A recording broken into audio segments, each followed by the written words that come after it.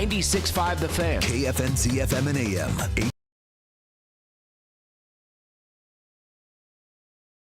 Welcome into The Drive with Carrington Harrison on your home for Chiefs football. Touchdown, Kansas City! And your home for Royals baseball. Fastball hit high in the air, deep left field, way gone into the bleachers. A two-run homer for Bobby Witt Jr. Watch The Drive by subscribing on our YouTube channel or listen on demand with the Odyssey app or wherever you get your podcasts. This show is always going to stand on principles. Dippin' Dots are incredible. Red Lobster is the best restaurant that America has to offer, and baked beans are trash. You're listening to Kansas City's FM sports station, 96.5 The Fan. Here's C-Dot.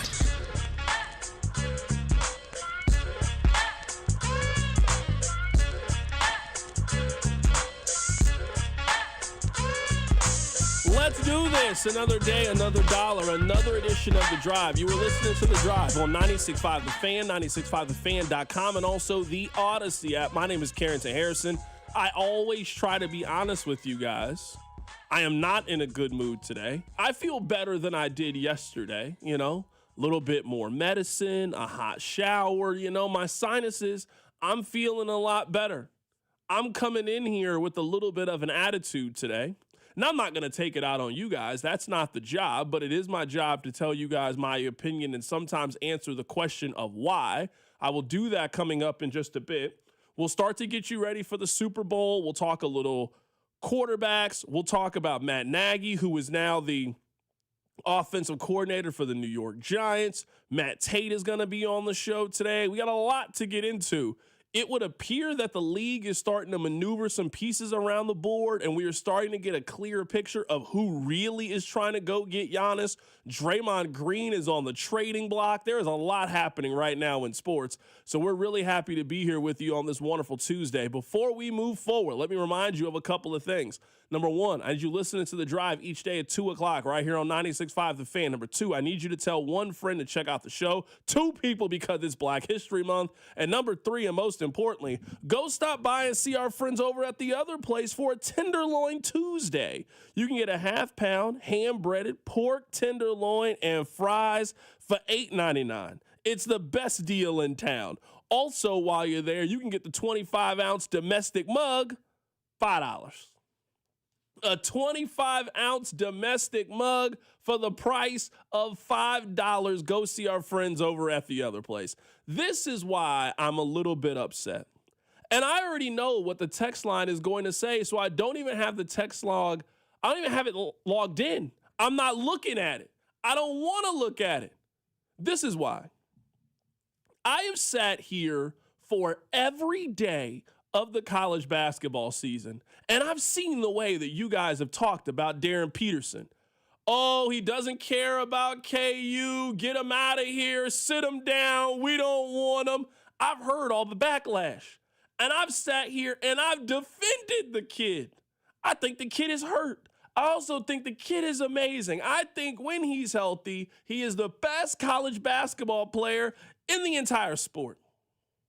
And I've sat here and I've watched KU fans complain about the gift that they have been given. So I'm sitting there and I'm watching the game yesterday. There's not nothing else. I'm figuring we're probably going to lead with it. I watched every dribble of the game.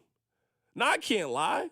I thought KU was about to lose that game. They got off to a little bit of a good start, but I'm sitting there and I'm thinking, KU's only up 2 points. And Texas Tech's All-American only has 2 points and was out for a majority of the first half with foul trouble. Their All-American point guard isn't playing, and we think he could have played in the second half. They went 7 minutes without scoring. I felt good about Texas Tech heading into the second half of the game. And for the first 19 minutes of the second half, I felt like I was right. I felt like I had an accurate prediction. And then I kept watching. And then I saw that kid for KU hit 2 shots that I don't think any Kansas basketball player I've ever seen with the ability to be able to do that. Not back to back. Maybe they could have hit one of those 2 shots. I've seen a KU player hit one of those shots. I've never seen a KU player in back-to-back possessions hit a fadeaway NBA street type three, come back down on the other end, ISO, everybody in the building knows who's about to take the shot. It doesn't matter. You still can't guard me. In your face, hand down, man down. Kansas, who got outplayed for the first 39 minutes of the game, then figure out a way to win. You know how I feel. And maybe some of you won't admit that you've ever felt this way before, but that's okay. That's what the Open is for. Have you ever seen a really, really beautiful woman? I mean, she is the most attractive woman that you have ever seen. And then you see her boyfriend. And part of you in the back of your mind, you're starting to hate a little bit. And you're thinking, what did he do to deserve her? I would treat her so much better than he would have given the opportunity. That's how I felt towards KU yesterday. I don't know if you guys deserve Darryn Peterson. Not the way that I've been seeing you guys talk about Darryn Peterson this year. Not the way you guys have acted and handled Darryn Peterson. You deserve that kid saving your ass against TCU the way that he did, making those 3 free throws at the end of the game. You deserve him going on the road and getting you guys' best win in the last 6 years. Yes, that's the best win they've had since COVID on the road. And just hitting 2 incredible get it out the net shots. How does it always work out for Kansas? This is going to work out for them, isn't it? Yeah, I'm hating a little bit. This is going to work out for them, isn't it? K-State fans, they're sitting there and they're trying to rub pennies together to get their coach out of here. Missouri, they're not making the NCAA tournament this year. They haven't beat a good basketball team at any point in the last 14 months. You're telling me it's going to work out for Kansas? That kid with the pulled pork hamstrings is now going to get healthy and figure it out, and they're about to go on a run toward a championship, aren't they? Bryson Tiller's starting to figure it out a little bit, starting to understand his size, starting to understand spacing, starting to understand his role on the team. Melvin Council, who couldn't shoot for the first 10 games of the season, is now a consistent 15 to 20 points a night. Cole Rosario, who hasn't hit a shot in about 6 weeks, just going out there, he's skying up for rebounds, looks like Dennis Rodman in a Pistons uniform. How can it work out for them? Why is it going to work out for them? Rob, I really hate the way that they make me feel. I wasn't actively rooting for them or against them. I'm just watching the game. But maybe I think I've been too complimentary towards KU in 2026. I've been giving them too much credit. I got to turn back the other way. Because what I saw Darryn Peterson do yesterday, and when I think of the way that the text line has been talking about him, how they've been treating him, how KU fans have tried to I wouldn't take him with the number 1 overall pick. Okay. All right. I don't want KU fans to be happy now because of him. I really don't. I don't want this to work out for KU. I was telling Rob this earlier, and I felt kind of embarrassed telling him this. This KU team kind of has a little bit of everything that I think KU fans love. They've got the one-and-done superstar freshman. I mean, who doesn't love that guy being on their team? You got Melvin Council, who Melvin Council is going to be able to come back to Allen Fieldhouse for the next 40 years and get a standing ovation. He will always be popular with that fan base. You got a kid in Bryson Tiller. I mean, that's the traditional Kansas big. Now, let's see if he stays, because we all know the transfer portal doesn't love anybody. But if Bryson Tiller stays another 2 years, he's the next All-American big. Trey White, I think they just got a little bit of everything. And if they're going to have the best player on the floor in every single scenario, and he's going to play 35 minutes the way that he did yesterday, it's just going to work out more times than it's not supposed to work out. It wasn't supposed to be this way. You see, I don't know. I see it the same way about how it's not supposed to be this way. Because I don't know if you remember, back in April of last year, after my basketball team was eliminated, I started talking about Darryn Peterson. And then in June, Royals weren't doing nothing. I started talking about Darryn Peterson. Then in August, I started playing clips that called him Kobe. You did not like this. It didn't matter. We had a Darryn Peterson minute on this show before a dribble of college basketball season. And now, I will admit, I have had some frustrations with the kid's availability. But you know what? I'm moving past that. Because this is what it's supposed to look like. This is what's supposed to happen when a kid who's supposed to be the next Kobe decides in the last minute of the game, screw you, fans of Lubbock. We're winning today. That first three on the flare screen, I don't think I've even seen a player at Kansas make that shot. I mean, the minute it went up, just splash. I didn't even graze the rim. And then the minute he's dribbling up floor, you know he's hitting a game winner. You say it wasn't supposed to work out this way. This feels exactly how KU fans want it to work out. Their star player making star player plays on the road against a top 15 opponent, and KU has a celebration in the locker room. That feels like how it's supposed to be in Lawrence. Because you told me yesterday, the old KU of old would win this game. I've seen it a million times. Well, call it 1,000,001, because Darryn Peterson has Kansas back, baby. By the way, they're third in the Big 12 right now. It wasn't supposed to be this way, man. It was a great win yesterday by KU. It's one of the more impressive wins they've had in the last 5 years. I thought Texas Tech outplayed them. They were on the road. And with about 5 minutes to go, I saw a vintage Kansas basketball team. Flory made a couple of plays late. Bryson Tiller made a couple of plays late. Melvin Council always hits a little runner, a little floater, always does those things. And then when they needed a closer, when they needed a guy who at some point somebody's got to go get you a bucket, Darryn Peterson got those buckets yesterday. Congratulations, Kansas. That's a good win. It's a very solid win. Right now, Joe Lunardi has you on the 3 line. I think you guys can maybe get up to the 2 line. You certainly have the wins in non-con. And if you finish top 2, top 3 in Big 12 play, I would say that warrants the possibility of you being a 2 seed and the path being very clear for you guys to make a run. I don't know what to say. Coming up on the other side, we'll get back to college basketball. I'm really beside myself in what happened yesterday, honestly. I'm beside myself. I'm frustrated. I'm sad that it's working out for Kansas after, they made it seem like they were in the worst situation ever. They were calling this Michael Porter. They wanted to sit the kid down, his agent. We've heard it all. I wish there was a way to pull up old text line text. I wish we could just go and find old tweets from KU fans. It doesn't matter. It's worked out for Kansas for all 37 years of my life. I don't know why today's show should be any different. They're probably going to win the Big 12 now. They got Arizona coming up, next Monday? I'll probably beat them at the crib, too. That's what this team just looks like they're going to do. Coming up on the other side, we will talk a little bit of football. I want to do a fun exercise with you guys. I'll explain more. Keep it right here. It's The Drive. The Drive with Carrington Harrison on your home for Chiefs football. 96.5 The Fan. Men, the new year is here, and if you're like many of us, you're ready to improve your health. But if you're feeling low energy, not sleeping well, or not seeing results in the gym, keeping that resolution can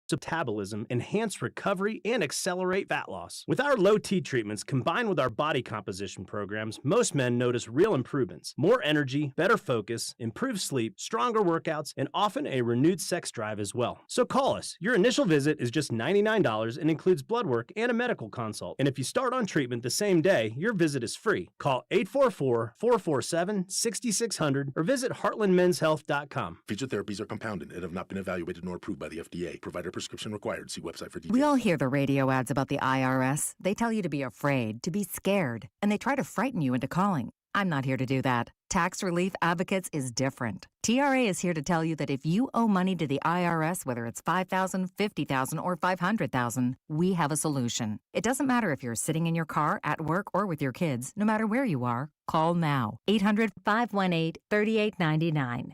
Don't lose hope. TRA can eliminate or reduce what you owe to the IRS. Generous programs are now available that can give you a fresh start. Our passion is taxes and helping individuals fix their IRS problems. We have over 1,000 5-star reviews on Google and an A+ with the Better Business Bureau. You don't need to be afraid of the IRS any longer. End your tax nightmare today by visiting us online at TRA.com or call 800-518-3899. That's 800-518-3899. Tax Relief Advocates. Real solutions for real people. Need to sell your house in Kansas City but not sure where to start? Selling a home can feel overwhelming, especially if you're facing foreclosure, a divorce, an inherited property you don't want, or just need to move quickly. But you don't have to figure it out alone. Rex Buys KC is here to help. As a local home buyer, I understand the Kansas City market inside and out. My family and I live right here, so I know the neighborhoods, the trends, and the challenges homeowners face. That's why I take a consultative approach, helping you explore your options and find the best path forward. We buy houses in any condition, no need for repairs, no agent commissions, and no hidden fees. You'll receive a fair cash offer with a closing timeline that works for you. Whether that's in as little as 7 days or at your own pace, just a simple, hassle-free process designed around your needs. If you're ready to talk through your options, call me today at 816-330-6000 or visit rexbuyskc.com.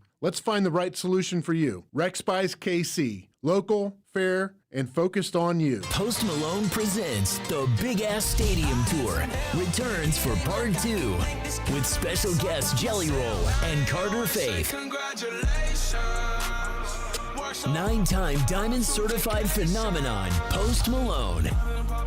Live at Kauffman Stadium, July 15th. Pre-sale for City Card members begins Wednesday at 10 a.m. at LiveNation.com. The Big Ass Stadium Tour Part 2. This time, it's even bigger. Never have I ever called my sister from the finish line of my first marathon.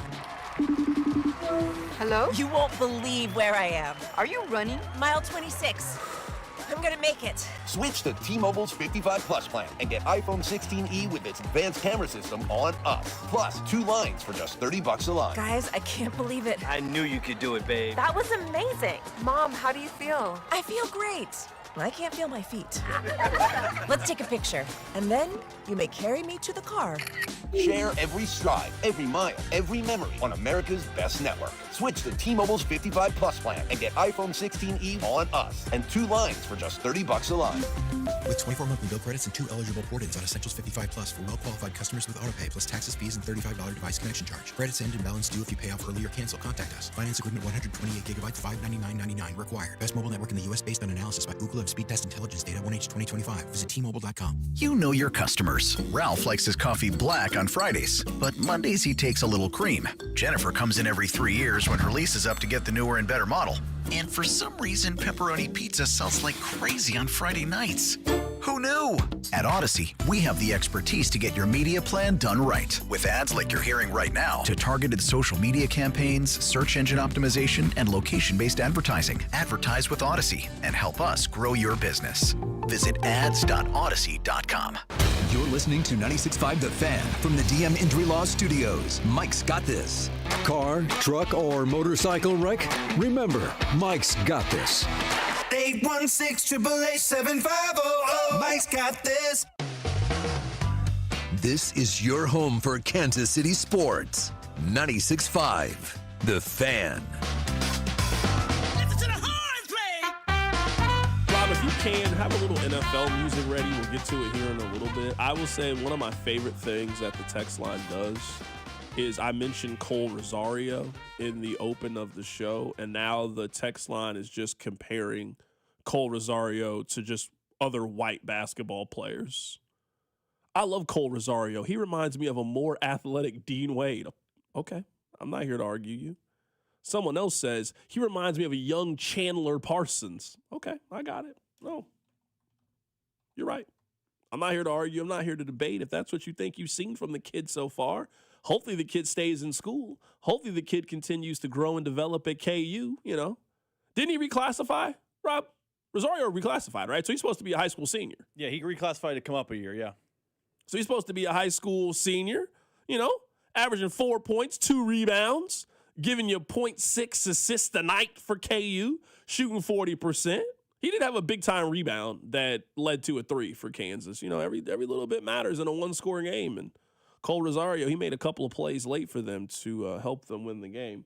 So, you know what? I want to do a little bit of an exercise, and this is the exercise that I would like to do. Rob, if you can play a little bit of NFL music, I have the last 5 drafts in which a running back has been selected in the top 10.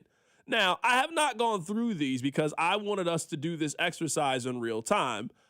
My hypothesis in doing this is I'm not sure if the running back that gets picked in the top 10, we are going to look at and say that that's the best running back in that class. I only bring that up because a lot of you would love if they drafted Jeremiah Love. I mean, I wouldn't hate if they drafted Jeremiah Love, but just my hypothesis is going to be that the Chiefs don't need to spend they don't need to spend 9 for a running back.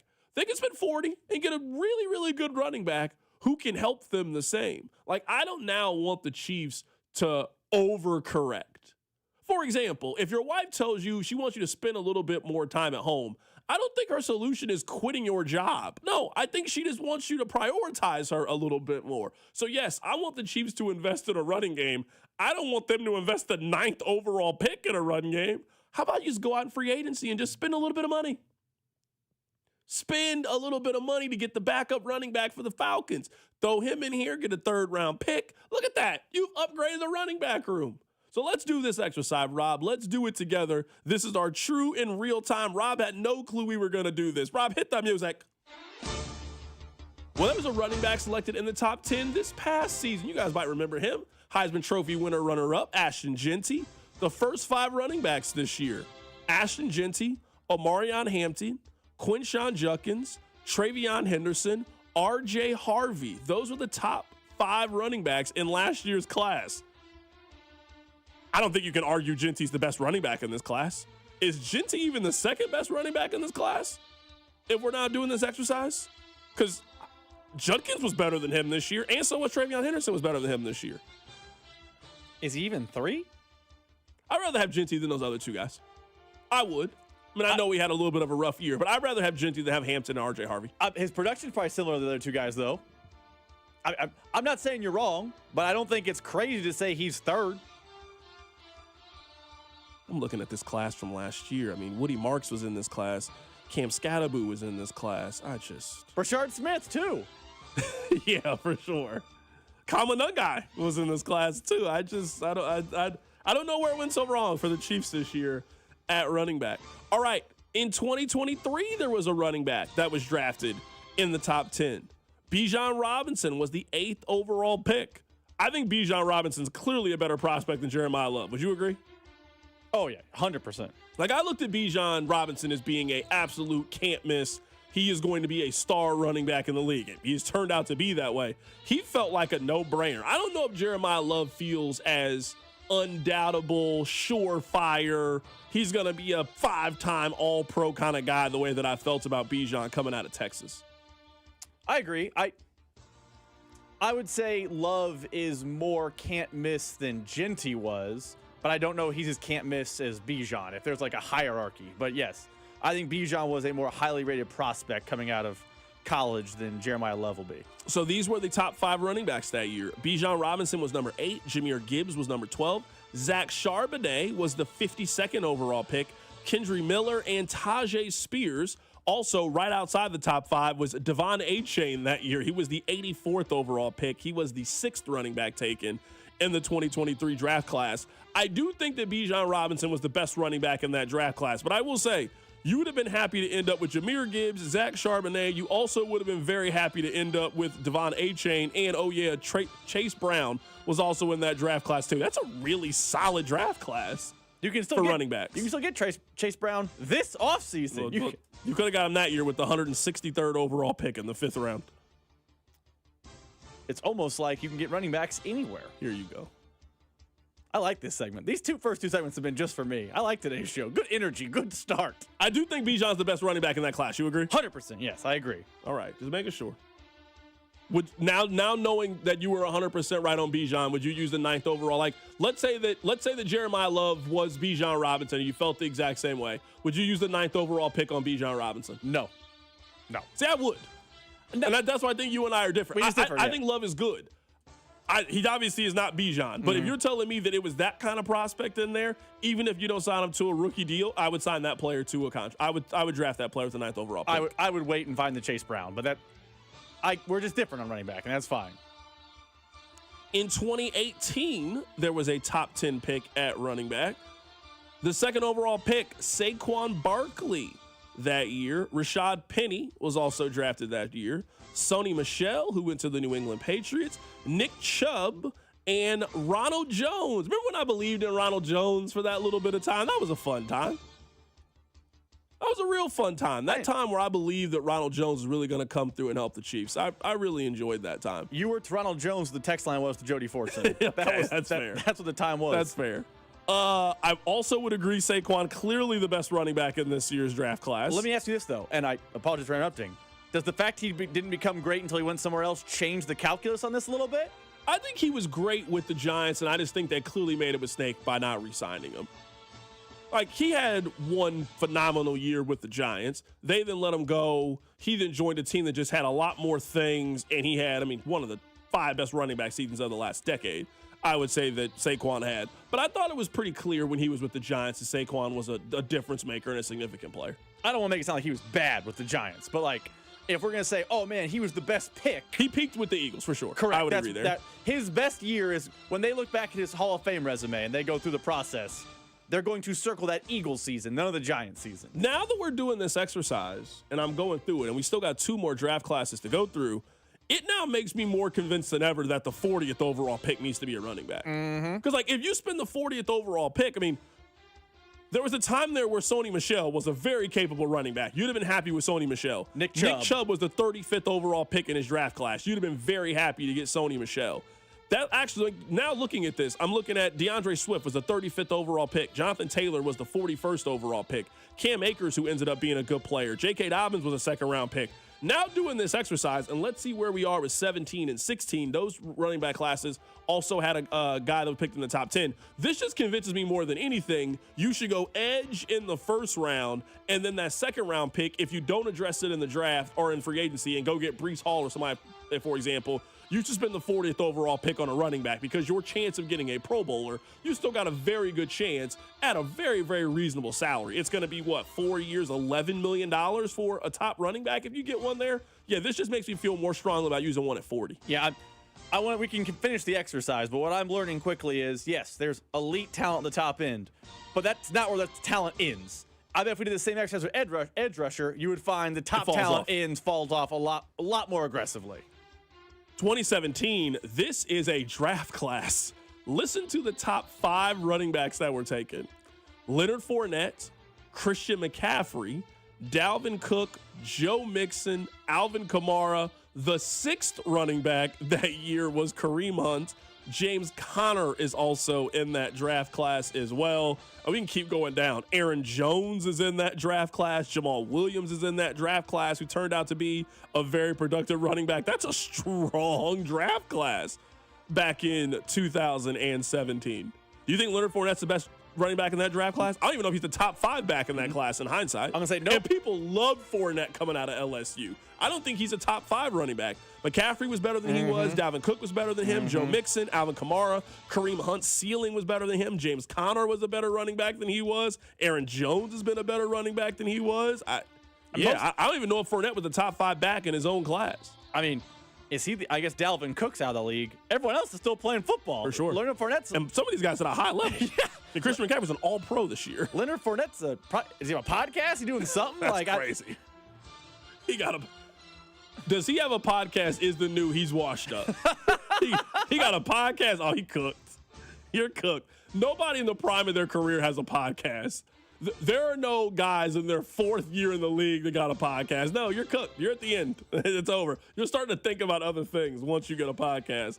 All right, 2016. This is the last draft class in the last 10 years that has had a top 10 pick at running back.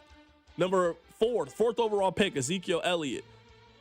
Derrick Henry, Kenyon Drake, C.J. Prosise, Tyler Irving. Those are the top 5 running backs in that year's draft class. Derrick Henry was clearly a better running back than Ezekiel Elliott. And you could have got Derrick Henry a little bit later. The other guys, I'm trying to figure out who they are. How did Derrick Henry get drafted to the 2nd round? They watched that guy in college and they didn't take him till pick 45? What happened that year? Is it a heavy quarterback year? I don't know. I just want to understand how 44 players went before Derrick Henry. Did he run a bad 40? What did you not see from Derrick Henry in college? And that would have been after he stood next to Mark Ingram and just towered over him in the national championship game. Yeah, I don't understand. I don't get it. This is a fun exercise. I'm happy that we did this. But yeah, that now in doing this exercise and just like wanting to do it in real time and not go into it knowing the outcome of it, yeah, this makes me more convinced than ever that you can find a really good running back with the 40th overall pick. Like, take your David Bailey, take your Reuben Bain Jr., take your potential superstar wide receiver at 9, and then with that second-round pick, try to find a really productive running back that you can have for the next 6 to 8 years. I mean, that guy exists in every single draft class between picks 35 and 50 every single year. Now, I don't want to defend people who want Jeremiah Love in the top 10, but I will say it's more work and it's harder to find that guy. Like to the last draft class. Yeah, Derrick Henry was available at 45. Don't know how or why, but he was. There were also people that picked C.J. Procise, and they thought that's the answer. Like it is more difficult to find the player there, but there are 100% players there and players available. Last year, more and more feels like the one where the Chiefs messed up and not taking one early, but they can reconcile. Emmett Johnson at Nebraska, Jordan Price at Notre Dame.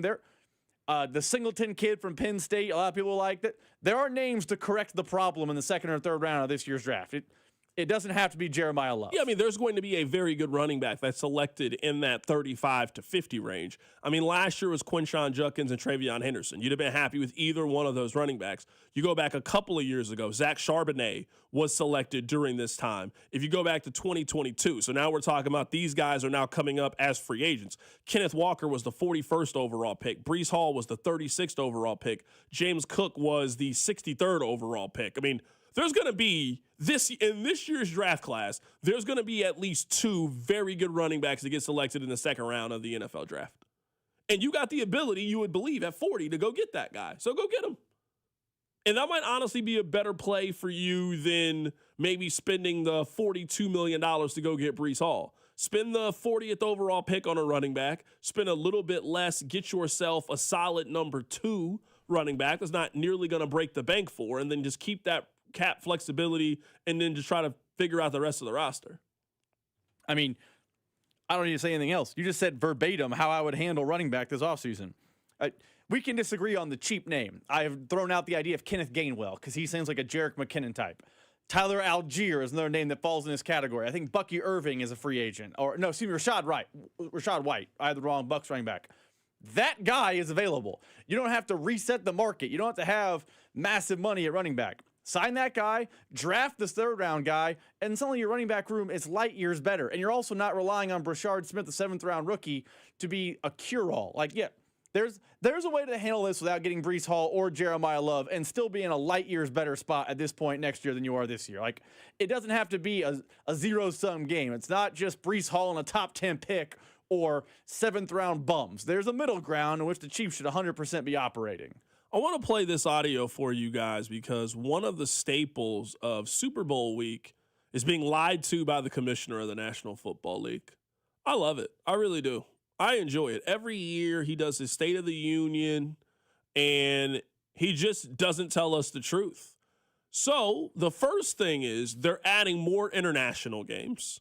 They're going to Paris. Like, they're going to new countries this time. They are just, the NFL is a traveling circus. We're going to take it all around the world to come see our amazing attraction. We make a lot of money off of this. The television partners love it. The players make more money off of it. You know, here's Roger Goodell when he was asked about how do players feel about all this international. We are getting great reactions from our teams. They all want to play. Our players loved it. One of the greatest things from last season was talking to our players and our coaches about how proud they were to be there and talk about the game, to help globalize the game. And they felt like ambassadors, I think, and they enjoyed the experience, and that's really part of it. You believe this? Because, I mean, I remember hearing about the Chiefs. I mean, they stayed 2 hours away from the facility, and the NFL encouraged them not to go outside. The year previous, if I recall, didn't they tell the Eagles and Packers players don't wear green around the state around the you can't complex? You can't even wear team official apparel outside. That's like gang affiliation out there, is what he were told. Those guys loved being ambassadors to the league. We can't go outside. Fields are in terrible conditions. Okay. Makes sense. I mean, remember when the Chiefs had all those travel issues? Mm-hmm. It took them, like an extra 8 hours, extra 10 hours of travel to get there? We felt like that kind of got their season off to a bad start. You think the Chiefs loved the international game last year? You think they were just going around, hey, we're ambassadors for the game? You think that's how they felt? I can't speak for all of them, but I'm guessing as Xavier Worthy walked out of the stadium in a sling, he wasn't thinking ambassadorship, baby. Am I right? I want to play one more cut for you guys. I would imagine, I don't want to assume, but I would imagine that you are unhappy with the officiating in the National Football League. I think a majority of us are frustrated at times with the officiating. Now, here's the thing. I actually think the officiating in the league is probably pretty good. But I think a big issue is it's not consistent, which creates frustration. This is the analogy. For those of you that eat Chipotle, you know exactly what I'm talking about. It's the same food. It's the same restaurant. We all know some Chipotles are different than other Chipotles. You might not go to that one Chipotle, but you got your favorite Chipotle. They're going to look out for you a little bit more. You'll get a little bit more meat in there. They'll be a little kinder to you, a little courteous. Like, they're not going to skimp you on the portions. That's kind of how I think the NFL is. I think the NFL officiating, if you're looking at it in its own silo, I think the officiating in the league is probably good. But we all do this. We see a play. We see how it gets called one time. We then all have good memories. And hold on, wait. What about this call that you made 2 weeks ago with a different officiating crew? They called that same play exactly the opposite of this one. It's them constantly going to a rules analyst to then contradict the person on the field, but then agree with the person on the field. It's just confusing for everybody. Here's Roger Goodell on the current state of the officiating in the National Football League. I'm so amazed at how good our officials are. I mean, we spend time all week looking at various angles and still debating it a week later. These guys have to make a split-second decision. And the men and women on our field are incredible. And I think that they've proven over and over again they're really wonderful at what they do. On the other hand, it's a difficult sport to officiate. It's fast. It's quick. And we have to be able to use technology, in my view, to try to prevent the obvious errors. Okay. You know what I hear? We're not changing anything. That's what I hear. We're not changing anything.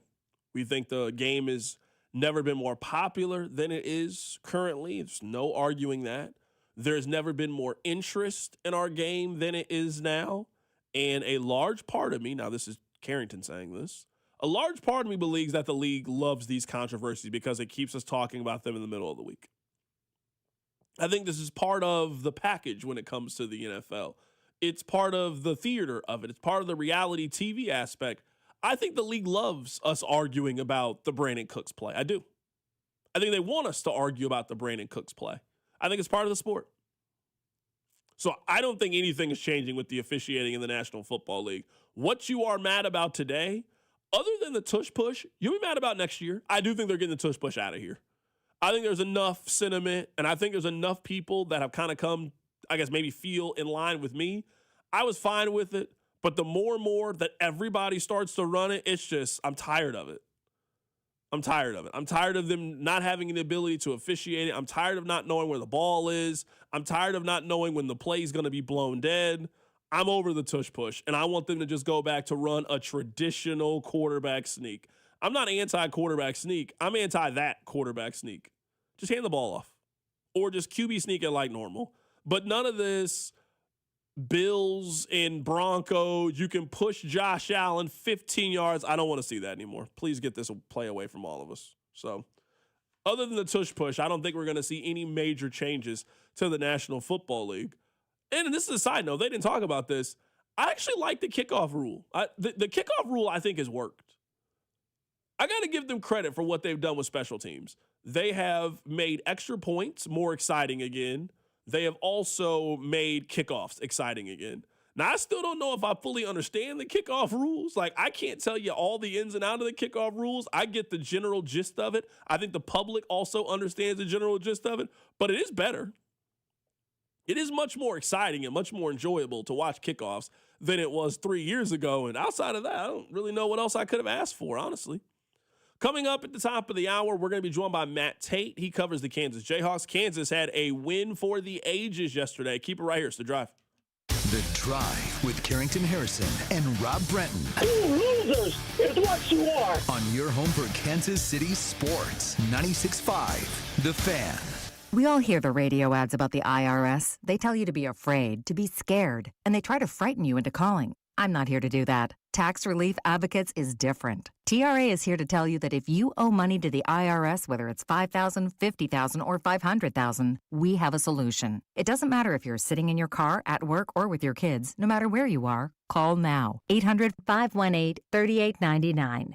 Don't lose hope. TRA can eliminate or reduce what you owe to the IRS. Generous programs are now available that can give you a fresh start. Our passion is taxes and helping individuals fix their IRS problems. We have over 1,000 5-star reviews on Google and an A+ with the Better Business Bureau. You don't need to be afraid of the IRS any longer. End your tax nightmare today by visiting us online at TRA.com or call 800-518-3899. That's 800-518-3899. Tax Relief Advocates. Real solutions for real people.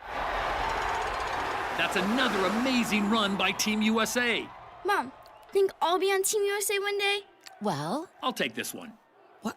Are you speaking to us? Yes, and to answer your question, anything's possible, especially with Xfinity. So, I can be the best snowboarder ever? Well, I can't guarantee that, but Xfinity can guarantee that your internet price won't change for 5 years. Okay. What if I practice every day? Then maybe you'll be snowboarding for Team USA at the next Olympic Winter Games. And Mom, you'll still be paying the same price for Wi-Fi. Ooh, really stuck the landing there. It's the Xfinity Gold Medal Celebration. Now through February 22nd, get our best price on gig Wi-Fi for 5 years guaranteed, just $50 a month. Plus, get Peacock Premium included for 2 years. That's a $10.99 value per month. Xfinity. Imagine that. Proud partner of Team USA. Restrictions apply. Requires paperless billing and auto pay with stored bank account. Taxes and fees extra. Actual speeds vary.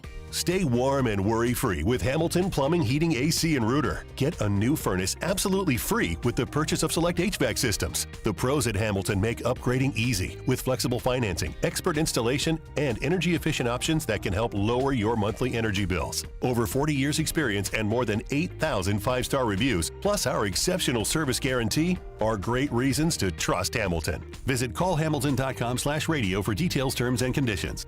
License number 2025-11121. Hey, it's Cody and Gold, and you guys know Centric Training is where your IT career starts, and the year has started. Have you? Maybe you were an occupational support specialist, an operations trainer. Maybe just working in sales or outside and you're tired of it. You can have a new career in as little as 4 months to start this new year. IT jobs are in demand, and Centric's enrolling right now. You can get hands-on training, industry certifications, career placement support over at Centric, and the sooner you start, the sooner you move forward. Visit Centric.com or call today. Centric Training, your IT career starts here. We all hear the radio ads about the IRS. They tell you to be afraid, to be scared, and they try to frighten you into calling. I'm not here to do that. Tax Relief Advocates is different. TRA is here to tell you that if you owe money to the IRS, whether it's $5,000, $50,000, or $500,000, we have a solution. It doesn't matter if you're sitting in your car, at work, or with your kids. No matter where you are, call now. 800-575-9834. Don't lose hope. TRA can eliminate or reduce what you owe to the IRS. Generous programs are now available that can give you a fresh start. Our passion is taxes and helping individuals fix their IRS problems. We have over 1,000 5-star reviews on Google and an A+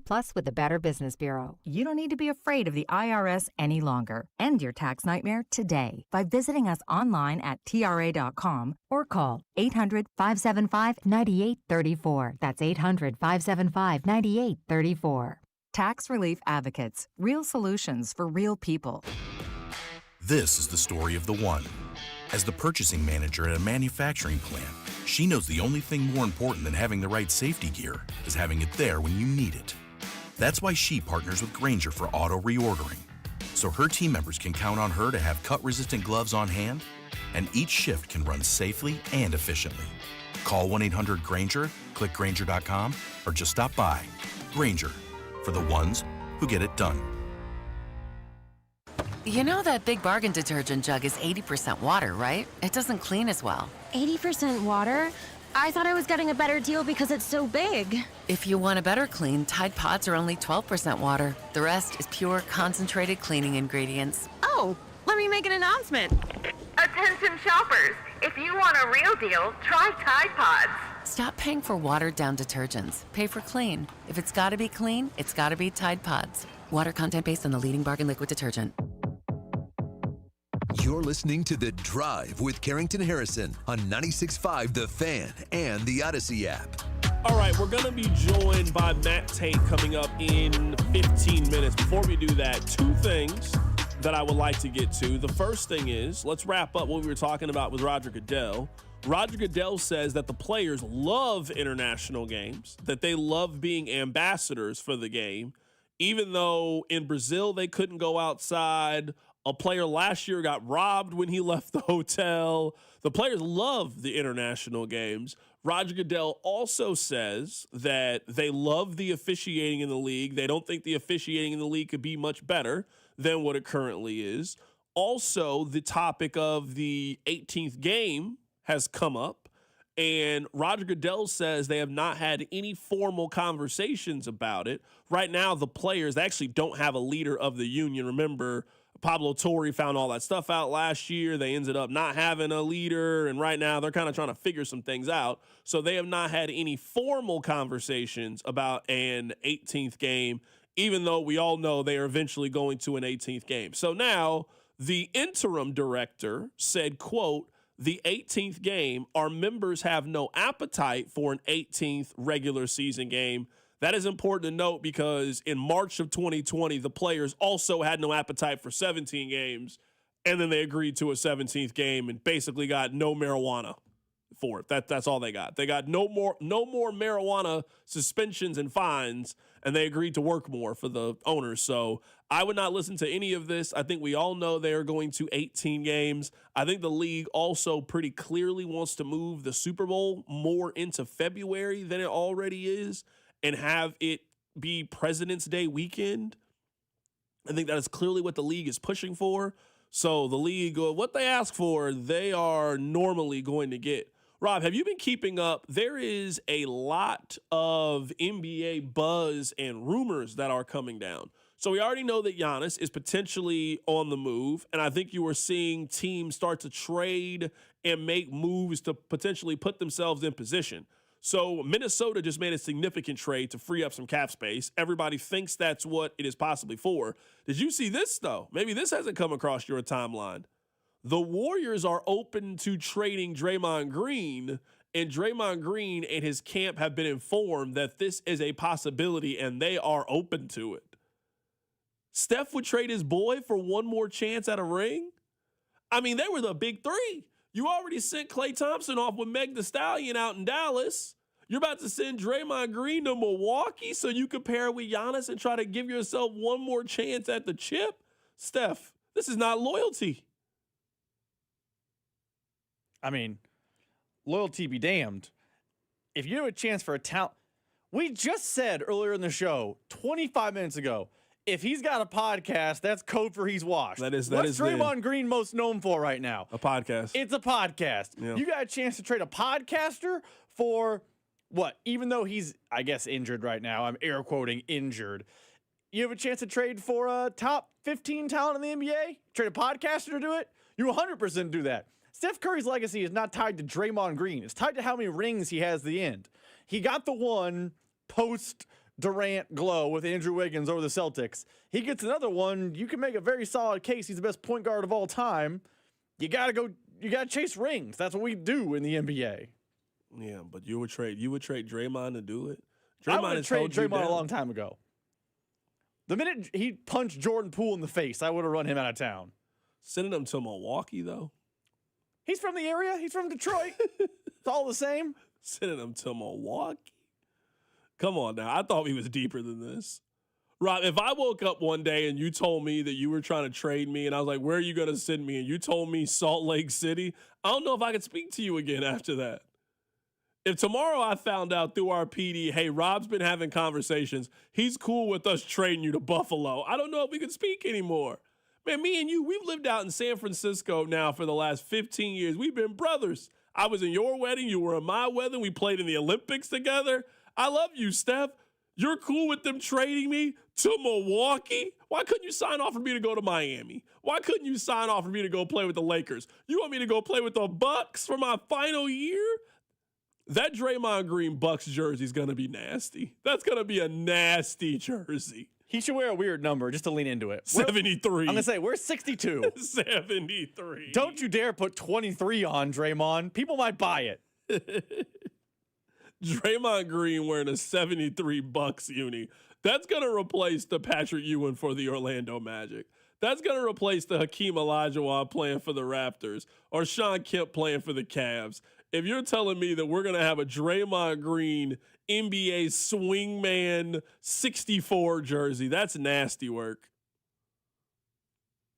It does feel like, and we don't have to talk, I know it's the NBA in Kansas City, but it does feel like we're about to have a very active NBA trade deadline. I agree. I think the fireworks are coming starting tonight. I really wish other sports had a major trade deadline. Like in the NFL, what was the biggest mid-deadline trade we got last year? I can't remember what it was. Like, is there one that I'm forgetting? Like, oh, man, so-and-so got moved. Baseball, it's kind of been watered down. It feels like the NBA is about to move Giannis and James Harden and maybe Draymond Green. It feels like major shakeup is coming. Ja Morant feels like now he's going to get traded. It feels like major change is coming to the league. Like, and that it gets people talking about it, which is great, but it does feel like we're on the precipice of something huge happening.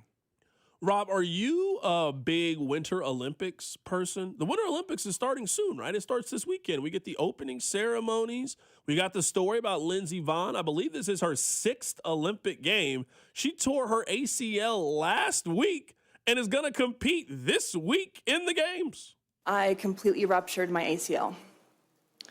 I also have bone bruising, which is a common injury when you tear your ACL, plus meniscal damage, which we're not sure if that was pre-existing or from the crash. But we have been doing extensive therapy, been consulting with doctors, been in the gym, and today I went skiing.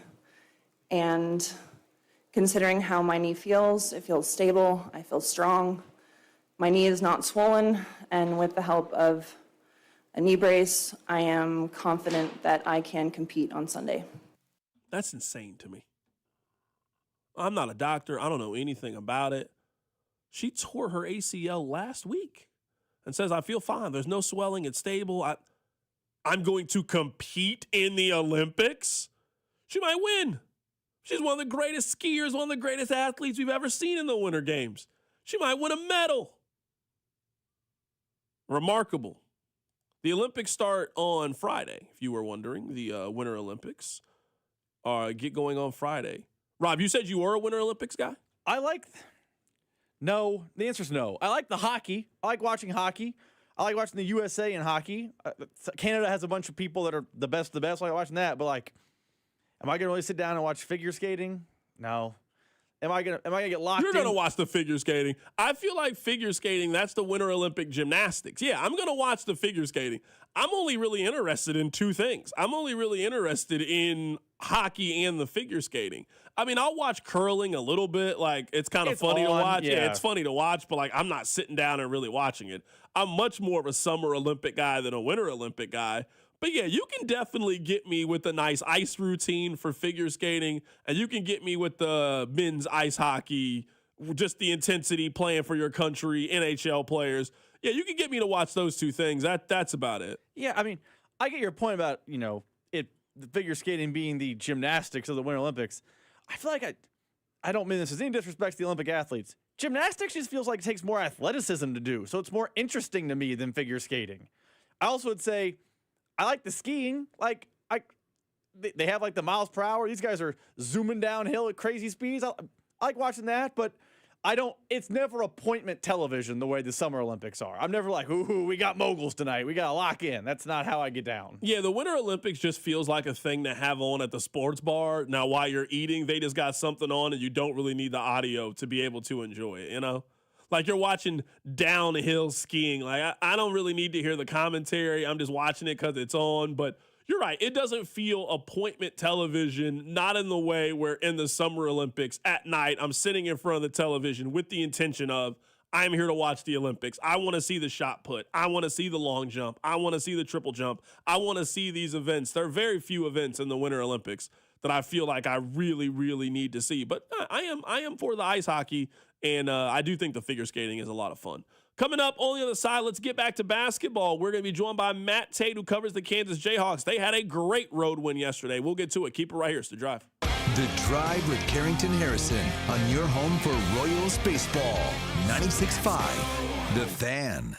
When severe weather hits, tune in to 98.1 KMBZ for Operation Stormwatch. Brought to you by Century Roofing. Proudly voted the #1 roofing company in all of Kansas City. CenturyRoofingKC.com. This afternoon, expect a chance of snow showers with a temperature of 37. Weather brought to you by Staples. From posters and presentations to labels and loyalty cards, Staples has all the print to boost your brand. Shop now in-store and online. Staples. That was easy. The big game is here, and it's time to elevate your game with Circa Sports. Dane and Hughes here, and Circa Sports isn't just sports betting, it's sports betting the way it should be. The big game requires a big betting menu, and Circa Sports has you covered. From player props to game scenarios, Circa Sports has it all, including our fan favorite Circa Squares menu. Instead of picking your big game squares randomly, choose your numbers and place your bets. Download your new bookie today and visit circasports.com. Must be 21 or older. Gambling problem? Call 1-800-GAMBLER. At Casey's, when someone asked for a cup of coffee that wouldn't put them in debt, but still had freshly ground beans, rich flavor, and a price that starts with a 9 and ends with a D9 cents, we were too nice to say no. Now get a small coffee, just 99 cents. Limited time only. See store for details. Wouldn't you like to take a vacation from your bills? Well, you can. With credit card balances at an all-time high and Golden Oak's 4.5% rate, you could be saving thousands of dollars after a simple phone call. Call today and get your cash in as little as 14 days and make no payments for 2 months. Call 913-890-GOLD. Golden Oak Landing, cured my blues. 5.442 APR, FHA 15-year, 20% equity, qualified credit, additional terms apply. NMLS 114937. And Doug. Oh, what a horrible call. Hey, ref, open your eyes! Ref, you're really not going to call that? Come on! Hey, ref, why don't you customize your car insurance with Liberty Mutual and save money? I don't think you get what we're doing. Sure I do. We're all just giving him advice. You guys on sports, me on saving money. Nope, that's not it. Only pay for what you need at libertymutual.com. Liberty, liberty, liberty, liberty. Hold on tight. Things are spinning into action. At Harris, Kansas City on Saturday, February 28th, it's the $50,000 Spincredible event. Take your turn at the giant prize wheel and spin your way up to $5,000 in free play. And the excitement keeps turning because at 10 p.m., one lucky winner will walk away with $50,000 in cash. Keep those entries rolling with 5 times entries on Sundays, February 15th, 22nd, and Friday, February 27th. Spin big, win big. Only at Harris's Kansas City. 21 or older to gamble. Know when to stop before you start. Gambling problem? Call 1-800-GAMBLER. What if your instincts could pay off? With Robinhood Prediction Markets, you could put your knowledge to work on the events that matter to you. Prediction Markets isn't just sports. It's the Fed rate decision, your favorite award show, and so much more beyond the playing field. Trade events with Robinhood. Visit Robinhood.com/predict. That's Robinhood.com/predict. Futures and cleared swaps trading involves significant risk and is not appropriate for everyone. Event contracts are offered by Robinhood Derivatives LLC, a registered futures commission merchant and swap firm. My name is Whitney Allen, and I'm a widow. My husband, Ryan, died. We never thought we'd ever have to use life insurance, but the unexpected happened. With Ethos, signing up was fast and 100% online. You can get a quote in seconds, apply in minutes, and get same-day coverage. No medical exams, and you can get up to $3 million worth of coverage. I'm grateful we were prepared. Get your free quote at ethos.com/game. That's ethos.com/game. Paid spokesperson. Time spent on application may vary. Online health questions required. I'm Piera Palazzolo, VP of Digital Marketing for the American Management Association, a company focused on the management training skills needed to enhance the careers of business professionals. We did our research when it came to the best companies for website development and chose AmericanEagle.com. And we couldn't be happier. AmericanEagle.com worked closely with us to understand the front and back end requirements needed to launch an e-commerce website that could handle the complexities of running thousands of seminars nationwide. Our robust new website and improved SEO saw immediate increases in site traffic and web revenue. If you're in need of managerial effectiveness and success, visit our website at amanet.org. If you're in need of a website that provides an unparalleled consumer experience, I highly recommend AmericanEagle.com. Transform your business today. Dial 877-WebNow1 for a free digital consultation with AmericanEagle.com. Be sure to follow us on Instagram at TheFan965 for behind-the-scenes videos like MVP Monday, Chiefs Take Tuesday, and Best Bets. This is your home for Kansas City sports. 96.5 The Fan, KFNZ, FM and AM, HD1 and HD2, Kansas City, an Odyssey sports station. Even though I asked for this person to come on the show today, I'm not excited to talk to this person. Matt Tate covers the Kansas Jayhawks. I got to ask him questions about how good Darryn Peterson is and how KU got to win on the road against a top 10 team. I'm not looking forward to it. Hey, Matt. Hey, we could be talking about K-State some more, right? You know what? I'd much rather talk to you about KU than talk to anybody about K-State right now. I got you. I'll take care of it. All right, so let's just talk about this. I thought Texas Tech outplayed KU for 39 minutes, and it didn't matter because Darryn Peterson happened. I don't even know if this is a question as much as just you've seen a lot of great Kansas basketball performances. It wasn't the fact that he hit one of those threes. It was just the sequence of doing it back-to-back, those being the last points from Kansas. They then go on the road to get probably the biggest road win they've had in the last 5 years. It was just a culmination of everything. That I understand the Peterson experience has been frustrating in some ways for KU fans. But when it works, like it worked on Saturday in the first 20 minutes of the game when he had the best dunk since Wayne Selden, when it worked like it did against TCU when he makes those 3 free throws to send the game into overtime, when it worked like it did last night against Texas Tech, you see how good this team can be. Yeah, it's really hard to think about people feeling sorry for Kansas or Kansas fans saying, "Oh, this sucks." It doesn't suck at all. I mean, it could be better. It could be less chaotic and less stressful and less confusing. But the bottom line is they've got one of the best, if not the best, players in college basketball on their team. And when he plays, he performs, he delivers. And that was what was so cool about last night. He didn't play great up to that point. He forced some shots. He missed some shots. He was looking for fouls. He probably got fouled a couple of times that he didn't get the whistle. But there it was, game on the line, and he's got the mindset of the same mindset that the greats have, right? Like, I don't care what I've done to now. This is my time. This is money time. This is clutch time. And come hell or high water, I'm going to go for it. And, you know, it's like that old line, right, that Jordan used to say about you miss 100% of the shots you don't take or whatever it is, right? So, like, Darryn wasn't thinking about what he had done or hadn't done up to that point. He was thinking, I got to deliver right now. And then, you know, they ran a great play. It takes more than one player to run that play and deliver and execute it, and they all did.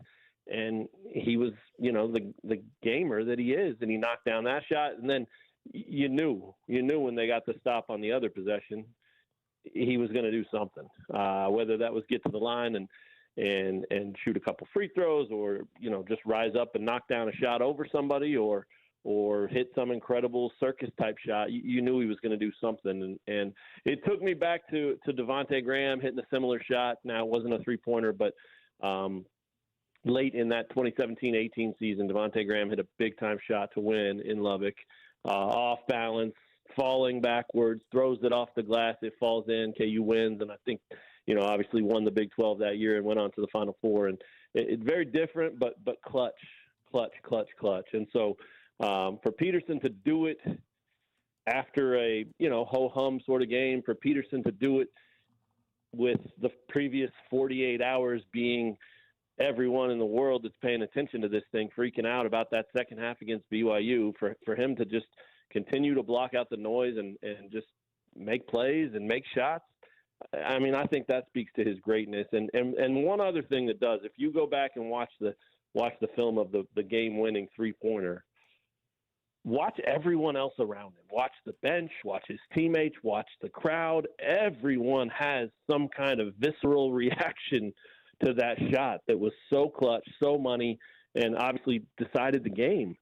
Everyone has a reaction, but Darren's just cool, calm, and collected, running back down, again, as if he expected to make the shot, expected to make the plays, and that's why he is what he is. I'm happy you said that part there at the end, Matt, because that honestly was the scariest part about all of it is, like, you've seen college kids hit big shots, and there's that instant burst of energy for 5 seconds where they don't really know how to react or respond. Like, it's a normal reaction to me. When he hit those two shots, he hit those shots like it made it 15-11 in the first half of the game. Like it was nothing, like it was easy. Like, I've been doing this my whole life. That's the thing that would scare me the most if I was a basketball player. Wait, that guy can do that and have that reaction to it? 100%, man. And I think, to be honest with you, that's probably why he's survived this wild season, right? Like, whether it's the outside noise or the criticism or, his desire to be on the floor and his body not letting him, or a combination of all of those things, he has just remained very, very chill about the whole thing. And he's played when he can play, and he's sat when he can't play, and he just does what he does. And what he does is plays basketball at a higher level than ever had anything like him. Even some of the all-time greats, they did it differently.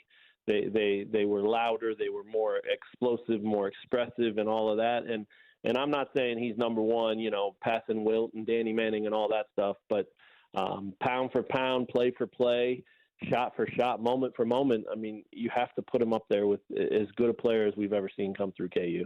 Right now, we're talking with Matt Tate, who covers the Kansas Jayhawks, talking about the big win that they had last night against Texas Tech.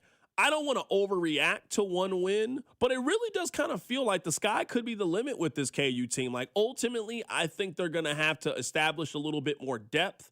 I don't know if you can win the national championship with 6 players like KU has, but if you're talking about from a starting 5 standpoint, if they get a healthy version of Darryn Peterson, you look at Flory, who might be the best big defensive player in college basketball. Trey White can give you 20 if necessary. Melvin Council can get you 20 if necessary. You surround that with Darren and Bryson Tiller, and we'll talk more about him. He's really starting to develop and emerge over these last couple of weeks. Like, KU has the right starting 5, I think, to be really dangerous against just about anybody in the country.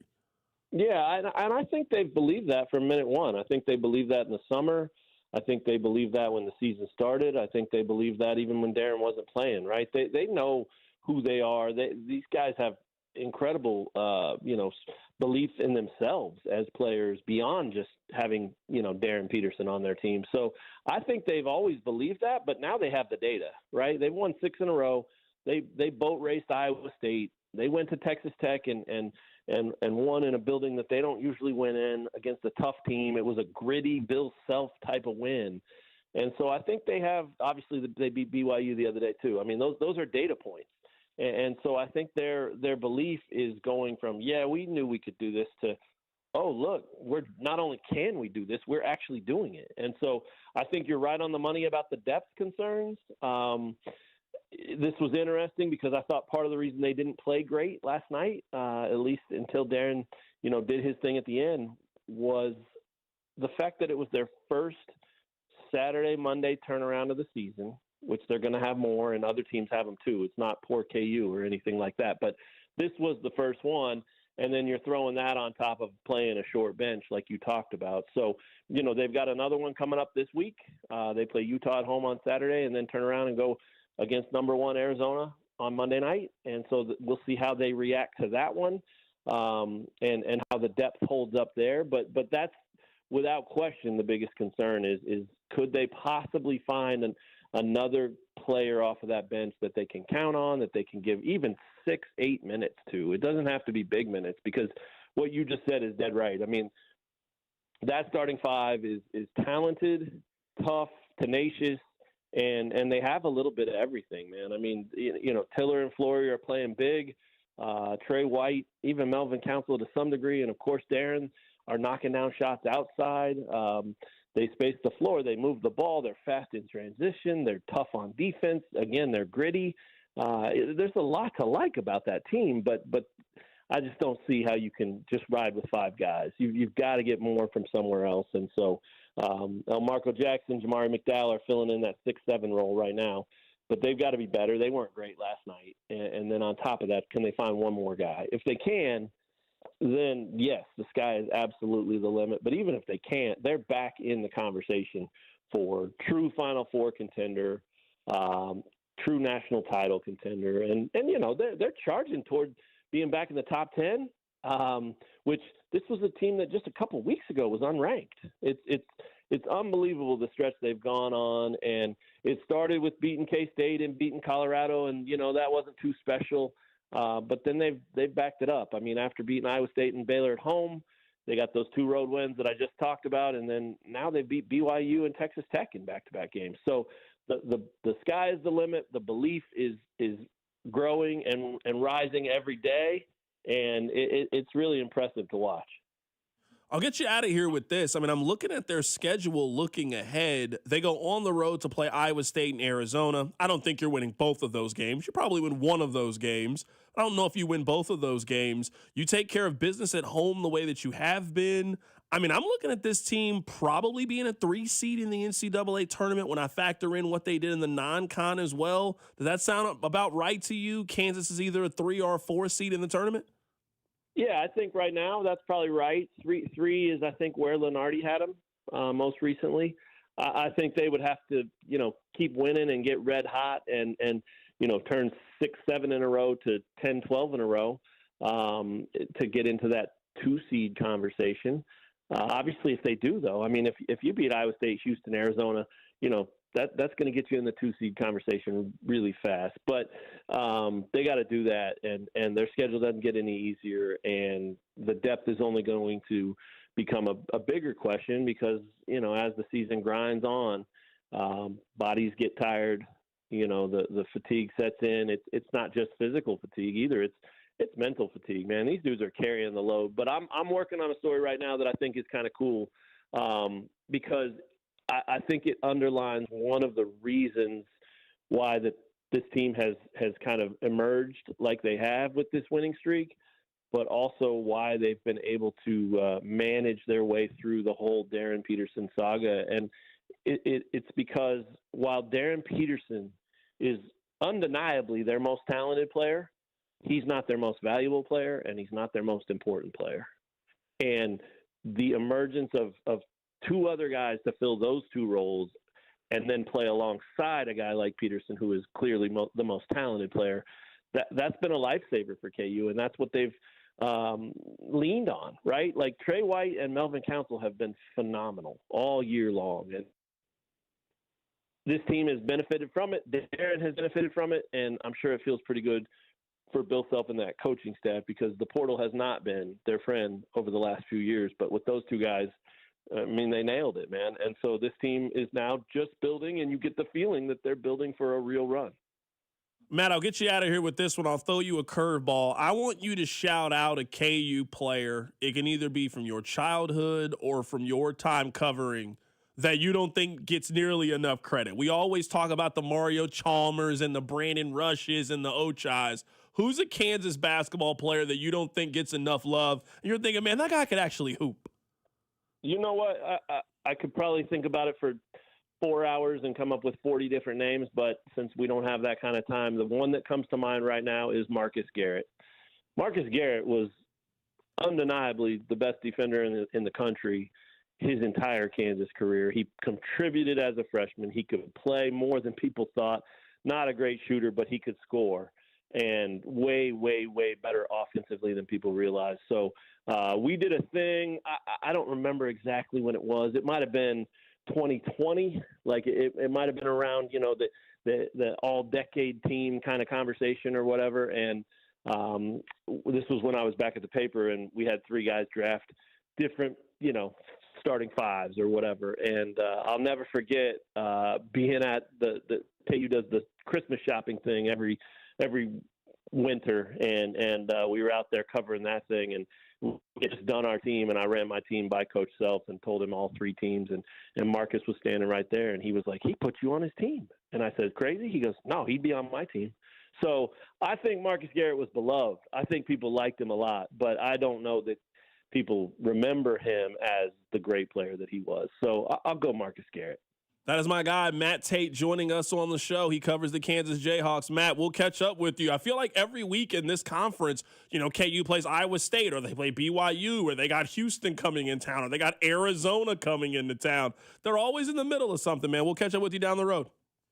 That sounds good. Yeah, next Monday is going to be interesting. That'll be when they can really, really open some eyes everywhere, right? Like they've been hot, they've been good, but if they could take down number 1 Arizona, then it's a whole different level. So it'll be fun, and I'm sure we'll talk to you after that. Absolutely. That's our guy, Matt Tate, joining us on the show today. He is with R1S1 Sports.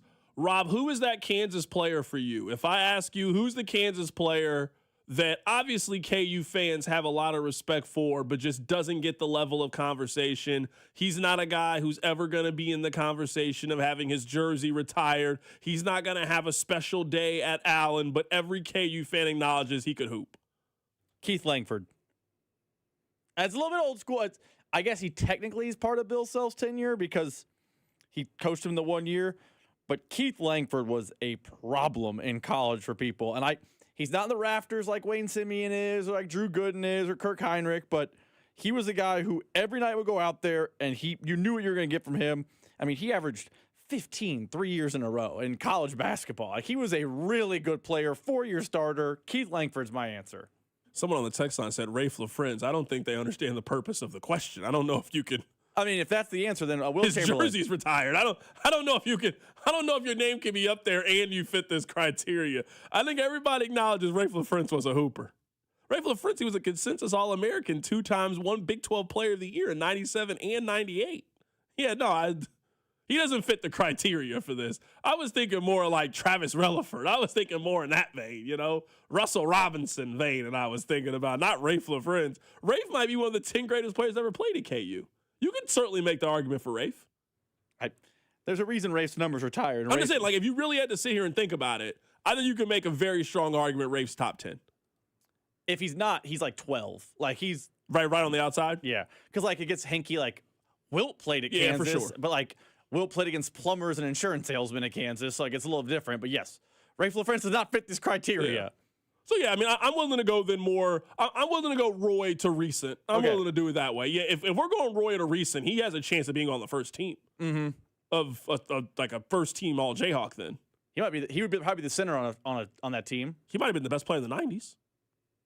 I think people will give it to Paul because of what Paul turned into as an NBA player. But I think if you were only evaluating what they did in college, I think Rafe might have been the best KU player of the 90s. If Rafe stayed healthy in the pros, I think people would view Rafe a lot differently because his pro career just got derailed so quickly. Who's the best player of the 2000s? Like not 10s. If we're just going 2000. So like if like the way they do like Mr. Basketball. So we do like Mr. Basketball of the 90s for KU. So like 2000, 2009. Yeah. It's either Sharon or Nick Collison. What does Wayne Simeon pop in here? I thought Wayne Simeon was a hooper. Wayne Simeon's definitely in this conversation. Like if you were like, all right, 2000, 2009, name the best players. It's Sharon, and these are not in order. Sharon, Heinrich, Collison, Simeon, Gooden. Somebody said Aaron Miles. I don't feel like Aaron Miles gets enough love. Is he in the rafters too? No, he's not in the rafters. Yeah, I don't feel like Aaron Miles gets enough love for the kind of hooper he was. Answer. Yeah, I don't know if Aaron Miles gets enough love. He's all-time leader in assists, right? Mm-hmm. I'm trying to think if he's in the rafters. He might be because of the all-time assist thing. I remember when DeJuan was getting real close, and y'all turned on DeJuan. Y'all started hating him all of a sudden. No respect to DeJuan. The reason he got close, he played for 36 years. Well, and he played with Hunter Dickinson. Y'all hated anybody that played with Hunter Dickinson. Y'all just hated him. Anyone that hated Hunter Dickinson. Anyone in his aura. Hunter Dickinson can't even come back. Did you see he got they showed highlights? He got booed at late night. Yeah, he can't even come back. I hate that man. I want to play for you guys what Bill Self had to say. Here's what he said about Darryn Peterson and his effort last night. You know, he's got something that I guess you're born with and can't teach. He's got just an unbelievable ability to raise that when it counts the most, raise his level when it counts the most, and that's what he did tonight. I mean, those two plays he made were obviously the two biggest plays of the game for us, but you know, we were fortunate tonight. Christian didn't play, and we weren't any good. They struggled shooting the ball and scoring too, but we just kind of pieced it together and made enough plays to get it. A couple of observations that I had from watching the game last night. Observation number one is, do you guys like the way that Texas Tech plays? Like, do you like the way that Texas Tech plays basketball? They made the Final Four last year with this style of basketball. Do you like the way that Texas Tech plays? I asked that question because Texas Tech plays like an NBA team. They take the gamble that we're going to hit enough threes that it's going to balance out. I don't know why that happened. Why is my computer on? But they take the gamble. I was on ESPN. I was trying to pull up the box score. They take the gamble that they're just going to make more threes than you make twos. Now, they didn't end up doing that yesterday and winning the game. But if you like Texas Tech style of basketball, I'm here to tell you there's about 17 teams in America that play that style better than they are. They're all in the NBA. So I was like kind of curious as I was watching this because I hear what people say about the league and they just hate like all Texas Tech does is run up and down the court and shoot threes. That's all they do. So I watched that and I was very, very curious. And I also I know we don't talk about college basketball as much on a day-by-day basis as we, used to 5, 6, 7 years ago. Maybe it's the Chiefs, maybe it's a bunch of different things. Man, I don't feel like we're appreciative at how deep the Big 12 is this year. Like, I feel like if this was 10 years ago, we would all be acknowledging it and be talking about it. And maybe it's because I don't think Kansas can win the league this year. So just we don't talk about who wins the conference because if it's not KU, I don't know if you guys really care as much who's going to win the Big 12. But just if you look at this, I mean, the top 8, Arizona, Houston, Kansas, Iowa State, that's the top 4. Like, Kansas is good. I don't think Kansas really has any chance at winning the Big 12, but they could be a 2 seed in the NCAA tournament. Like, it's wild to think. Iowa State, UCF. UCF is 6-3 in the Big 12. They're 17-4, and they're probably, a 7, 8 seed in the NCAA tournament.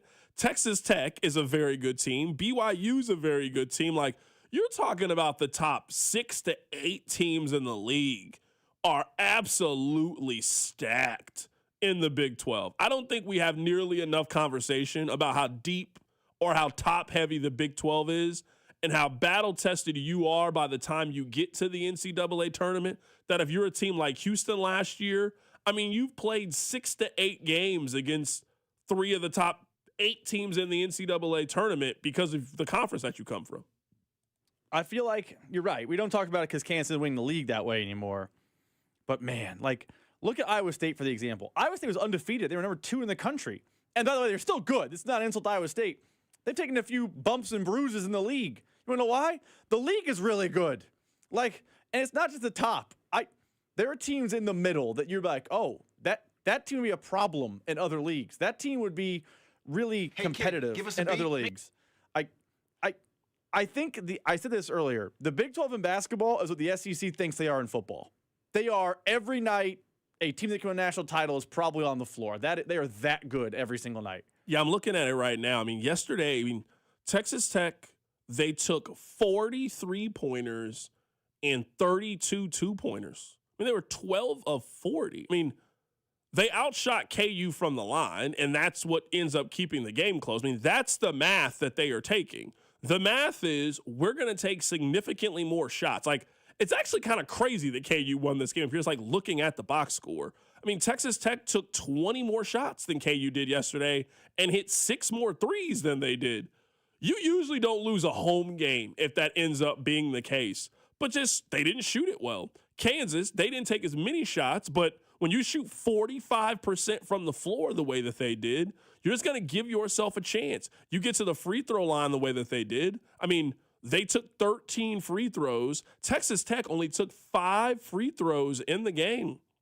Other than that, all the numbers are pretty even across the board. Like, Kansas just made the most out of their possessions yesterday, and that just gave you really all the chances that you had to go out there and steal one on the road. A really good win from Kansas, going on the road and beating a top team in the Big 12. I looked at Joe Lunardi's bracketology. He had Texas Tech as being a 4 seed heading into the game. I mean, that's one of the better teams in the country, and Kansas went on the road and stole one away from them. Coming up on the other side, the same conversation that we have every year. We'll discuss it. Keep it right here. It's The Drive. The Drive with Carrington Harrison on your home for K-State Athletics. 96.5, The Fan. This is the story of the one. As the purchasing manager at a manufacturing plant, she knows the only thing more important than having the right safety gear is having it there when you need it. That's why she partners with Grainger for auto reordering, so her team members can count on her to have cut-resistant gloves on hand, and each shift can run safely and efficiently. Call 1-800-GRAINGER, click Grainger.com, or just stop by. Grainger, for the ones who get it done.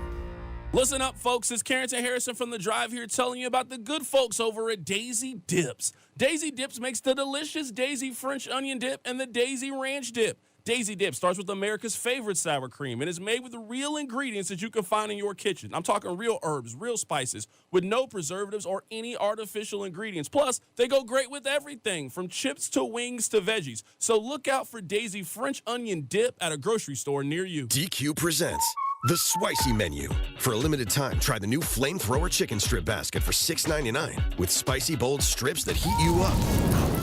Served with a side of famous DQ soft serve as a dip to cool you down. That's right, dip those spicy chicken strips right into soft serve. Plus fries and toast, all for just $6.99. And add a new pineapple lemonade sparkler or cooler made with tahini. It's the limited time only Spicy Menu. Get it delivered in the DQ app. Happy, tastes good. Participation may vary. It may be last call for football, but FanDuel's giving you a daily profit boost every single day leading up to the big game. Today's 30% profit boost is on the rushing market. So rushing yards, over, under, alt rushing yards, most rushing yards. Kenneth Walker, there's no Zach Charbonnet there in the backfield. Will he go over 76.5 rushing yards? How about Drake May? Maybe you think he can run a little bit, but you want to lower his rushing total to 30 plus instead of 36.5. Or the split backfield in New England, Ramondre Stevenson, Travion Henderson. Do they have a chance to have the most rushing yards over Kenneth Walker? All you have to do is opt in each day, place an eligible bet to use that day's profit boost. Play your game with FanDuel, official sportsbook partner of Super Bowl 60 and 96.5 The Fan. 21 in President, Missouri. Opt-in required. Bonus issued as non-withdrawable profit boost tokens. Restrictions apply, including any token expiration in max wager amount.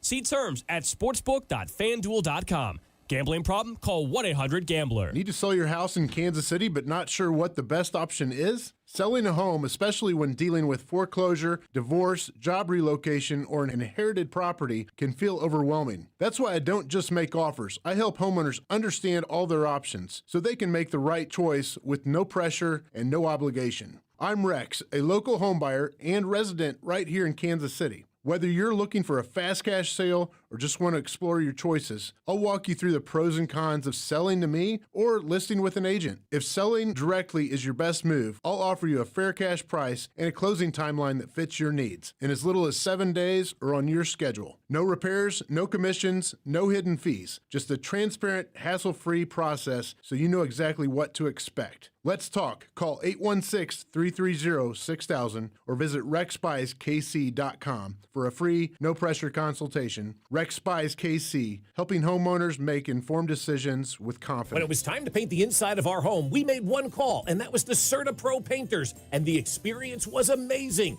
They took all the stress about the job away from me, and they'll do the same for you. And now's the time to get that painting project completed that you've been putting off. Each CertaPro Painters business is independently owned and operated right here in Kansas City. So schedule your free estimate online at CertaPro.com. That's Certa with a C. When choosing a painting professional, the choice is simple. Choose happy. Choose CertaPro Painters. Well, good morning, kiddo. I love that you're home from college. I've missed you. Still taking your Nature Made vitamins? Every day. A multivitamin and a probiotic. You better be taking yours. Still looking out for me, Mom. I'll never stop. Made to care for you every day. Nature Made, the #1 pharmacist-recommended vitamin and supplement brand. Find us in the vitamin aisle, based on a survey of pharmacists who recommend branded vitamins and supplements. I'm Piera Palazzolo, VP of Digital Marketing for the American Management Association, a company focused on the management training skills needed to enhance the careers of business professionals. We did our research when it came to the best companies for website development and chose AmericanEagle.com. And we couldn't be happier. AmericanEagle.com worked closely with us to understand the front and back end requirements needed to launch an e-commerce website that could handle the complexities of running thousands of seminars nationwide. Our robust new website and improved SEO saw immediate increases in site traffic and web revenue. If you're in need of managerial effectiveness and success, visit our website at amanet.org. If you're in need of a website that provides an unparalleled consumer experience, I highly recommend AmericanEagle.com. Transform your business today. Dial 877-WEB-NOW1 for a free digital consultation with AmericanEagle.com. Chiefs coverage brought to you by Park & Go, the best deals on airport parking. Heading out of town this winter? Snow, ice, and cold temps are stressful enough. Airport parking shouldn't be. Park & Go makes it easy with online reservations, fast free shuttles, and all spots are covered to keep your car protected from winter weather. Reserve your spot today at bookparkandgo.com. Here's your traffic report on 96.5 The Fan. We've got a crash right lane 71 northbound just past Swope, causing delays on the southbound side as well. Blue Springs, that's a stall. 70 eastbound just past Little Blue Parkway. Scoot to the left, it's the right lane blocked. I'm Val with traffic on 96.5 The Fan. You're listening to 96.5 The Fan from the DM Injury Law Studios. Mike's got this. Car, truck, or motorcycle wreck? Remember, Mike's got this. 816-888-7500. Mike's got this. Hey, it's Trey Smith from the Kansas City Chiefs. Welcome back to the Drive with CDOT on your home for Chiefs football. 96.5 The Fan. All right, I'm going to give you a disclaimer. Nah, I don't want you to say that I didn't warn you. We're going to talk about the Rooney Rule, so that means we have to discuss race. Now, I understand how some of you get, and it will not upset me in the least bit if you just come back in 15 minutes when we're done talking about the Rooney Rule, but a rule that requires you to interview two minorities, it is possible for us not to discuss race in the National Football League if this rule continues to exist. So I just want to give you that because I know the text line in 3 minutes. Oh, you always talk about this. You always bring it up.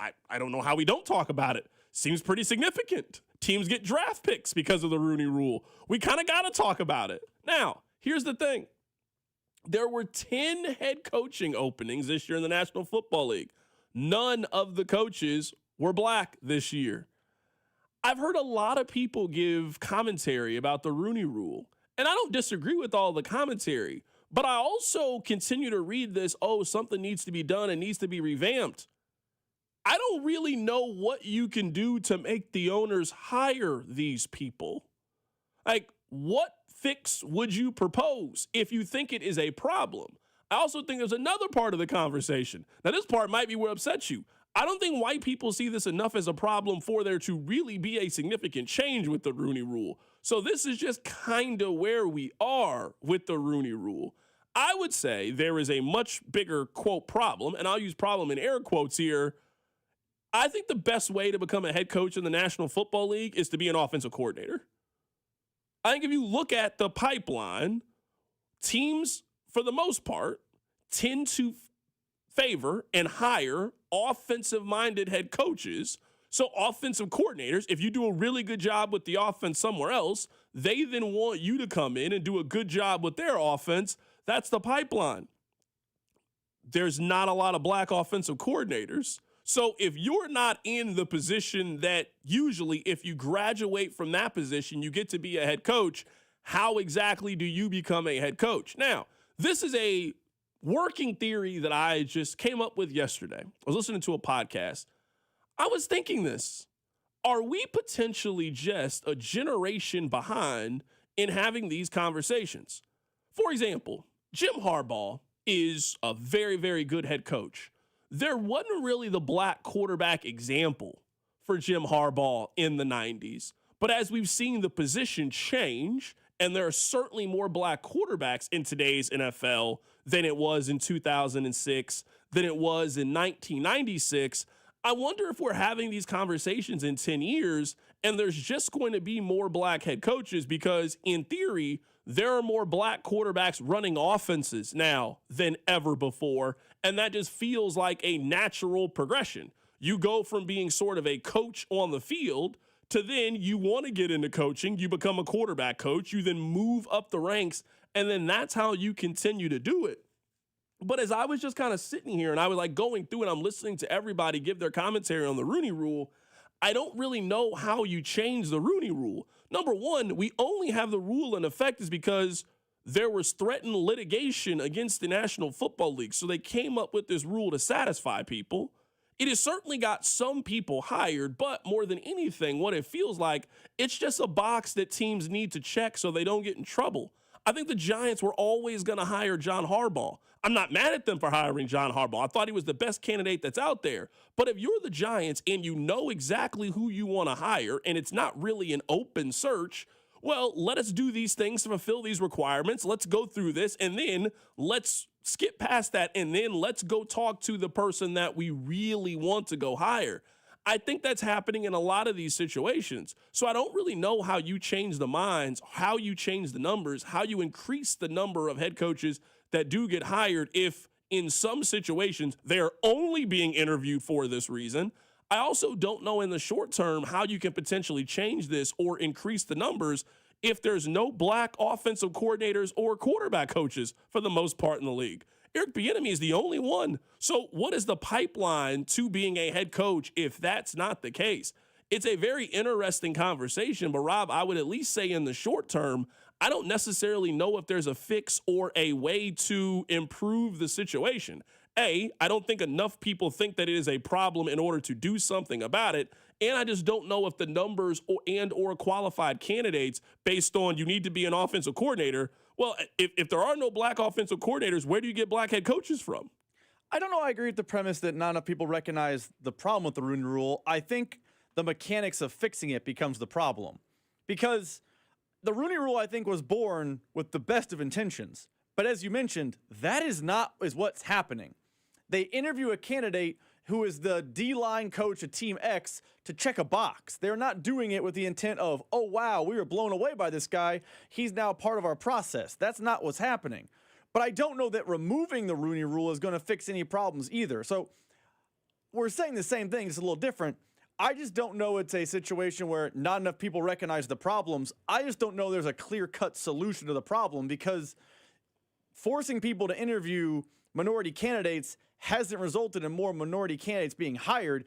If anything, it's stagnated, and we're in the same spot we were 10, 15, 20 years ago. Because only one head coach was a minority hire this cycle, and that's Robert Saleh, who, to your point, was a defensive coordinator in the NFL. Yeah, I wouldn't call Robert Saleh black either. I think he is a minority. I don't think that he is black in that Which is how context, the Rooney Rule is for written. Sure. But yeah, yes, I think that's it, too. And I guess in this, and that's why I bring it up when it comes to this more than anything is, I don't know if we have had or been in this cycle enough of the National Football League for there to be an offensive version of DeMeco Ryans. Like, if we really want to have the conversation, I think teams were perfectly fine with linebackers and those guys kind of running your defense. So then it makes sense to me how when it's time to be a head coach, man, this is just an extension of what I've already been doing. I've always been making the calls. I've always been making the signals. I've always been in charge on the field. That is a very, very new concept, I would say, when it comes to black quarterbacks. Where now a majority of the quarterbacks in the NFL are African-American. So I think the league is shifting in a way where I do wonder in 10, 15 years, when we get to quarterback coaches, I just think you're going to see such a big difference because there's just so much more of them. For example, a guy like Tyrod Taylor, for example. Man, Tyrod Taylor's played in a bunch of different systems. Like, Tyrod Taylor's not qualified to be a quarterback coach, and then you become a quarterback coach, you do a good job, you then move up the ranks, you then continue to move up, you can progress, and then one day you become a head coach. Like, that's kind of been the natural cycle for guys to get those positions. So I am curious if just this is a conversation that we need to have in 2035, and just see where we are and then kind of go from there, as I just think there's going to be more people who we would deem to be qualified for these positions. I'm going to ask you a question I don't think you have the answer to. But if your plan is just let's table this till 2035, what do we do in the interim? Do we keep the way it exists? Do we adjust? Do we change? Do we remove? Because I agree with your premise. If offensive coordinators and former quarterbacks are the pipeline to head coaching, that's probably where the hang-up is. But how do you fix it in the current system? Because right now, just saying, well, that's what we're going to do and just hope this new crop of black quarterbacks one day turns into quarterback coaches and offensive coordinators, and that will cure the problem. There's a 10-year gap in that plan for you. Like, what's the short-term fix? I don't think there is a short-term fix. I guess that's the point of all of this is I don't think there is any fix. I don't know if there's anything you can do to make the white people hire you. This may be the maybe non-politically correct way of saying it, but I think that's what it is. Like, everybody keeps telling me all the qualifications that EB has, and you're telling me all of these positive things. What could EB have done to make the owners hire him? He was a successful offensive coordinator that has the respect of all the players that he's with. What would, like, I don't know why that didn't work out for Eric Bieniemy, the way that I think we all thought at one point that was going to work out for EB. So I think that's the case. So I'm sitting here and I'm reading it when it comes to Robert Saleh. I'm sorry. I got all the respect in the world for Robert Saleh. I just would not consider Robert Saleh to be black. I don't know if Robert Saleh considers himself to be black. If you look at his parents, his nationality, where his parents come from, I don't think he's black in that way. So I don't think they hired a black coach. They certainly hired a minority coach, which is a big deal. I think Robert Saleh is one of the best defensive coordinators out there. I just don't think that Robert Saleh is black, just based on his heritage, his ethnicity, all of those things. I would not put him in that category. Coming up on the other side, let's talk about Super Bowl week that we are here. We had opening night yesterday, and we are moving along in the week. Keep it right here. It's The Drive. You're listening to The Drive with Carrington Harrison. I mean, come on, guys. What are we doing here? On your home for Chiefs football, 96.5 The Fan. It may be the last call for football, but FanDuel is giving you a daily profit boost every single day leading up to the big game. Today's 30% profit boost is on the rushing markets, rushing yards over under, alt rushing yards, or who will have the most rushing yards. So maybe you think Kenneth Walker is going to run wild and hit his over. Maybe you think Drake May needs to move his number down a little bit for rushing yards. Or you're a Patriot believer and think either Henderson or Stevenson will outrush Kenneth Walker. All you have to do is opt in each day and place an eligible bet to use on that day's profit boost. So play your game with FanDuel, the official sports book of Super Bowl 60 and 96.5 The Fan. 21 and President, Missouri. Opt-in required. Bonus issued as non-withdrawable profit boost tokens. Restrictions apply, including any token expiration and max wager amount. See terms at sportsbook.fanduel.com. Gambling problem? Call 1-800-GAMBLER. I wish I'd gotten treated for my erectile dysfunction sooner.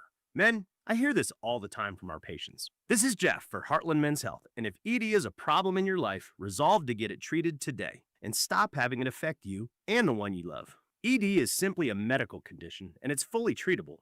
And at Heartland Men's Health, we have treatments that are effective in well over 90% of cases. Which means if you're like most guys, your ED will be a thing of the past. In fact, you could be having great sex within a day or two of your first appointment, and you'll likely find you're performing like you haven't in a long time. It's the new year. Resolve to get your ED treated and change your life. Call us at Heartland Men's Health. Your initial visit is only $99. It includes blood work, a medical consult, and if medically advised, a test dose. And if that test dose doesn't work in the office, your visit is free. Call 844-447-6600. That's 844-447-6600 or go to heartlandmenshealth.com. We have 3 offices, Overland Park, Independence, and North Kansas City. If the high cost of living is weighing you down, lighten your load at Hy-Vee.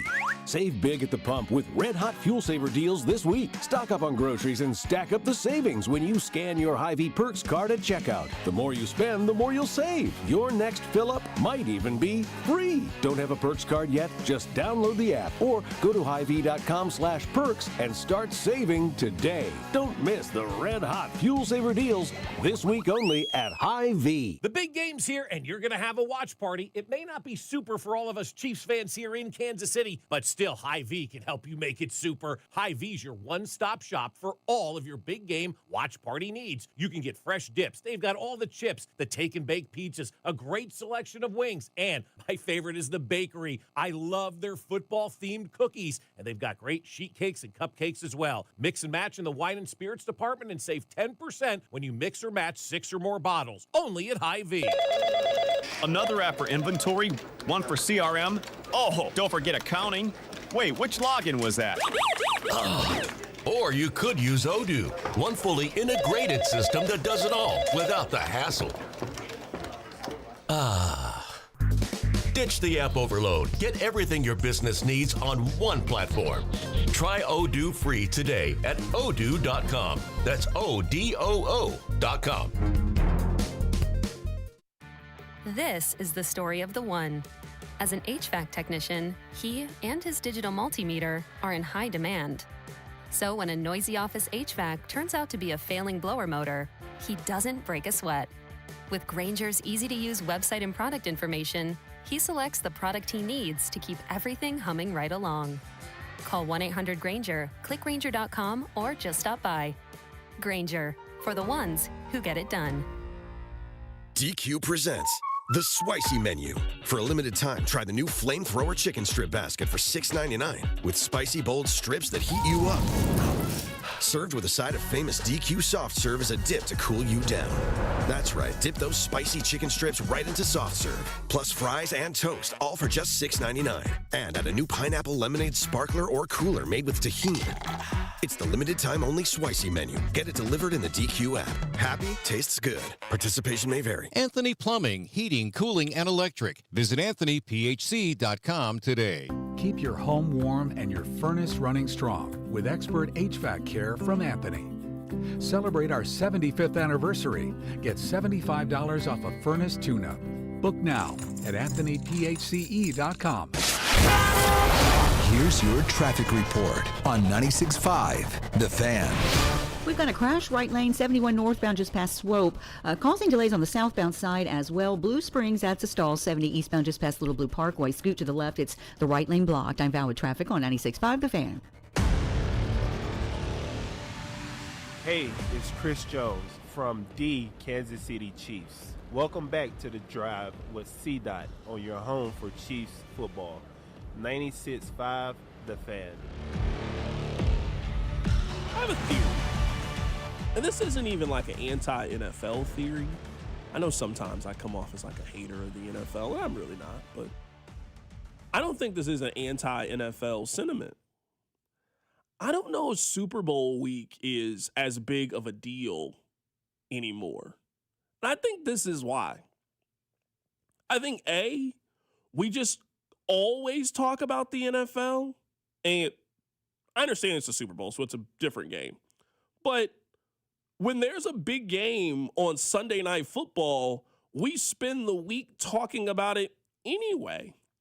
And now with social media and these guys having their own platforms and going on podcasts and social media and all of these things, I feel like we know these guys more than ever before.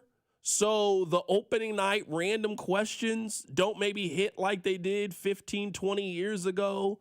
Breaking the game down from all angles isn't as unique of a concept now than it was 10, 15, 20 years ago. It's the Super Bowl. We're all going to watch it. We're all going to pay attention to it. But I do think in some ways, some of the pageantry around the Super Bowl, the internet has just kind of ruined some of those things. Like the commercials, you used to have to wait to the game to watch them. You don't even have to wait to the game anymore. These companies just release the ads on the internet before the week even gets going.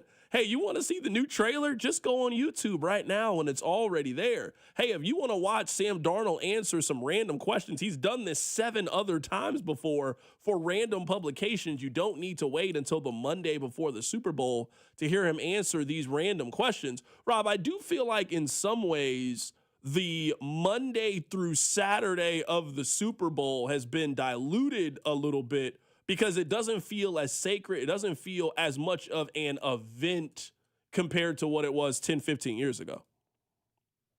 I don't disagree with your premise. I don't think there's much buzz for the Super Bowl, at least this point in the week, that we used to have.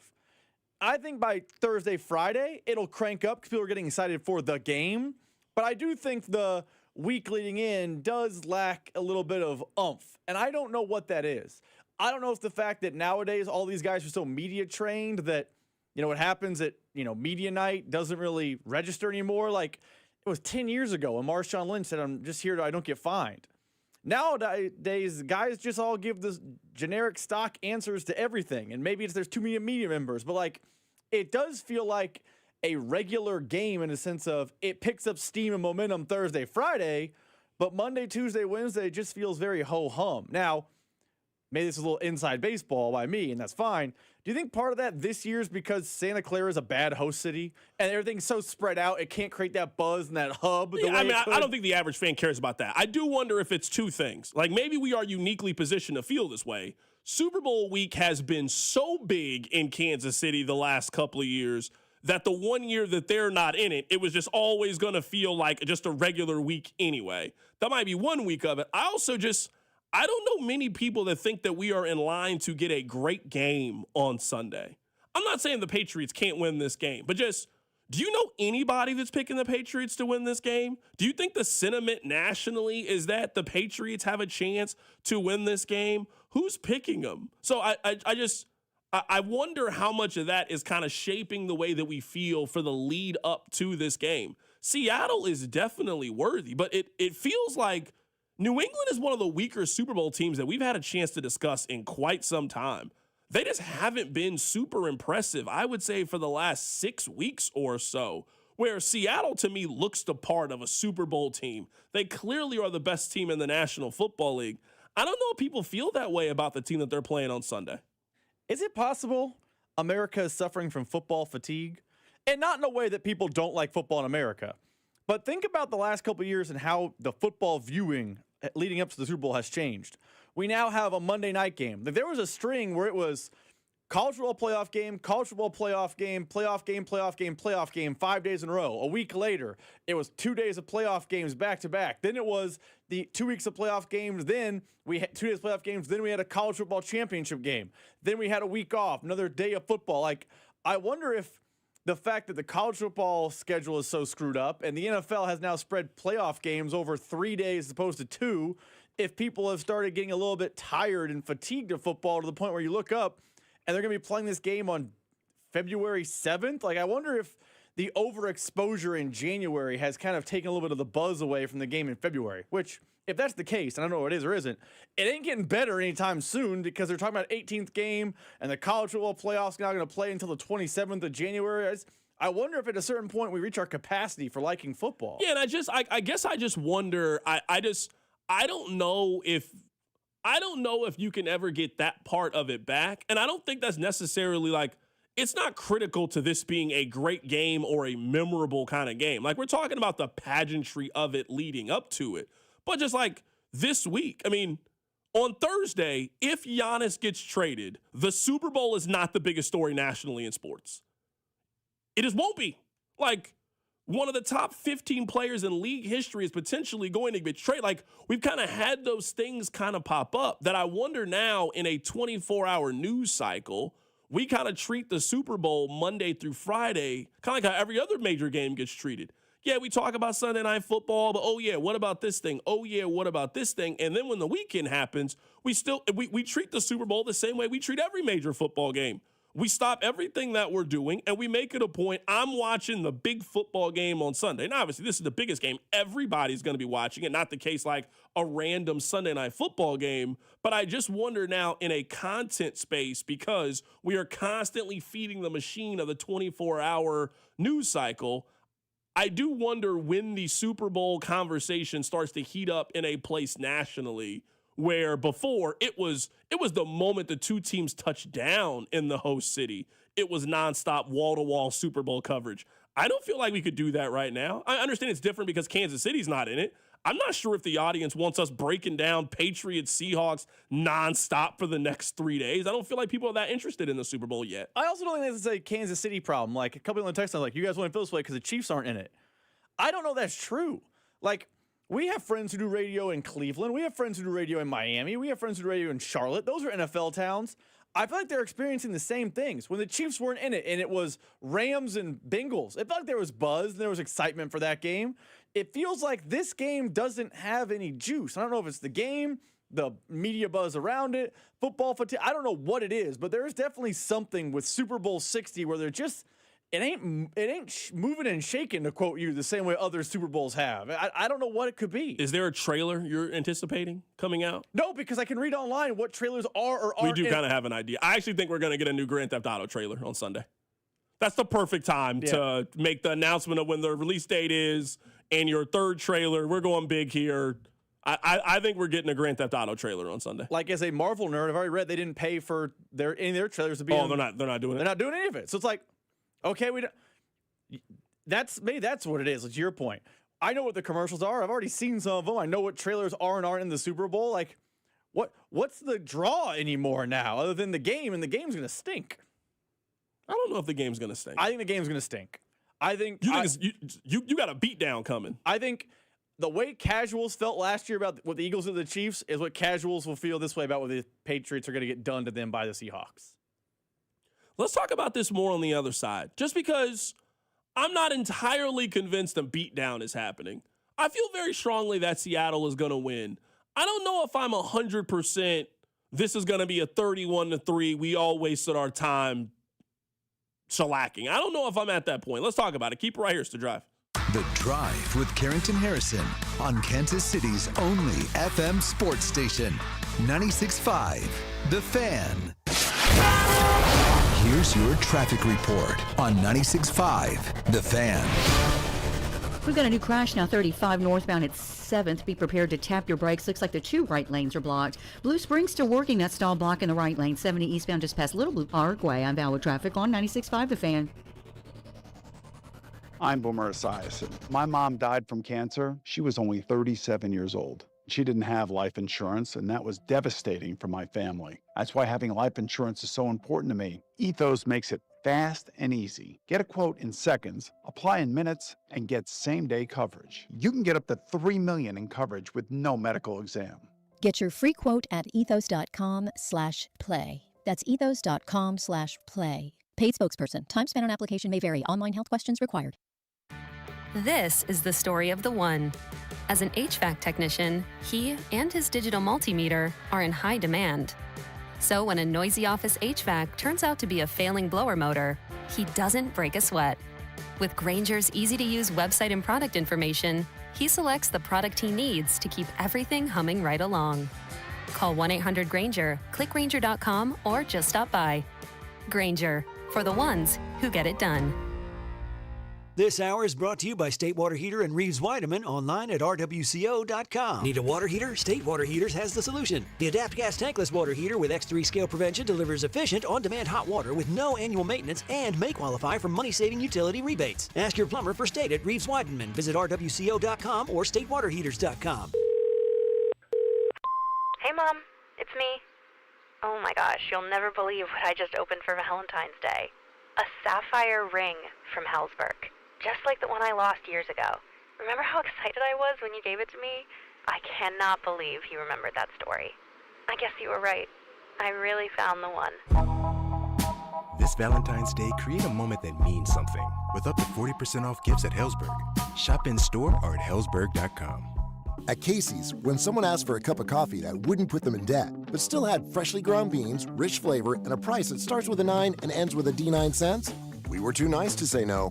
Now get a small coffee, just 99 cents. Limited time only. See store for details. The big game is here, and it's time to elevate your game with Circa Sports. Dana Hughes here, and Circa Sports isn't just sports betting, it's sports betting the way it should be. The big game requires a big betting menu, and Circa Sports has you covered. From player props to game scenarios, Circa Sports has it all, including our fan favorite Circa Squares menu. Instead of picking your big game squares randomly, choose your numbers and place your bets. Download your new bookie today and visit circasports.com. Must be 21 or older. Gambling problem? Call 1-800-GAMBLER. Do you owe $10,000 or more to the IRS like Mark? I've been doing home remodeling for 30 plus years, but the economy crashed. I wound up losing my home, losing my job, and on top of that, owing the IRS a ton of money. I owed the IRS $114,000. It really, truly was the worst part of my life. Then Mark found tax relief advocates. On news radio, I heard about TRA, and I thought, what's the worst that could happen? So I picked up the phone and I called them. When it was all said and done, TRA settled my $114,000 debt for $100, and I'm telling you, I was ecstatic. Could not believe it. Would recommend TRA to anyone. If you owe 10 or even hundreds of thousands of dollars to the IRS, don't lose hope. Do what Mark did and call TRA for a consultation. But TRA did. They gave me a second chance, and I'm forever grateful. Visit TRA.com or call 800-491-9914. 800-491-9914. That's 800-491-9914. Midwest, winter 2026, Airman. Say, how's that utility bill? Even your level payment plan seems like it's tilting uphill? But wait, Airman here with some good news to re-level the playing field. Midwest Heating, Cooling, and Plumbing is now offering up to $1,400 in rebates on qualifying Lennox home comfort systems. But hold on, there's more. Midwest is also stepping up with 60 months 0% financing with approved credit. And the newest Lennox systems produce air that is more pure, run quieter, and are significantly more efficient. So much so that your new lower utility bill will seem like a late Christmas present. $1,400 rebate and 60 months at 0%. Now that's more like it. Go to MidwestHeating.com or dial 943-8787 for details. And as so many of your neighbors have for the past 7 decades, trust your air to the best. Midwest Heating, Cooling, and Plumbing. The Chiefs Offseason Show with Bob, Dusty, Cody, Alex, and CDOT is Tuesday, February 10th, starting at 9 a.m. right here on your home for Chiefs football. 96.5 The Fan, KFNC, FM and AM, HD1 and HD2, Kansas City, in Odyssey Sports Station.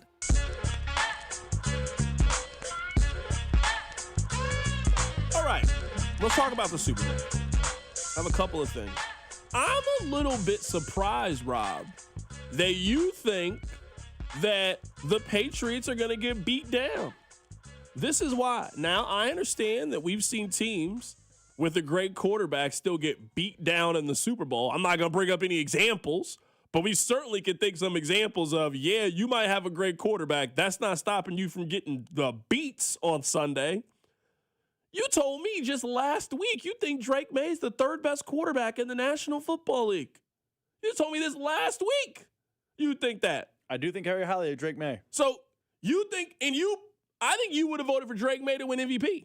I would have, yes, 100%. So you think that the potential NFL MVP is on one of the teams, and they got the fourth best defense if you're trusting the numbers. Now, maybe you don't think their defense is as good as Seattle's defense, which I don't think that. I think Seattle's defense is better than New England's defense. But New England's defense certainly is capable of limiting Seattle and making the game interesting. And if you're going to give Mike Vrabel 2 weeks to look at that offense and potentially confuse Sam Darnold a little bit, I think he has the ability to do this. Another reason of why I think the Patriots can make this game interesting and keep it close. Did you know that the Seahawks had a negative turnover differential this year? Think about that. Think about how good of a team that they were. They were the 1 seed in the NFC. They had a negative turnover differential this year. They turned the ball over 28 times this season. I was asking my friend this, who's a football coach. I asked him this week, as a coach, what do you think is the most important stat in determining who wins a ball game? And he said turnover differential. Could you see a scenario on Sunday in which the Patriots are +2 in the turnover differential? If that ends up being the case, they'll have a chance. They could still lose, but I think that gives them a chance to win this game. I also am really intrigued by this with New England. And this goes to your point about your belief in Drake May. Man, the weather's going to be fine. Now, it's not going to be Miami, 81 degrees. That's not how San Francisco is at this time of the year. But I don't think the weather's going to play a factor in this game. And in the 3 postseason games, yeah, the weather has played a factor. They played 2 games outside in Boston, Massachusetts, and another game outside in Denver, Colorado, in the middle of a blizzard a couple of weeks ago. This is going to feel tropical to them. It's going to be like playing football on the equator to them based on how it's been the last couple of weeks. I think you could see a much more viable Patriots offense than we've seen the last couple of weeks. I think that New England's going to be a little bit more viable in this game than people are giving them credit. People are giving them no chance to win this game. I'm picking Seattle the way that everybody else is picking Seattle. I don't think you can really pick New England on paper. But this to me feels like a 27-21 kind of game to me, where it sounds to me like you think this is going to be like 31-10. You think that the Patriots are going out there to get smoked this weekend. I'm not entirely sure that's the case. I think this is going to be very one-sided. I feel like I understood. I'm a big Drake May believer. I think his trajectory is fantastic. I think he has a chance to be a real good player in this league for a long time. I think he's ahead of schedule right now, and that's one of the reasons I believe that. But I think that Seattle defense might be the second best defense in the NFL. And I think when they saw a defense of that caliber, the Texans, if C.J. Stroud hadn't, peed his pants, I think you could see a scenario where Houston is a problem for the Patriots. Because it wasn't like the Patriots doing anything special that day. And I know it's cold, it's Foxborough, it's the whole thing. They did not play great that day. I think the Seattle offense is light years better than the Texans offense and could be a real problem for this team. I also think maybe it's a bad way for me to look at it. If you were to rank the top 10 players in this game as far as talent, how many are Seahawks? Yeah, I think you're going to really struggle on the New England side for sure. It's like 8-2, 7-3. Like, okay, I have Drake May as one of the 10 best players in this game. I probably don't have Sam Darnold on that. I don't know I have another Patriot player until Christian Gonzalez pops up. Like, it is very one-sided talent-wise. And maybe I'm using last year as a data point. I shouldn't. But last year, I remember we were here doing the show. We had people on from Philadelphia. What were they all saying? Yeah, Patrick Mahomes is great. The talent discrepancy was much bigger on one side than the other side, and then we saw it play itself out that way during the game. Because Patrick Mahomes didn't play good, and that talent difference was very noticeable. I think May is better than Darnold. I don't think it's the same chasm that Mahomes is better than Hurts last year, but I think a lot of the same conversations are coming up, and I think you might see a lot of the same things. I don't know it's going to be 43 to whatever last year's Super Bowl ended up being. I don't know it's going to be that one-sided, but I do think like a 34-17, this game is never in doubt in the fourth quarter, tell your friends and family to go home, the party's over type of energy is coming because the talent discrepancy is so one-sided. Yeah, I do wonder this. Now, this is not a football point. This is just we try to convince ourselves. Is this your typical zig when everybody is zagging? Because you and I say this all the time. It's usually smart money to be on the other side of the public. The public is clearly on Seattle's side and has been on Seattle's side since the moment the line came out. Is this one of those scenarios in which sports happen? Zig when you should zag. Everybody thinks one thing, and Vegas makes a lot of money when the public is wrong. What if the public is just simply wrong about New England? Because the sentiment is they haven't played anybody. They're finally playing somebody. They're about to get blown out in the Super Bowl. Man, what if New England just ends up being really competitive? What if they're up 14-10 at halftime? And now you're a Patriots team. I don't want to say you can go in and play carefree as the Super Bowl, but I mean, the pressure is certainly on one team to win this game. The expectation is that Seattle is going to win this game, control this game, and dominate this game. The same way that we see in other single elimination tournaments, couldn't we see the pendulum start to swing as more of the pressure is on Seattle if they are not running away from this game in the third quarter or heading into the fourth quarter, that the Patriots did just enough to really make this game interesting? We talk about the zig and the zag, and I'm not saying it's a bad gambling strategy, but I looked this up. Because I think sometimes, and I'm part of the problem here, I'm a culprit of it, I think we overvalue that. Do you know what the greatest against the spread team ever is? It's the Belichick-Brady Patriots. They covered more statistically than any team in the NFL. And that's not because everyone was zagging. Oh, I'm not on the Patriots of Brady and Belichick today. I'm taking the other side. Nope. The statistics bear out. That is the greatest against the spread team ever. The Belichick-Brady dynasty. That is not zigging with the zag. So I wonder if we say those things in one game sample sizes and we point to these moments where, oh, can you believe the Jets stuck around? And those moments happen. But the data bears out historically, sometimes the team we expect just goes out there and does what we expect. And that's how Vegas is winning. Who do you think has a better coach? I actually think I think it's the Patriots, but I think it's closer than you think. Okay, that's fair. But I also tell you, again, I'm using last year, Andy Reid is a lot better than Nick Sirianni. For sure. Who do you think has a better quarterback? Patriots. Again, same as last year. Now let's play the game. Where does everyone else land? If you think that the team has the better coach and better quarterback, that gives them a chance to win the game. That gives them a chance to win the game.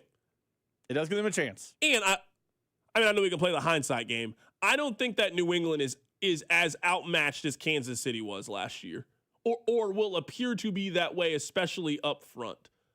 I mean, the Chiefs, I think we learned in the first 10 minutes of the game, oh, yeah, they can't block Philadelphia. And if you can't block, and I don't care who you're playing, if you can't block a good team, you're just going to be in line for a very long day.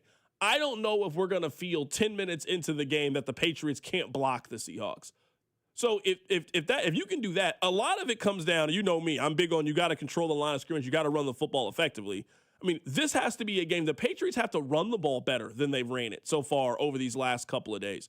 Now, some of it's just been weather. Like, they haven't really been able to run the football because the weather hasn't been great, and it's just, I get all those things. But, like, you're going to need Stevenson and Henderson. Like, you're going to need them to play well in these games. Like, you're going to need them to run the football effectively in this game to take the pressure off your young quarterback. So, we need to be having a conversation about Ramondre Stevenson could possibly steal Super Bowl MVP because he carried it 21 times and got 105 yards on one carry. I don't know if the Patriots win this game. And their formula this year has not been Drake May throws it for 315 yards, 3 touchdowns, and no interceptions. Their formula has been Drake May throws it for 240 yards. They run the ball for 125 yards as a team. They play good defense. They make the necessary plays. That's how they win. They got to keep that formula on Sunday. Isn't that the formula Seattle just thumped the Seahawks? Seattle just thumped the Niners with? Because I was here. A lot of people were on, watch out for the Niners. They got Christian McCaffrey. They got the better coach. Their playoff experience. Purdy and Darnold might be a wash. Some people think Purdy's better or whatever. If they can control the line of scrimmage, watch out. That game was in Seattle, not a neutral site. That game was over in the first 4 minutes. You told me you turned it off. First 4 minutes. I'd say that game was over faster than that. That game was over the opening kickoff. I realized that game was over. And that is the exact formula the Niners were trying to follow to beat Seattle. And then maybe 4 minutes of football time, 5 minutes of real life. People are like, it's a Saturday night. Go do something else. Go enjoy your night because this game is over. Coming up on the other side, I think we have learned over the last 5 days that something needs to be fixed. Let's talk about it. Keep it right here. It's The Drive. The Drive with Carrington Harrison on your home for Kansas City sports. 96.5 The Fan. Well, it may be the last call for football, but FanDuel, America's #1 sportsbook app, they're giving you a daily profit boost every single day leading up to the big game. Today's 30% profit boost is on the running backs. Running yards over or under, alternate rush yards, and most rushing yards. So whether you want to take a swing on Kenneth Walker, maybe you want to lower Drake May's rushing total down to 30 instead of where it is right now at 36.5. Maybe you like Ramondre Stevenson or maybe Travion Henderson to have the most rushing yards in the game. Well, all you need to do to place that bet and get that boost is to use our friends over at FanDuel. Opt in each day and place an eligible bet to get that day's profit boost. Play your game with FanDuel, an official sportsbook partner of Super Bowl 60 and also 96.5 The Fan. 21 in President, Missouri. Opt-in required. Bonus issued non-withdrawable profit boot token. Restrictions apply, including all token expiration and max wager amounts. See terms at sportsbook.fanduel.com. Gambling problem? Call 1-800-GAMBLER. And Doug. Oh, what a horrible call. Hey, ref, open your eyes. Ref, you're really not going to call that? Come on. Hey, ref, why don't you customize your car insurance with Liberty Mutual and save money? I don't think you get what we're doing. Sure I do. We're all just giving him advice. You guys on sports, me on saving money. Nope, that's not it. Only pay for what you need at libertymutual.com. Liberty, liberty, liberty, liberty. That's another amazing run by Team USA. Mom, think I'll be on Team USA one day? Well, I'll take this one. What? Are you speaking to us? Yes, and to answer your question, anything's possible, especially with Xfinity. So, I can be the best snowboarder ever? Well, I can't guarantee that, but Xfinity can guarantee that your internet price won't change for 5 years. Okay. What if I practice every day? Then maybe you'll be snowboarding for Team USA at the next Olympic Winter Games. And Mom, you'll still be paying the same price for Wi-Fi. Ooh, really stuck the landing there. It's the Xfinity Gold Medal Celebration. Now through February 22nd, get our best price on gig Wi-Fi for 5 years guaranteed, just $50 a month. Plus, get Peacock Premium included for 2 years. That's a $10.99 value per month. Xfinity. Imagine that. Proud partner of Team USA. Restrictions apply. Requires paperless billing and auto pay with stored bank account. Taxes and fees extra. Actual speeds vary. Call Hamilton today for our $79 mainline drain cleaning special. The pros at Hamilton will inspect your drains with video camera technology to pinpoint exactly what is needed to clear those clogs and help prevent expensive drain repairs. The expert technicians at Hamilton are ready 7 days a week to solve your problem the right way, the first time. Over 40 years experience and more than 8,000 five-star reviews are great reasons to trust Hamilton. Visit callhamilton.com/radio for details, terms, and conditions. License number 2025-11121. You can swirl it, you can sip it, but the best way is to share it. Hey y'all, I'm Deanna, a team member at my local Chick-fil-A. And a little thing I love about the Chick-fil-A chicken sandwich and new frosted sodas and floats is how well they go together. You get that bold flavor of the Coke mixed with the smooth deliciousness of the vanilla ice cream. You have a juicy filet and a smooth, creamy float. It's an awesome pairing. Order a Chick-fil-A chicken sandwich and a new frosted soda and float at your local Chick-fil-A restaurant. Real team member paid for their testimonial. As a mom, comforting my family is what I do best. Vicks Vapor Stick provides soothing, non-medicated Vicks Vapors in an easy-to-apply stick, and it dries fast, so there's no mess. I use it to comfort myself and my family. Thanks, Mom. Vicks Vapo Stick, soothing comfort for the whole family. And try Vicks Vapo Shower Max for steamy Vicks Vapors when you need more comfort for yourself. Use as directed. Did you hear? Allstate car insurance now costs even less. So when you bundle with home, you can save even more. Check Allstate first to bundle and save with a new lower auto rate. You're in good hands with Allstate. Not available in every state. Only applicable for new auto insurance business. Rates will vary by several factors, including how you purchase the policy. Potential savings may vary. Allstate North American Insurance Company and Affiliates, Northbrook, Illinois. Every morning, we rise and shine. Make breakfast, and brush away the night's rest. These routines help us start the day off right. Nature-Made vitamins are a simple step in that daily care regimen. Multivitamins with daily essentials, clinically studied probiotics for gut health support, magnesium to help relax the body. Nature-Made is made to care for you every day. These statements have not been evaluated by the Food and Drug Administration. These products are not intended to diagnose, treat, cure, or prevent any disease. Chiefs coverage brought to you by Park & Go, the best deals on airport parking. Heading out of town this winter? Snow, ice, and cold temps are stressful enough. Airport parking shouldn't be. Park & Go makes it easy with online reservations, fast free shuttles, and all spots are covered to keep your car protected from winter weather. Reserve your spot today at bookparkandgo.com. Here's your traffic report on 96.5 The Fan. We've got a crash with the exit closed, 35 northbound at 7th. Wreck cleanup is underway, and then they'll open that back up for you. A 70 westbound at 57th. Crash in the right lane. I'm Val with traffic on 96.5 The Fan. You're listening to 96.5 The Fan from the DM Injury Law Studios. Mike's got this. Car, truck, or motorcycle wreck? Remember, Mike's got this. 816-888-7500. Mike's got this. Hey, it's Trent McDuffie from the Kansas City Chiefs. Welcome back to The Drive with C-Dot on your home for Chiefs football. 96.5 The Fan. We're going to get back to Kansas basketball here coming up in a little bit. I don't even really want to talk about it. It's not even the fact that they won. It's how they won and with who they won with. And honestly, I don't know if KU fans deserve Darryn Peterson, man. I really don't know if they deserve Darryn Peterson.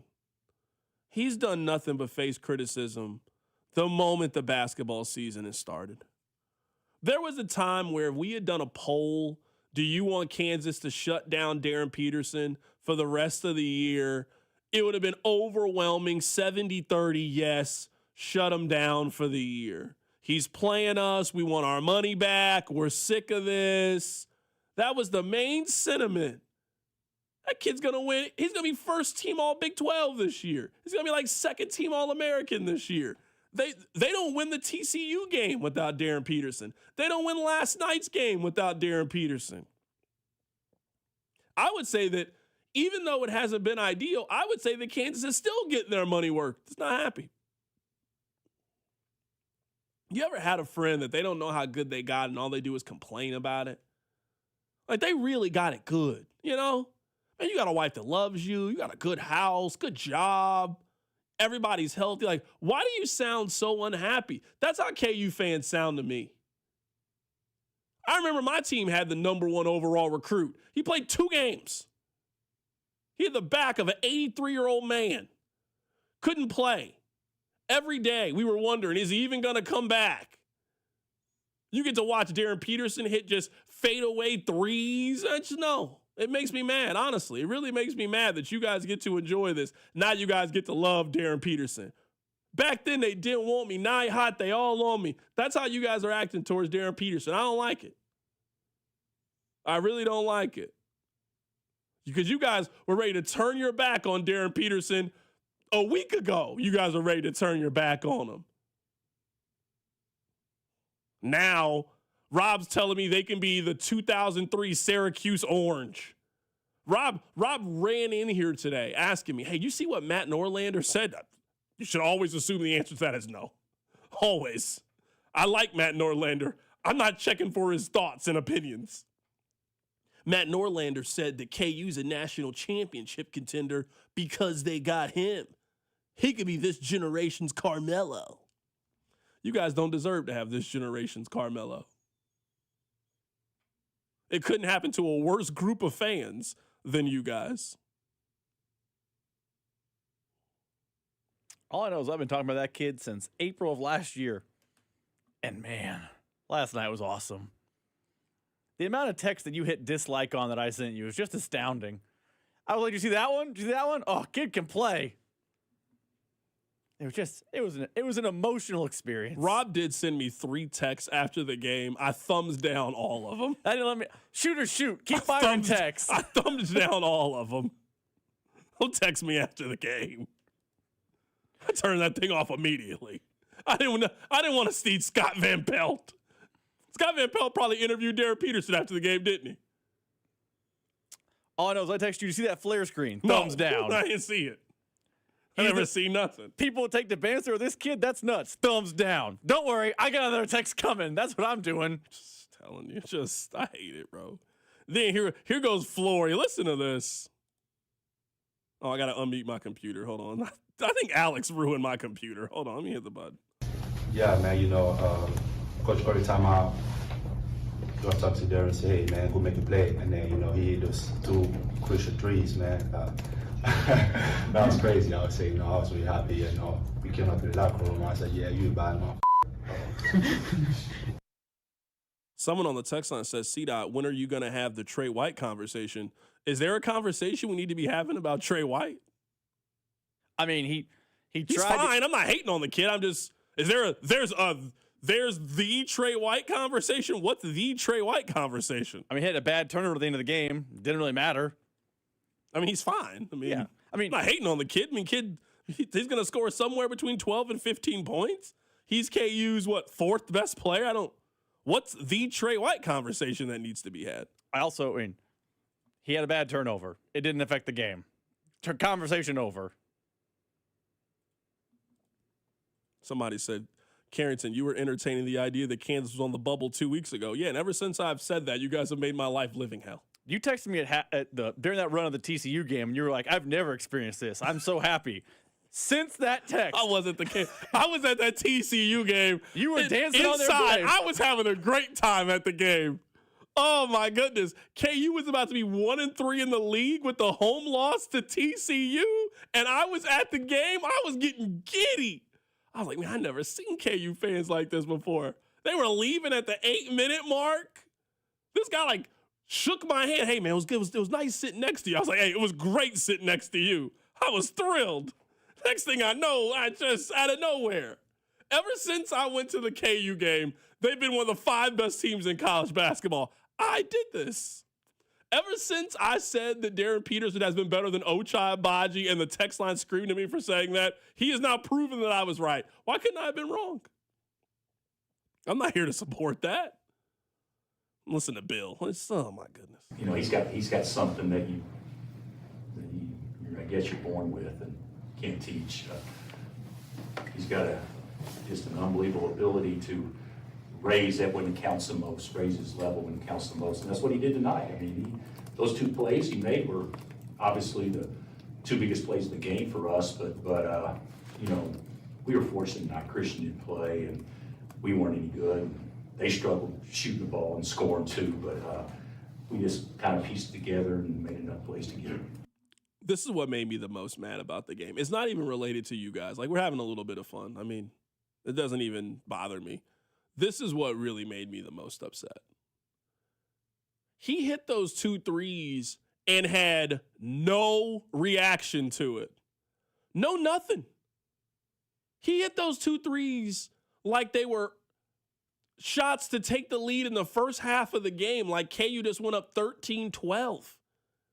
I mean, that 3, like, they could take that sequence that Darryn Peterson had yesterday. Like, he really has made 3 plays over the last 2 games that could make KU's little hype montage video that you guys have. That dunk absolutely deserves to be in the highlight montage. They should be playing that dunk for the next 15 years in the little highlight montage. That's probably the best dunk at Allen Fieldhouse since the Thomas Robinson alley-oop against Baylor. Is that probably the best dunk at Allen? Yeah, probably. At Allen, yeah. At Allen. So, I mean, that's an all-time KU play. Mm-hmm. And then he just hits 2 calm threes on the road.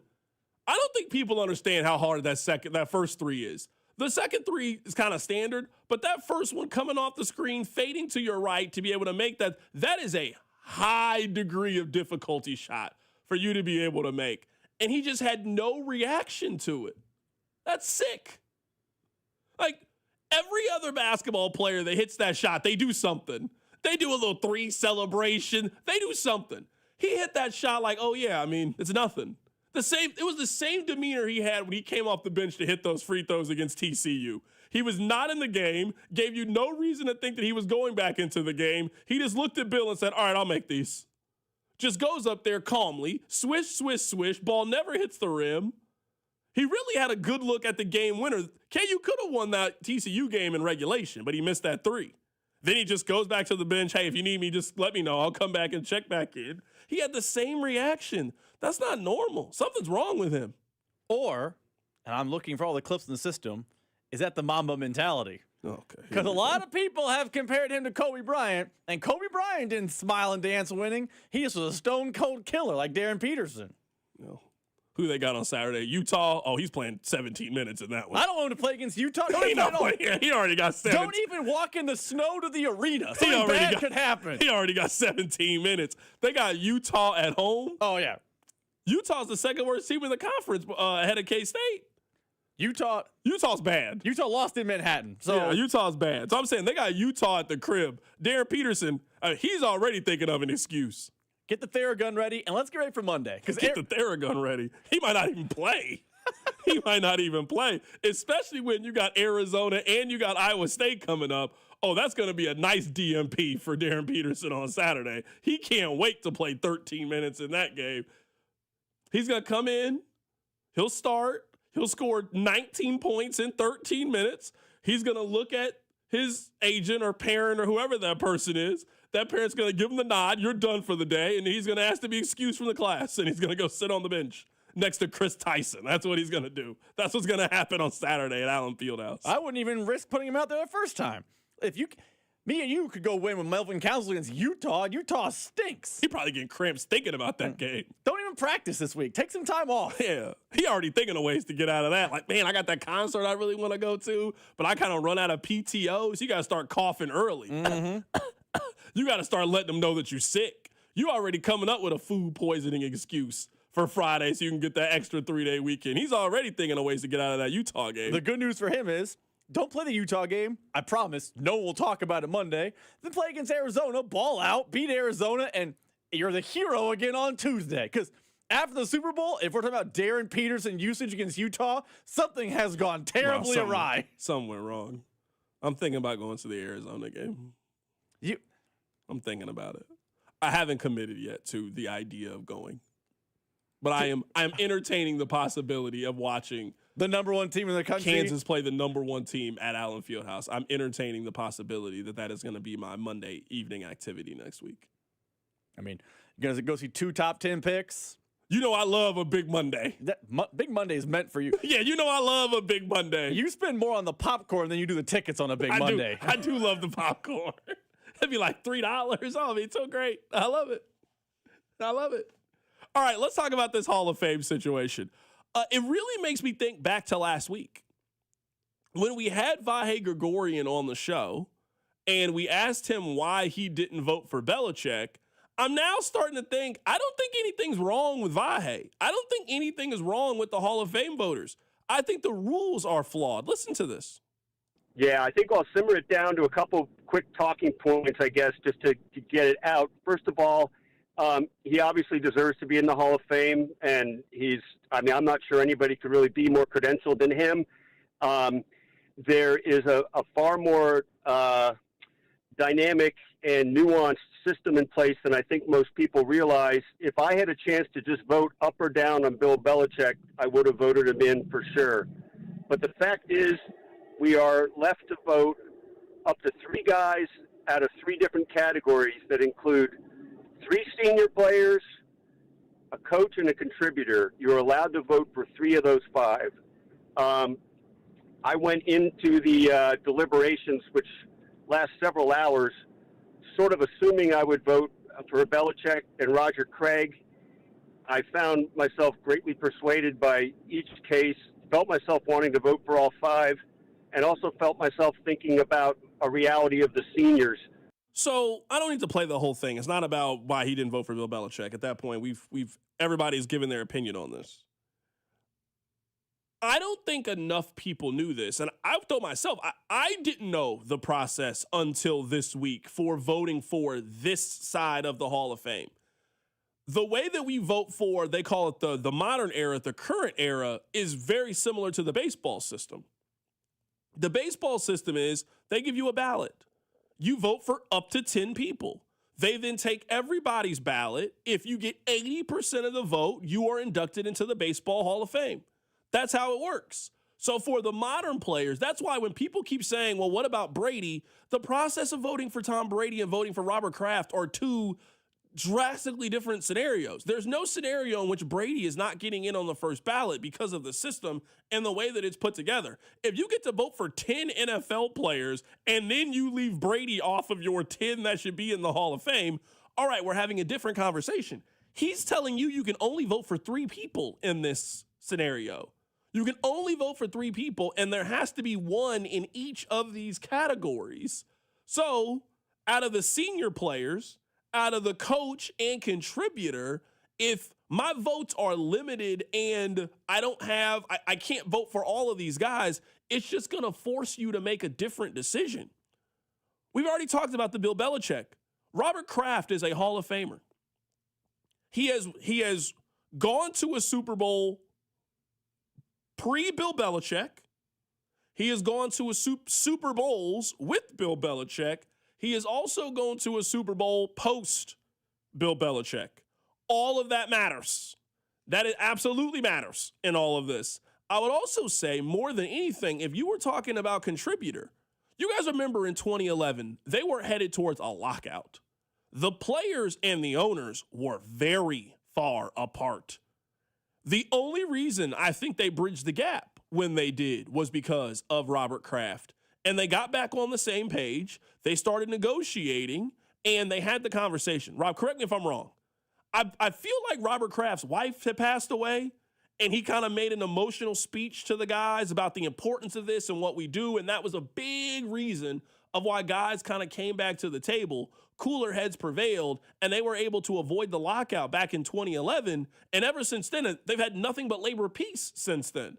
Robert Kraft has absolutely made a Hall of Fame contribution, but if you're telling me that there's 18 people in this and I can only vote for 3 of them, well, if I think somebody like Bill Belichick is already going to get in without my help, I think Robert Kraft is going to get in without my help. I understand how if you're somebody like Vahe, you then feel forced, well, all right, hey, I gotta push my vote in this direction because I don't have it. I feel like the win in all of this is the Hall of Fame needs to radically change this part of the process. So we can avoid having these debates about people who are absolutely Hall of Famers and everybody believes and knows that they are. We're not questioning whether or not you think Bill's a Hall of Famer. You should be questioning whether or not you think Robert Kraft is a Hall of Famer. But their process for getting in should be different than Roger Craig, who had his chance as a modern player and wasn't voted in as a modern player. It should be different than a Ken Anderson. It should be different than those. Those guys and coaches and contributors, they should have a separate vote, a separate ballot. There has to be a more effective and efficient way to determine whether or not those guys are Hall of Famers than what we've been doing when it comes to determining them. Maybe this was ignorance by me, and a lot of people knew this, and I just didn't know.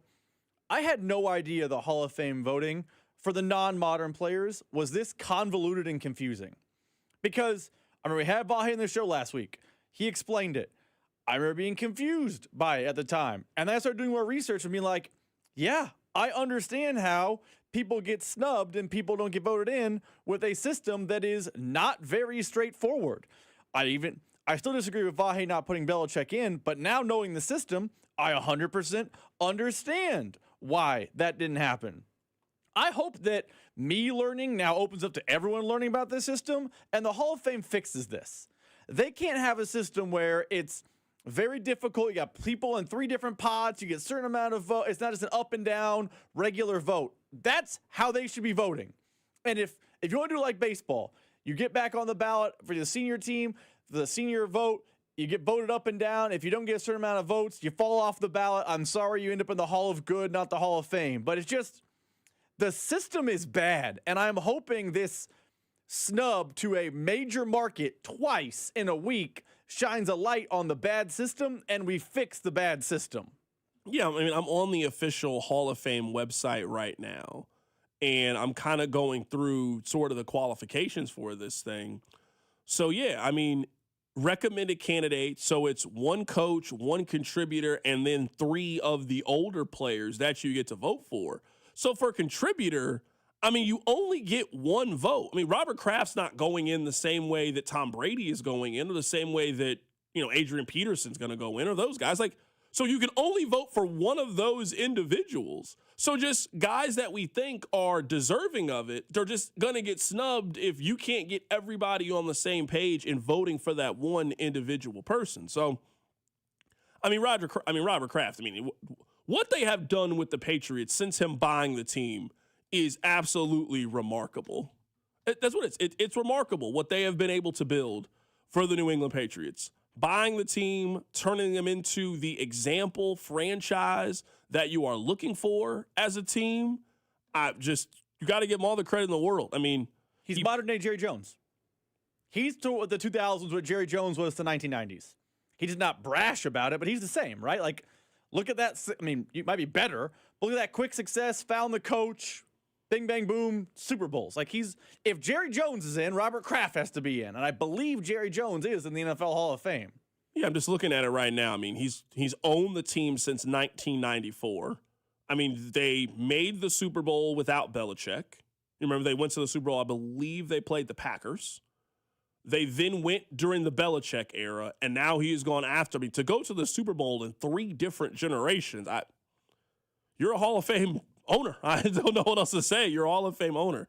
He absolutely should be inducted into the Pro Football Hall of Fame. And, honestly, he's 84 years old. I don't wish anything bad on him. I don't know how much more time we have left with Robert Kraft. I hope that is an honor that he gets to receive while he is still alive, because he is certainly deserving for his contribution to the National Football League. So hopefully we get this thing right and Robert Kraft can go in next year. Also, circling back to the process, did you tell me coach and contributor is in the same pot? It's a different pot. Okay. You said coach contributor. Like, if it's one big pot, you need to choose between Belichick or Kraft. That could also be problematic for the system. But yeah, okay, they're different pots, so never mind. Yeah, so like contributor could end up being, Pat Summerall, for example. I'm just throwing him out there. Like, so he's not going in as a player, he's not going in as a coach, but a legendary broadcaster. So you got to vote between Pat Summerall and Robert Kraft. Wait, I can only vote for one of these 2 individuals? I think they both should be in the Hall of Fame, but now you're making me choose between those individuals. There has to be a better way of determining who gets in the Hall of Fame from that category than not being in the Hall of Fame. Like, Jim Nantz should be in the Pro Football Hall of Fame. I mean, Troy Aikman should be in there twice. Troy Aikman should be in there as a broadcaster. He also should be in as a Hall of Fame quarterback. Like, they should be in for their contributions to the National Football League. The system is broken, and I'm hoping that people at Canton understand it's time to fix the system because the system is no good. And that's why, as time goes on, I still disagree with Vahe's decision not to put Belichick in. He might have voted or not voted for Kraft, too. I don't know. But I now understand that it's not as simple as, do I think Belichick's a Hall of Famer? Check yes or no. It should be, that should be the system. Is he a Hall of Famer? Check yes or no. Not, is he a Hall of Famer, but this other coach is also on the ballot, and he should be in by now, so you only get to vote for that. That's a bad system. Coming up on the other side, there's a question I want to ask you guys about Matt Nagy. I'll tell you what it is next. Keep it right here. It's The Drive. The Drive with Carrington Harrison on your home for Chiefs football. 96.5, The Fan. Wouldn't you like to take a vacation from your bills? Well, you can. With credit card balances at an all-time high and Golden Oak's 4.5% rate, you could be saving thousands of dollars after a simple phone call. Call today and get your cash in as little as 14 days and make no payments for 2 months. Call 913-890-GOLD. Golden Oak Landing cured my blues. 5.442 APR, FHA 15-year, 20% equity, qualified credit, additional terms apply. NMLS 114937. Listen up, folks. It's Carrington Harrison from The Drive here telling you about the good folks over at Daisy Dips. Daisy Dips makes the delicious Daisy French onion dip and the Daisy Ranch dip. Daisy Dip starts with America's favorite sour cream and is made with the real ingredients that you can find in your kitchen. I'm talking real herbs, real spices, with no preservatives or any artificial ingredients. Plus, they go great with everything, from chips to wings to veggies. So look out for Daisy French Onion Dip at a grocery store near you. Hi, I'm Lexi, your friend and jeweler at Shane Company, where we're all about you. Your style, your budget, your dream engagement ring. We'll take total care of you. First, come browse all the beautiful settings in our cases. Take your time and try on as many as you want. You'll know when you put your ring on. Your heart will skip a beat. Now, onto your center stone. We can look at different diamond shapes and sizes until we find the perfect match. Come visit us in store, because a friend wants you to get exactly what you want. Shane Company, your friend and jeweler. Hey, it's Pat Boyle with a Sports Betting Minute, brought to you by BetMGM. Make it legendary. Please gamble responsibly. Utah and Indiana square off tonight with two teams embroiled in trade rumors over the past few weeks, but I think Indiana is the much more focused team heading into this game. After a disastrous start to the season, they're above 500 in their last 13 games, and Utah has some of their best players ruled out for this game already. It may be a back-to-back for Indiana, but they're at home, and I'm surprised they're barely favored in this one. Utah is dead last in the league in defensive rating over the past 15 contests. I also like Indiana to go over their team total tonight. I'm riding with the home team to take care of business. I think they blow Utah out. That's it for this Sports Betting Minute, brought to you by BetMGM. Download the BetMGM app today. Please gamble responsibly. BetMGM and GameSense remind you to play responsibly. See BetMGM.com for terms. 21 plus only. Kansas only. Please gamble responsibly. Gambling problem? Call 1-800-GAMBLER. In partnership with Kansas Crossing Casino and Hotel. Straight Talk Wireless presents Pickup Truck Wisdom. If you're only good to your new friends, you're not going to have any old ones. Straight Talk gets it. That's why new and existing customers get free 5G phones on Verizon's 5G network. Pretty simple, really. You keep good people by being good people. Find us at straighttalk.com and Walmart. Straight Talk Wireless. Straightforward. Always. Taxes and fees apply. Plan purchase required for free phone offers. Copyright 2026 Verizon. Are you 50 or older? This news is for you. The CDC recommends you get vaccinated against pneumococcal pneumonia. Even if you're healthy, your age puts you at risk. People 50 or older are over 6 times more likely to be hospitalized with pneumococcal pneumonia compared to adults 18 to 49. Just one shot can help protect you. Learn more and schedule at vaxassist.com. That's VAXassist.com. Sponsored by Pfizer. What if your instincts could pay off? With Robinhood Prediction Markets, you can put your sports IQ to work on the games you know best. It's not you against the house. It's you participating in a live market. Buy or sell your predictions all game long. Trade every play with Robinhood. Visit Robinhood.com/predict. That's Robinhood.com/predict. Futures and cleared swaps trading involves significant risk and is not appropriate for everyone. Event contracts are offered by Robinhood Derivatives LLC, a registered futures commission merchant and swap firm. It all comes down to this, folks. Yep, the entire season is on the line. But my throat has officially thrown in the towel. Sounds like you need Vicks VapoCool drops. They're max strength and vaporize sore throat pain.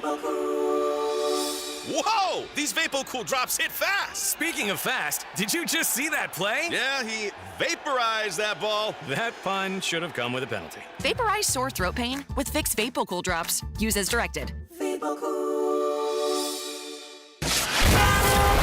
Here's your traffic report on 96.5 The Fan. Graytown now new problem, 435 northbound as you approach 350 highway. Right lane is blocked. I do see some red through there. 435 northbound just past 71, right lane blocked. I'm Val with traffic on 96.5 The Fan. Subscribe to 96.5 The Fan on YouTube to watch the show from wherever you are. All right. I want to say before we start this next topic that I come in peace in this topic. You guys know how I feel about Eric Bieniemy. I'm not saying this to upset anybody. I'm not saying this to be controversial, but I think that it feels very undeniable at this point.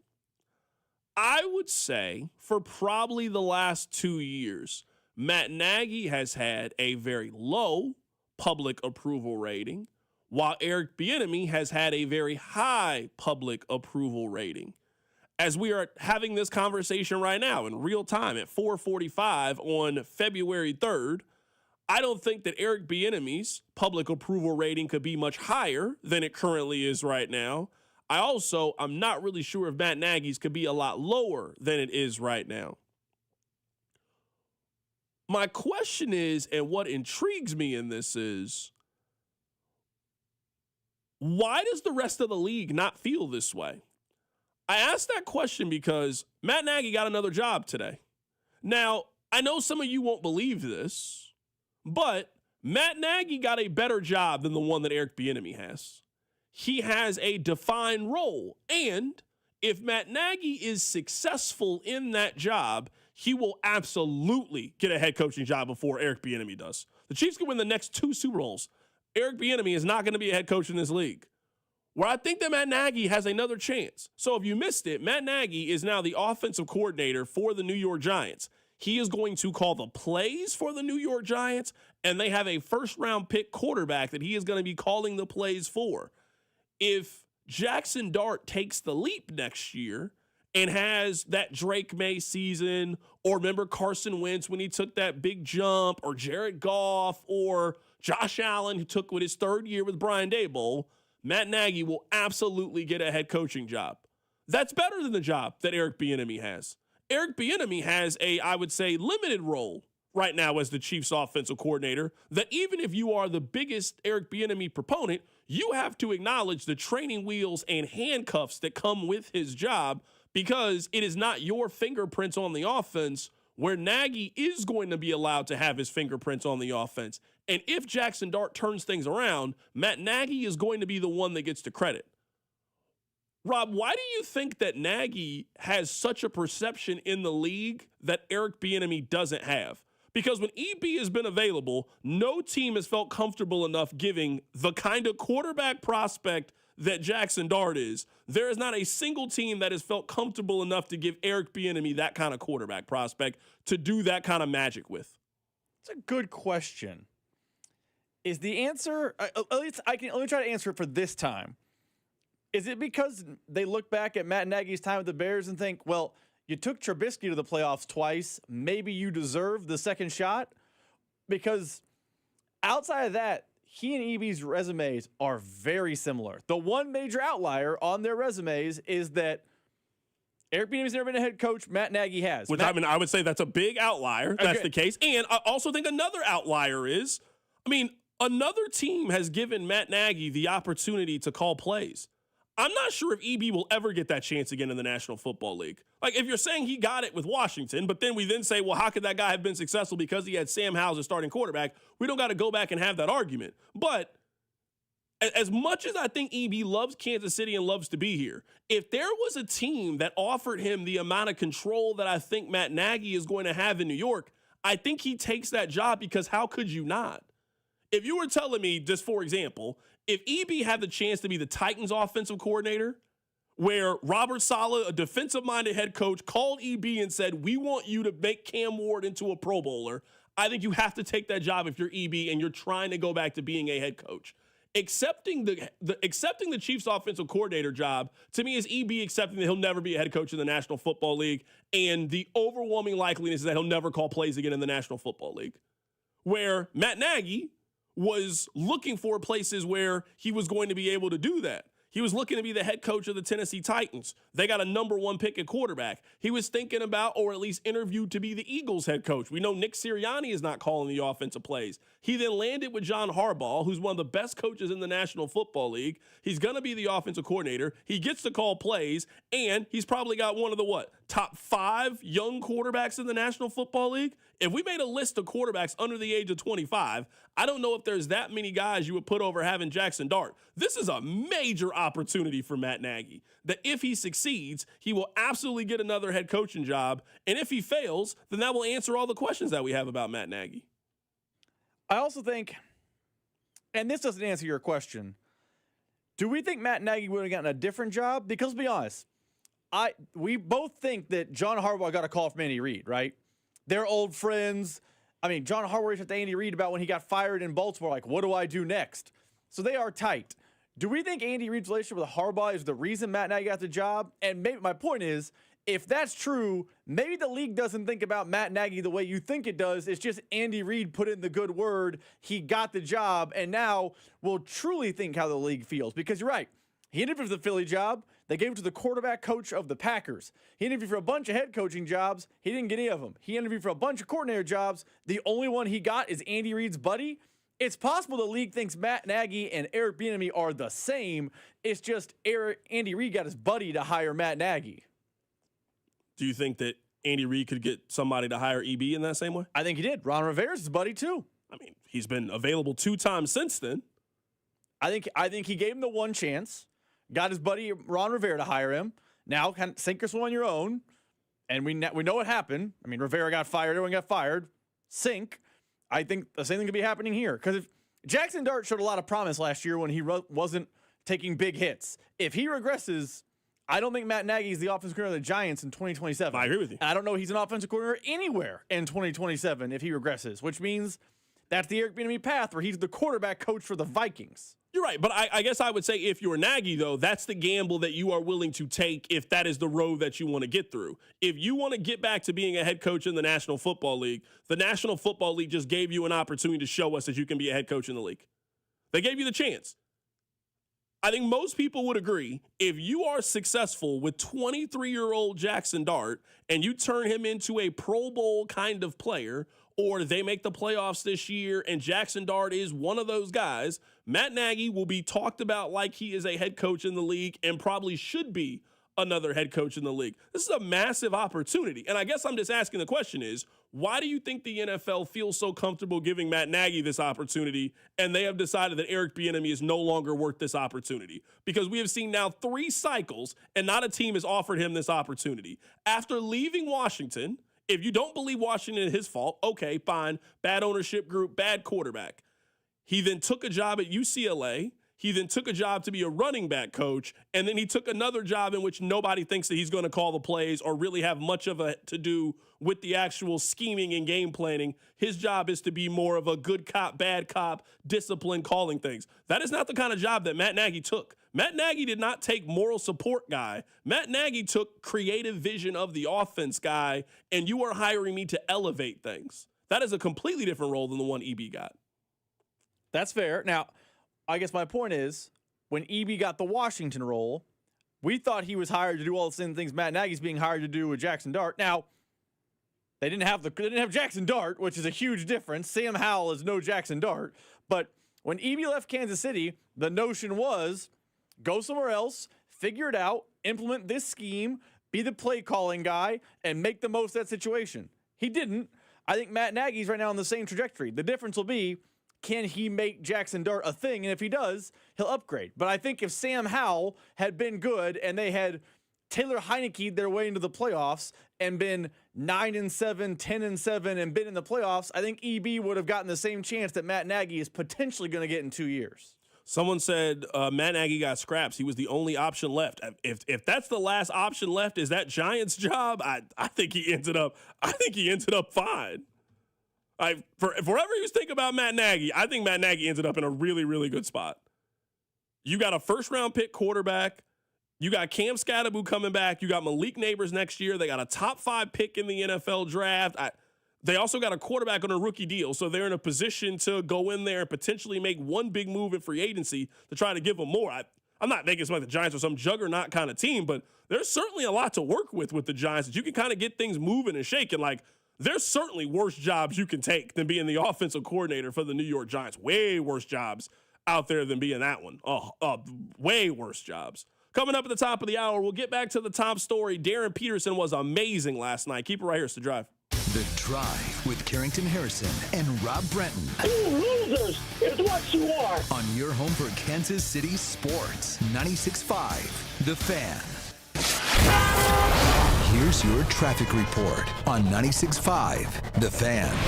Very heavy. It's 435 both directions, but westbound at Warnall, that wreck is blocking part of the right lane. We've still got the stall in Raytown, 435 northbound at 350 Highway. Right lane is blocked. I'm Val with traffic on 96.5 The Fan. Fellas, listen up. It's 2026, and this is going to be your best year yet when it comes to sex. You know why? Because you're finally going to take the advice and try chewable tablets from Blue Chew. Blue Chew's tablets help you feel and perform at your best, stronger, harder, longer lasting, like someone gave your downstairs a pep talk in a gym membership. Be more confident where it counts. Blue Chew is a small chew for a big difference. You'll have flashbacks to your glory days, and dating has just got longer and better for everyone. Blue Chew's licensed medical providers work with you to find the right ingredient for your individual prescription. Just like how we love to watch the athletes that we root for show up during the game's most exciting moments, you should be able to show up when it matters during life's most exciting moments. You can discover your options at BlueChew.com and get your first month free when you use the promo code KFNZ at checkout. You just got to cover $5 for shipping. That's it. Go to BlueChew.com, use the promo code KFNZ, and get your first month free. Then you'll be ready to chew it and do it. Anthony Plumbing, Heating, Cooling, and Electric. Visit AnthonyPHC.com today. For 75 years, Kansas City families have trusted Anthony for comfort, safety, and dependable service. Thank you for trusting us with your house keys. Anthony, in your home for 75 years. Wesley Financial Group is not a law firm. I'm Chuck McDowell, founder of Wesley Financial Group. Did you buy a timeshare because they told you it was a great investment? That's a lie. Most timeshares can be bought online for $1. To find out what your timeshare is worth and to cancel it, call us today and we'll send you our timeshare exit kit free with all your options for cancellation. Call Wesley for your free exit info guide. 800-959-3388. That's 800-959-3388. Presenting Again Fling's love story. Dear love of my life, we were on the 12B bus this morning when I caught a whiff. A scent so fresh, so life-changing, I had to find its source. Alas, I didn't know if you were the woman in the pink freshly washed cardigan or the retired mailman next to me, but I knew one of you was my soulmate. Ah, the scent of Gain Flings. Try Gain Flings with OxyBoost and Febreze. I love spending time outside at our house, but I noticed some paint was starting to peel, so I called CertaPro Painters to give us a fresh touch-up. We use CertaPro Painters inside and out at our place, and you should do the same. Each CertaPro Painters business is independently owned and operated right here in Kansas City. So schedule your free estimate online at CertaPro.com. That's Certa with a C, CertaPro.com. When choosing a painting professional, the choice is simple. Choose happy. Choose CertaPro Painter. Hi, this is Toby Tobin along with Jason Goodenkoff from Lewisburg Ford in Lewisburg, Kansas. Hi, Jason. Hello, Toby. Let's talk about the buying experience at Lewisburg Ford. It's the best anywhere. Just ask all our customers, Toby. It is hands down the best experience you can have buying a new car. We have the no-hassle Toby Tobin price that we've had for over 45 years now. Nobody else can say that. We've been saving Kansas City thousands and thousands of dollars for a lot of years. I have been buying Ford cars and trucks from Lewisburg Ford for over 30 years. And I know personally this is the best place to buy a Ford car or truck.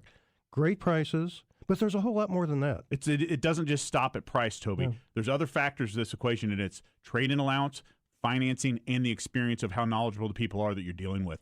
And we surpass everybody in all those areas. We always have. We always will. That's why calling us is important. Do you have that new pickup? Absolutely. And it's dynamite. Okay. Lewisburg Ford is your best place to buy a Ford car or truck. What's your toll-free number? 816-444-2300. Lewisburg Ford or lewisburgford.com. DQ presents the Spicy Menu. For a limited time, try the new Flamethrower Chicken Strip Basket for $6.99 with spicy, bold strips that heat you up. Served with a side of famous DQ soft serve as a dip to cool you down. That's right, dip those spicy chicken strips right into soft serve. Plus fries and toast, all for just $6.99. And add a new pineapple lemonade sparkler or cooler made with tahini. It's the limited time only Spicy Menu. Get it delivered in the DQ app. Happy, tastes good. Participation may vary. The big game is here, and it's time to elevate your game with Circa Sports. Dane and Hughes here, and Circa Sports isn't just sports betting, it's sports betting the way it should be. The big game requires a big betting menu, and Circa Sports has you covered. From player props to game scenarios, Circa Sports has it all, including our fan favorite Circa Squares menu. Instead of picking your big game squares randomly, choose your numbers and place your bets. Download your new bookie today and visit circasports.com. Must be 21 or older. Gambling problem? Call 1-800-GAMBLER. Hold on tight. Things are spinning into action. At Harris, Kansas City on Saturday, February 28th, it's the $50,000 Spincredible event. Take your turn at the giant prize wheel and spin your way up to $5,000 in free play. And the excitement keeps turning because at 10 p.m., one lucky winner will walk away with $50,000 in cash. Keep those entries rolling with 5 times entries on Sundays, February 15th, 22nd, and Friday, February 27th. Spin big, win big. Only at Harris's Kansas City. 21 or older to gamble. Know when to stop before you start. Gambling problem? Call 1-800-GAMBLER. Make sure to subscribe to our YouTube channel to watch all your favorite shows, shorts, and clips. This is your home for Kansas City sports. 96.5 The Fan, KFNC FM and AM, HD1 and HD2 Kansas City, an Odyssey sports station.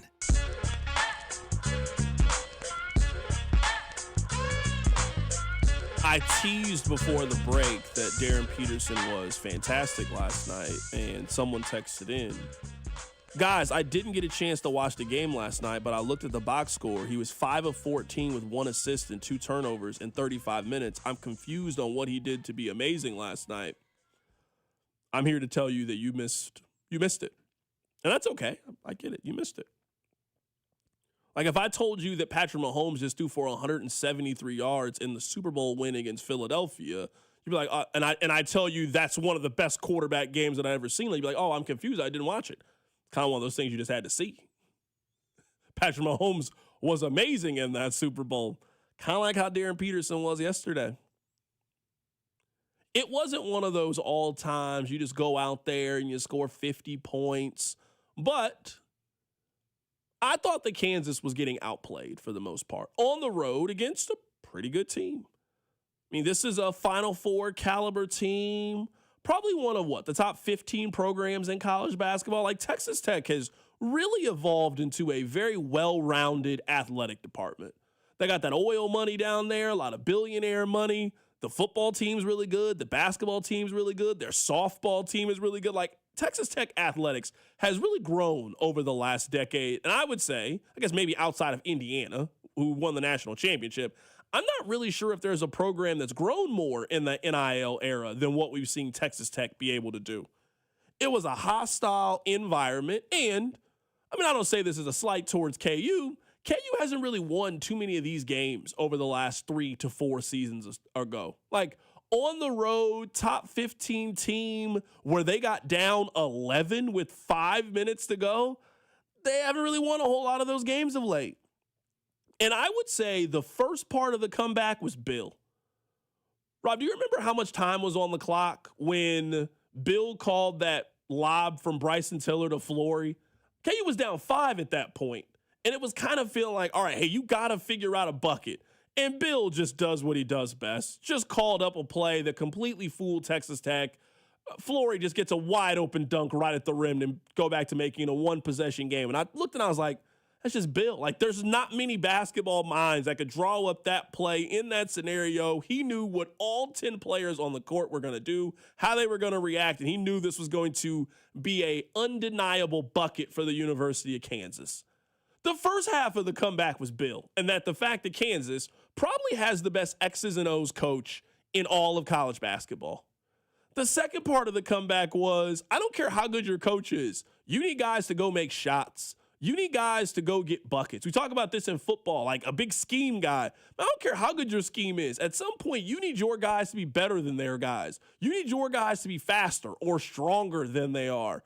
And we've seen time and time again with Darryn Peterson. Say what you want about him and his health and his agent or his hamstring or his quad or his calf, or I don't know what's bothering Darryn Peterson today. That kid can go get you a bucket in a way that no other player in college basketball could do. And quite frankly, no other player I've ever seen at Kansas have the ability to go do. Yes, including the one you're thinking of. His ability to go get a bucket for Kansas is better than anybody I've ever seen them have. And that's exactly what they did in the final minute of the game. They're down 3. I'm not letting Trey White shoot this. I don't even know why Bryson Tiller thought it was a good idea to take that one shot. Remember that shot I'm talking about with like a minute and a half left? Bryson Tiller somehow, not being their first, second, or third option on the team, just decided, I'm going to take a wide open 18-footer. Brick. He bricked it. Then it was kind of like Bill was like, all right, the rest of you guys don't shoot. Darryn, I'm going to have somebody set you a screen. You go figure it out. He then hits this like fadeaway, falling to the side three-pointer. Nothing but net. Come back on the other side. Now, I wasn't thinking this because, I wasn't cheering for them. But if you just get one stop, you're going to win the game. That's what it felt like. You just got to get one stop in this scenario. Make sure that you get the ball back where it's a tied scenario, move out of the way, and let Darryn work, and we'll figure out a way to win. And that's what happened. I know we talk a lot about X's and O's and scheme and analytics, and all of those things matter. All of those things are really important. Sometimes you just need a guy that can go make a play. We've seen Patrick Mahomes make a lot of improvised, I'm going to figure it out for our team kind of plays. In fact, I think he's the best person in American sports at that. Hey, you guys do your part, but in the final 5 minutes, let me figure it out, and I promise you we're going to have a chance to win this game. I'm not calling him Patrick Mahomes. I'm not calling him Kobe. Like, you got to do that over time. You got to do that in the biggest and brightest stage. What I'm telling you yesterday is I saw a 19-year-old take over a basketball game with a minute to go and do so and make it look easy. And he has done that now multiple times. They do not beat TCU without Darryn Peterson. Melvin Council is not making all 3 of those free throws. Trey White is not making all 3 of those free throws. Darryn Peterson goes up there, 3 straight swishes. Let's go to overtime. I don't trust Melvin Council to make that shot. I don't trust Trey White, not back-to-back the way that he did. Nothing but net. I can't even hate on the kid. I can't. There was a time where I would have loved to have hated on Darryn Peterson. I'll give you guys an example. I remember when everybody loved the movie Get Out. Everybody. Remember it was like the #1 ranked movie on Rotten Tomatoes. I remember going to see Get Out, and I was thinking, I couldn't have seen the same movie that you guys were talking about. The movie, this is okay. I've never seen it since. It's just okay to me. It's just fine. I feel like you guys put a lot of sauce on Get Out. I would love to kind of be like, oh man, y'all was really hating on Darryn. Like I can't. The kid's as good as you guys told me he was gonna be. He was as good as you guys told me he's gonna be. He's the best player in college basketball. I don't really think it's that close. AJ DeBansis, fantastic. Cameron Boozer, fantastic. Like there's some great college basketball players. Like this is actually a really good college basketball season. The Koa Pete kid at Arizona. There's a lot of good players in this year's college basketball. It seems very obvious to me that Kansas has the best player on their team, and this is the first time they've had the best player on their team, I would say, since Ochai. I thought Ochai that year was probably the best player in college basketball. I feel that same way about Darryn Peterson. I think he gives them a shot. I don't really think there's a whole lot special about this KU team. I think the special part is him. I think they have 4 really good players. I don't think they have any bench, but they got the best coach in college basketball. They got the best player in college basketball. They might have the best defensive player, certainly the best defensive big in Floor. He just blocks everything that's near the rim. They've got one of the best just know your role, kind of do everything kind of guys in Melvin Council. And Bryson Tiller's starting to grow and develop. And, he's the prototypical KU player of the 2000s. He's a guy that should come back to school next year, take the NIL money they're going to give you, hang out at the Hawk for another year, hang out at the wheel for another year, keep getting better, keep getting stronger. You can now be a millionaire playing basketball in Kansas. Come back for your second year, be an All-American next year, and then go to the league. And then you got Trey White, who just kind of does his thing. He's going to score 10 to 15 points, going to knock down a couple of shots, maybe dunk on somebody. I mean, there's a lot to like about this KU team. I hate that there's a lot to like about them. I was getting used to last year. Last year was fun to me. Seeing you guys unhappy with your basketball team, that was fun. This is not fun to me. Not how I wanted it to be. I see the fun element a little different than you. I had zero fun last year, sir. Zero watching that Kansas basketball team. This year, that's been a very different energy. And to your point about Darryn, as someone who has been saying it for almost 12 months now, hey, look out for Darryn Peterson. Look out for Darryn Peterson. Darryn Peterson. This summer, when it was Chiefs training camp, I was pitching in the office. We should be doing a Darryn Peterson minute. Eventually, I broke the camel's back, and you and Spec put it on the show in September, October, November. I kept saying it. Kid special, kid special, kid special. You see it now. AJ Demanis is great. He's not as good as Darryn Peterson. Cameron Boozer is really good. He's not as good as Darryn Peterson. Koa Pete, I watched a lot of Arizona because they are an absolute wagon in the Big 12. That kid's not as good as Darryn Peterson. There are good players on Texas Tech. JT Toppin is a good player. He will be a pro one day in basketball. He is not close to as good as Darryn Peterson. And on a night, I'm sorry to cut you off, but I think you would agree with this. I think when you watch Darryn Peterson, I think you can see there is a difference in being a good college player and a difference in being a good pro. For example, you remember this. You and I talk about this example. I remember this was in, 2011, 2012, whenever it was. Watching Jacob Pullen go up against Kyrie Irving, you could see who was a great college player. Like, Jacob Pullen is a great college player. There was a noticeable difference when you went up against Kyrie Irving. I think when you watch these kind of games and you see what a future NBA All-Star is, like Darryn Peterson has a chance of being like one of the 5 best players in the league. He has a chance of like being one of those kind of guys. Like, he has a chance to be Cade Cunningham, what he's doing. Like, Cade Cunningham is turning around an NBA team where right now you could argue that the Pistons are the second best team in the NBA because of who their point guard is, who has a chance to one day win NBA MVP. I think that's the kind of prospect that we're talking about with Darryn Peterson. I think he has a chance to be better than Cade Cunningham. Like, I think he's in that category. So that's what I'm saying is JT Toppin. If JT Toppin had a chance to be that guy, he wouldn't still be at Texas Tech this year. He would have left after last season. He chose to go back to school because he's a good college player. Hey, and you can make a lot of money now being a good college player. But there is a noticeable difference to me between a guy who is going to be a future all-star and pro in that way and a guy like JT Toppin who's a good college basketball player. I know we need to get to the hits, but does last night, you're a neutral. Does last night officially make the narrative that Darryn sitting out on purpose to protect his draft status go away? I've always thought that was silly. Okay, that's fair. You know, I've always thought that was silly. It just doesn't. It's not really backed up by anything. And even in the numbers with Darryn Peterson, some of this just might be social media. Some of this might be just the way that we just discuss sports at this time. Like, I actually think Darryn plays a little bit more than people are willing to acknowledge that he plays. Like, how many minutes would you say that he averages in Big 12 play? Because it's like I looked it up, like 28 or something like that. Yeah, I feel like sometimes KU fans kind of paint it like he's playing 9 minutes in these games. He's playing 28 minutes a night. Now, sure, you want him to be playing 30, 35 minutes a night, but I mean, he gets his work done early. You know what I mean? He gets his work done early. I mean, maybe that's the frustration is, he could be scoring 25, 30 a night, but I mean, he's averaging 21, 5, and 2 and doing so in 26 minutes. The kid's hooping. I don't know what else to tell you. He's been amazing. You're right. This show has never entertained it.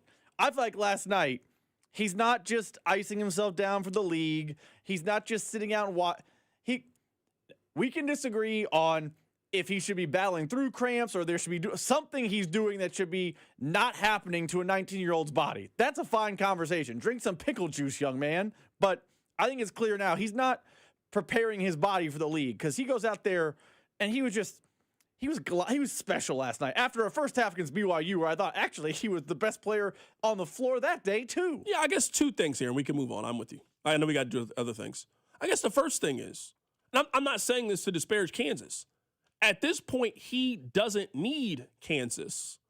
If Darryn Peterson just decided that he was going to shut it down, you guys think that guy goes 9th in the NBA draft? Like, his draft stock is already solidified. in that way. So I would say that's it. And number two is they need him.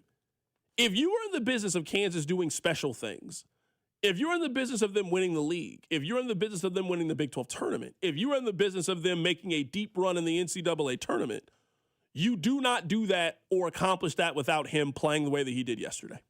You just don't do it. So you need him. So, yeah, you might hate it. I'm not saying it's ideal. It's not great. But, yeah, you need him. You need him.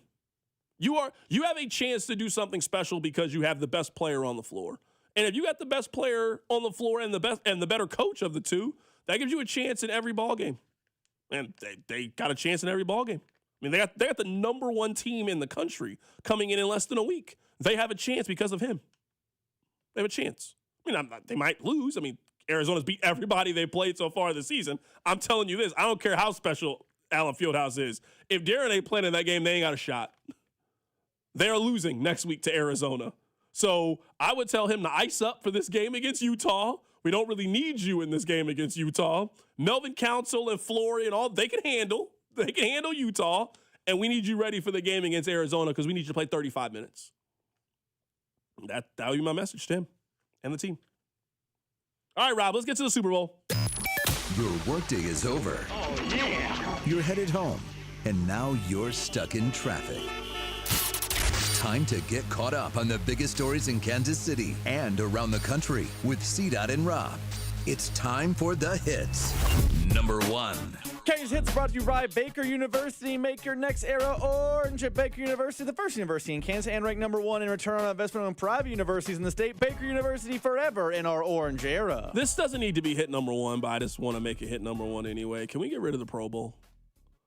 I only ask, can we get rid of the Pro Bowl? Like, you know how down bad the Pro Bowl has to be if they ask Justin Fields to participate? They asked Justin Fields to participate in the Pro Bowl, and he declined and said that he is focusing on his off-season training. It's over. It was a great run for the Pro Bowl. I don't know why they just can't announce the Pro Bowl team, and that be it. And that's it. Justin Fields said, I don't want to participate. I don't want to go. A, how down bad were you that you asked Justin Fields to participate in the Pro Bowl? And then that guy just told you, nah, I'm okay. I have to get ready. He said, I'm focused on my off-season training. It's February. It's the first week in February. You couldn't pull up in San Francisco, do this, and then go home. Please, let's get rid of the Pro Bowl. What do they do now? What is it, just flag football? I truly don't have an answer for you because I saw got ESPN back here in the control room. I can't believe that's what we're asking guys to do. We're asking guys to play. We're asking guys to come to San Francisco to play flag football. They play a 7-on-7 flag football game later tonight. They have a bunch of games too. There's dodgeball and like some other goofy things. Flag football? It's bad. Just how down bad do you have to be? You just have to hate. You have to have no other interest, I think, to watch this as content. You're watching James Cook and Dalton Kincaid play flag football later today? Please watch a movie. Please go take your wife out to go eat. Please spend time with your kids. Please start a new television show. You cannot be watching the Pro Bowl flag football game tonight. What's going on here? All right, what's hit number two? Just woof. There's also, it's on ESPN. So you know what I bet? I'm going to hit number two in a minute. I bet you tonight or tomorrow morning we get a tweet from someone. Oh, the ratings are going to be through the roof. It's going to be the highest rated Pro Bowl ever. How many people watched the Pro Bowl last year? Let me look to see what the ratings were in 2025. Hold on, let me look. I don't even want to hear this number. It's going to make me sick. Okay, it wasn't that high. It was 1.1 million people watched the Pro Bowl last year. That's not that bad. Okay, that'll make me happy. That's basically like an NBA regular season game. That's not that bad. I can live with that. I mean, that's normal.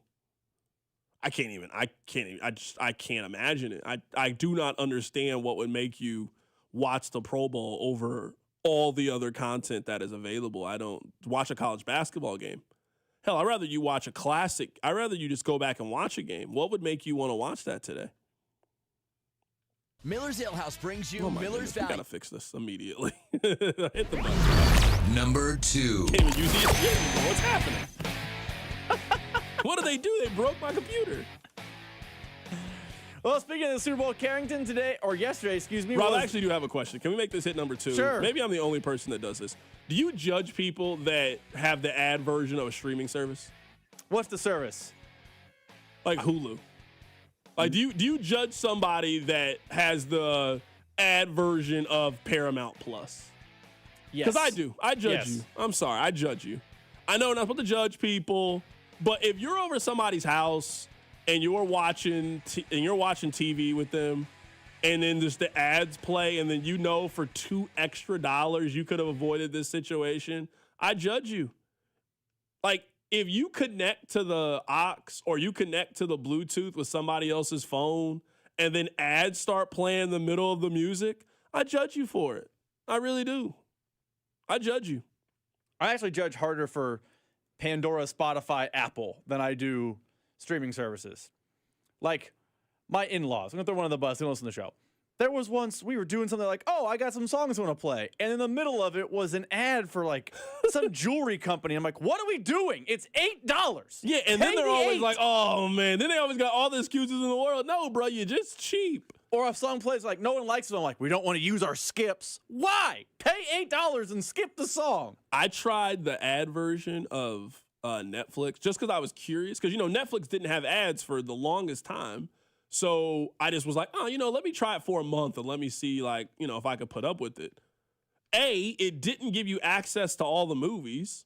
So, I was trying to watch Anyone But You, that Sydney Sweeney movie with Glenn Powell. Cinematic masterpiece. Phenomenal film. I mean, it's a feel-good film. And then it wasn't available on the tier. I couldn't even watch it with ads. And then I started looking at all these other things, and I was like, I can't do this. I can't participate in this. I mean, I hate paying the $20 a month for Netflix, too. We all hate it. But I refuse to watch Ozark with ads. I refuse to watch it with ads. I didn't know if other people were the same way. I hope that people are the same way. I don't need to play the music for hit number 3. Earlier this week. So the purpose of this is telling you right now that if you have Peacock, upgrade your life. Upgrade your life right now and get the ad-free version of Peacock. Get the ad-free version of Paramount Plus. Now, I think, so Peacock's a little unique because, on the sporting events, you still carry ads. I'll watch soccer. Well, They don't just show, I pay for Peacock, but, when I watch Chelsea play, they go to a put the ads in commercial. their way. I'm saying is watching Traders with ads is nuts in 2026. Watching Law & Order with the ads is crazy. I agree 100%. What's hit number 3? I'm going to say, which Roger Goodell lie do you want to hear? Do you want to hear about how... He does tell some incredible lies. This one where he says that the players love international games, this is a good one. We are getting great reactions from our teams. They all want to play. Our players loved it. One of the greatest things from last season was talking to our players and our coaches about how proud they were to be there and talk about the game, to help globalize the game. And they felt like ambassadors, I think, and they enjoyed the experience, and that's really part of it. Okay, I'm with you. Do you guys believe that the players love international games? You believe that? Because I actually don't think they love the international games. I don't think the international games are nearly as fun as we think that they are. I don't think they're nearly as fun as we think. I remember a couple of years ago, they told the Chiefs to not leave the hotel. They said it wasn't safe. I mean, we saw Skylar Thompson, Fort Osage's own. He got robbed when he left the hotel.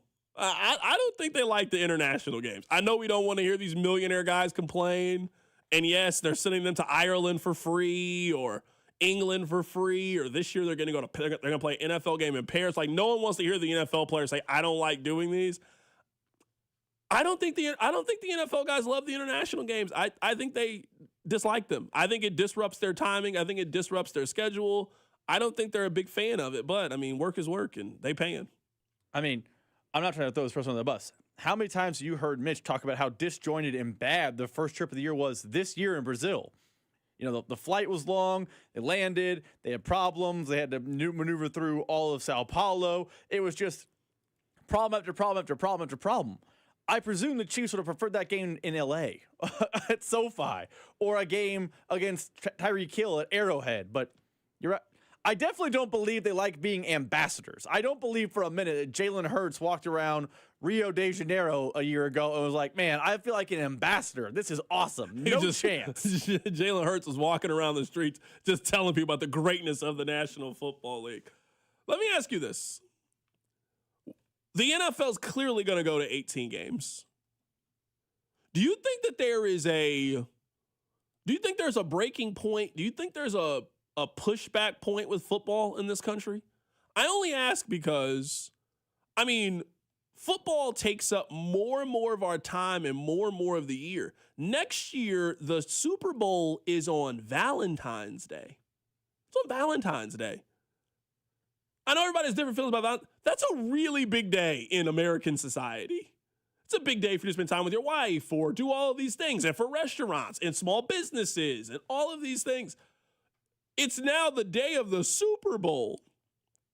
They're now talking about adding another NFL game, which then adds another bye week. There's a chance that we get football's going to take until the end of February. I don't think we're actually that far away from it. I think in 4 or 5 years, the Super Bowl is going to be it's going to be on February 22nd or somewhere close to that. Really close to, oh, hey, next week, March Madness is about to start. Wait, really? Hold on. This week, the Super Bowl, next week's the start of the Big 12 tournament. I don't think we're that far away from having that conversation. Do you think there's a breaking point with football and its popularity in America? Yes, but I don't think it's about the length of time it's played. I think the quality. I think this year you're starting to see people start to chirp up about games with Chris Oladokun are bad. Games with Aiden O'Connell are bad. There was a lot of bad football on, and I think America's starting to notice, hey, just because it's football doesn't mean I'm going to watch. Russell Wilson playing for the Giants does not move me. I'm good. Pass.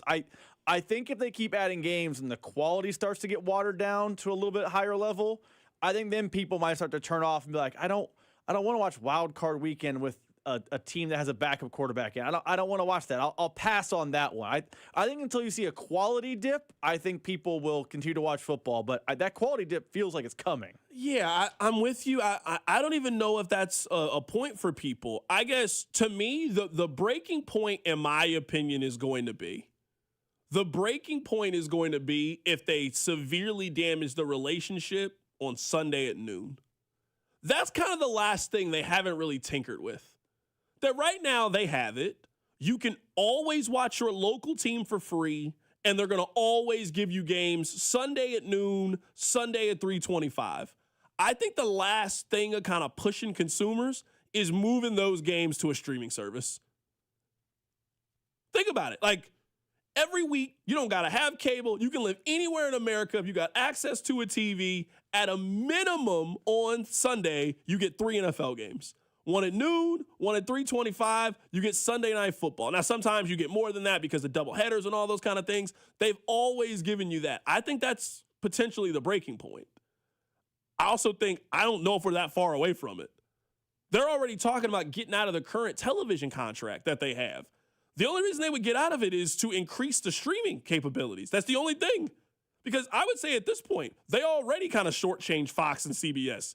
They clearly like streaming more than them, and they like NBC more than them. So, yeah, I think that's kind of the last thing that's a little bit of untouched is, a Sunday at noon, you can sit there with your family, you can get a beer, you got the boys coming over, and you can just watch football. But, man, over the last 5 years, in a post-COVID world, they've pushed it. They've added ads to Red Zone, more international games, football on more days, more streaming games. They've really started to push the consumer the last couple of years, really after COVID. Keep it right here. It's The Drive. The Drive with Carrington Harrison on your home for Royals baseball.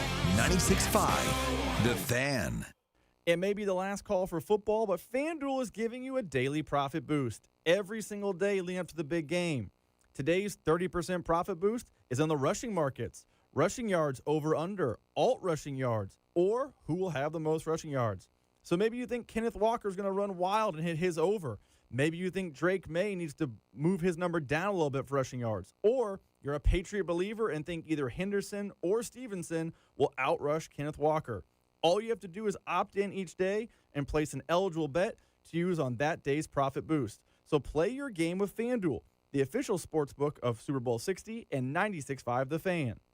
21 and present in Missouri. Opt-in required. Bonus issued as non-withdrawable profit boost tokens. Restrictions apply, including any token expiration and max wager amount. See terms at sportsbook.fanduel.com. Gambling problem? Call 1-800-GAMBLER. 40,000 people. That's not a crowd. It's a small city. It's also the number of people choosing pain relief without surgery. 40,000 people who said, stop, before you replace my knee or my hip. Before I put my life on hold, there has to be another way. And they found it at QC Kinetics, the nation's leader in cellular level treatments that revitalize joint tissue naturally. Patients who thought surgery was the only answer are getting their lives back thanks to QC Kinetics' advanced regenerative treatments. Surgery isn't always the answer. QC Kinetics uses safe, natural treatments to activate your body's healing power with zero downtime. Get started now to ease inflammation and slow the progression of osteoarthritis. Call them today because 40,000 people can't be wrong. Before you say yes to surgery, do your research and call my friends at QC Kinetics. The consultation's free. 816-412-6299. That's 816-412-6299. QC Kinetics off 435 in State Line and in Gladstone. 816-412-6299. Okay, I have to tell you, I was just looking on eBay where I go for all kinds of things I love, and there it was. That hologram trading card. One of the rarest, the last one I needed for my set. Shiny like the designer handbag of my dreams. One of a kind. eBay had it, and now everyone's asking, ooh, where'd you get your windshield wipers? eBay has all the parts that fit my car. No more annoying, just beautiful. Millions of finds, each with a story. eBay. Things people love. This is the story of the one. As the purchasing manager at a manufacturing plant, she knows the only thing more important than having the right safety gear is having it there when you need it. That's why she partners with Grainger for auto reordering, so her team members can count on her to have cut-resistant gloves on hand, and each shift can run safely and efficiently. Call 1-800-GRAINGER, click Grainger.com, or just stop by. Grainger, for the ones who get it done. Football's biggest game is right around the corner, and you can get in on the action with Underdog right now in Missouri. Not an Underdog yet? Well, then you're in luck because new customers score $75 in fantasy bonus entries when you play your first $5 fantasy entry. Playing an Underdog is easy. Just head to the app, make all the entries on if a player will go higher or lower on the game, like touchdowns, rushing yards, receptions, and more. Get them right, and you can win up to 5,000 times your cash. Plus, new promos dropping daily in the app. So if you like making entries and winning money, then Underdog is your place for the big game. What are you waiting for? Download the app today and use promo code TAPP, T-A-P-P, to score $75 in fantasy bonus entries when you play your first $5 on fantasy. That's promo code TAPP. Underdog, make plays, win money. Must be 18 plus and present in Missouri. Terms apply. See assets.underdogfantasy.com/web/playing terms. _DFS_.html for details. Concerned with your play, call 1-800-GAMBLER. Visit www.ncpgambling.org. Here's your traffic report on 96.5 The Fan. This one brought to you by DM Injury Law. Mike's got this. Very heavy all throughout our area. Crash still working 71 southbound at 85th. Left lane is blocked. We've got the crash 435 northbound out past K10 westbound. Off to the right shoulder. Still a lot of onlooker delay. I'm Val with traffic on 96.5 The Fan. Hey, it's Juju Smith-Schuster from the Kansas City Chiefs. Welcome back to The Drive with C-Dot on your home for Chiefs football. 96.5 The Fan. I will say I'm a little bit surprised at Rob. A little bit surprised. This is why. Rob is the conductor of the Drake May hype train. He's the conductor. Just last week on this radio show, I asked Rob to rank the top 10 quarterbacks in the league heading into next year. Rob put Drake May at third on the list. So he obviously thinks very highly of him. He thinks that Drake May is the best quarterback not named Patrick Mahomes or Josh Allen. The Patriots also have a top 5 defense. They were ranked 4th in defense this year. Rob has the Patriots getting the beats on Sunday. Rob, step up to the mic. Now, I'm picking Seattle to win this game. I think everybody's picking Seattle to win this game. Text line 913-586-7965. Please tell me, if you have New England, why you are picking New England to win this game. Now, I'm not telling you that New England can't win this game. It's the NFL. But it feels like their chances are much more tied into Seattle making mistakes, more so than you think New England is going to make plays. But if I had to argue the other side, my argument would be, man, Seattle has turned the ball over 28 times this year. 28 times. That's a lot. Sam Darnold threw the third most interceptions in the National Football League this year. I know that we all love Sam Darnold now, and I certainly had a changing of opinion on him based on last season, but this ain't the Rams defense. Could I see Vrabel in a week maybe calling up a Bill Belichick, and Bill Belichick just gives you some keys on how to slow down Sam Darnold, and Sam Darnold throws for 212 yards, 1 touchdown, 1 interception? If that's the case, I think New England's going to have a chance to win this game. Can New England run the football and be effective and kind of play keep away a little bit? Can they control the line of scrimmage?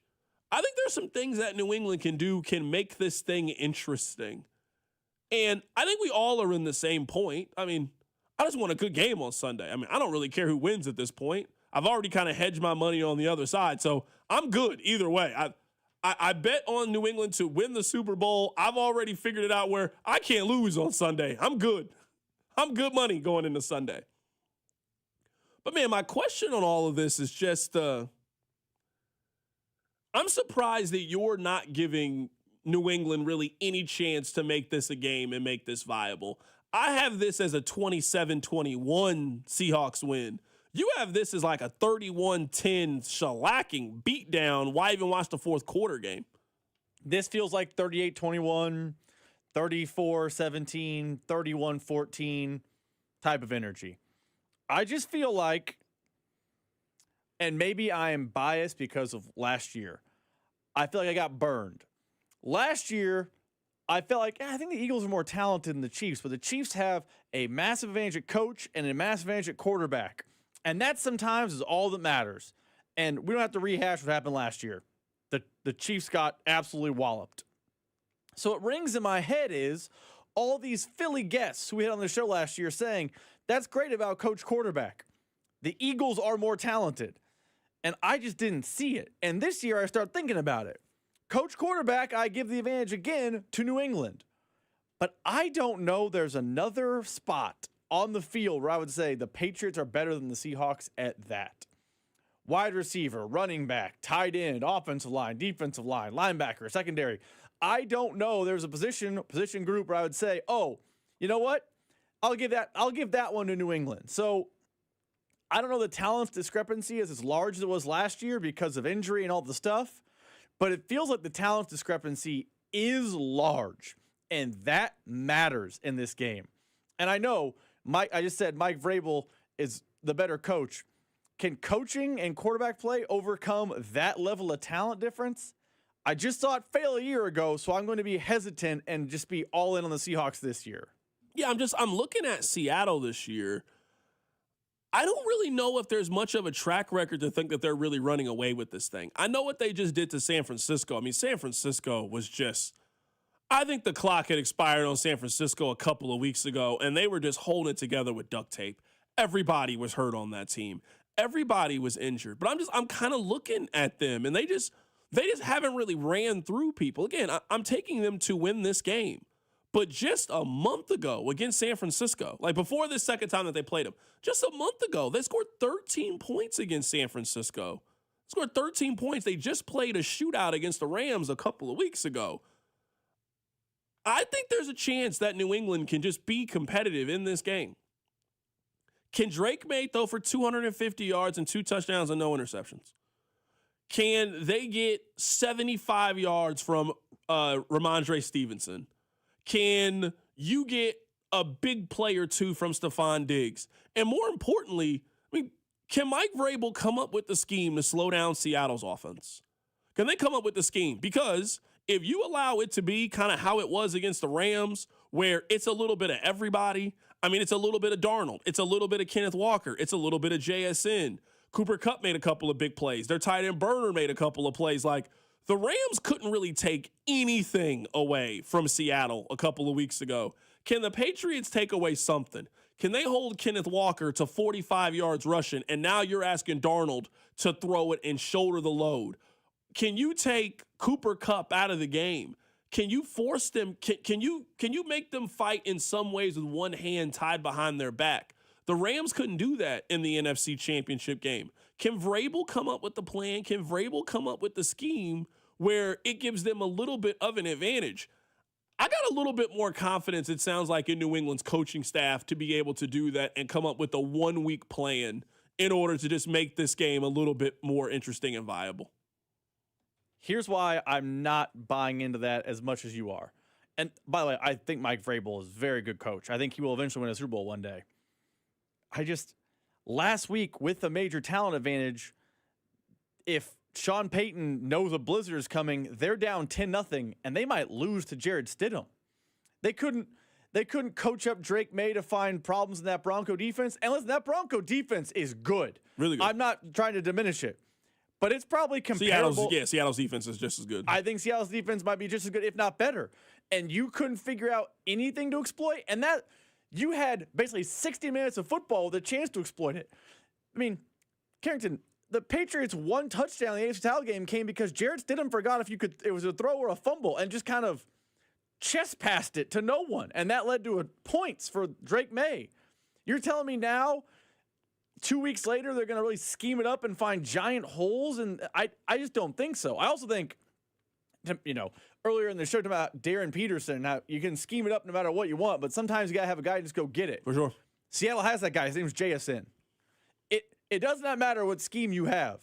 He can just make plays. He's just that level of good. And sometimes that level of good is just unstoppable. And I don't know, for as good as Christian Gonzalez is, I don't know the Patriots can stop him.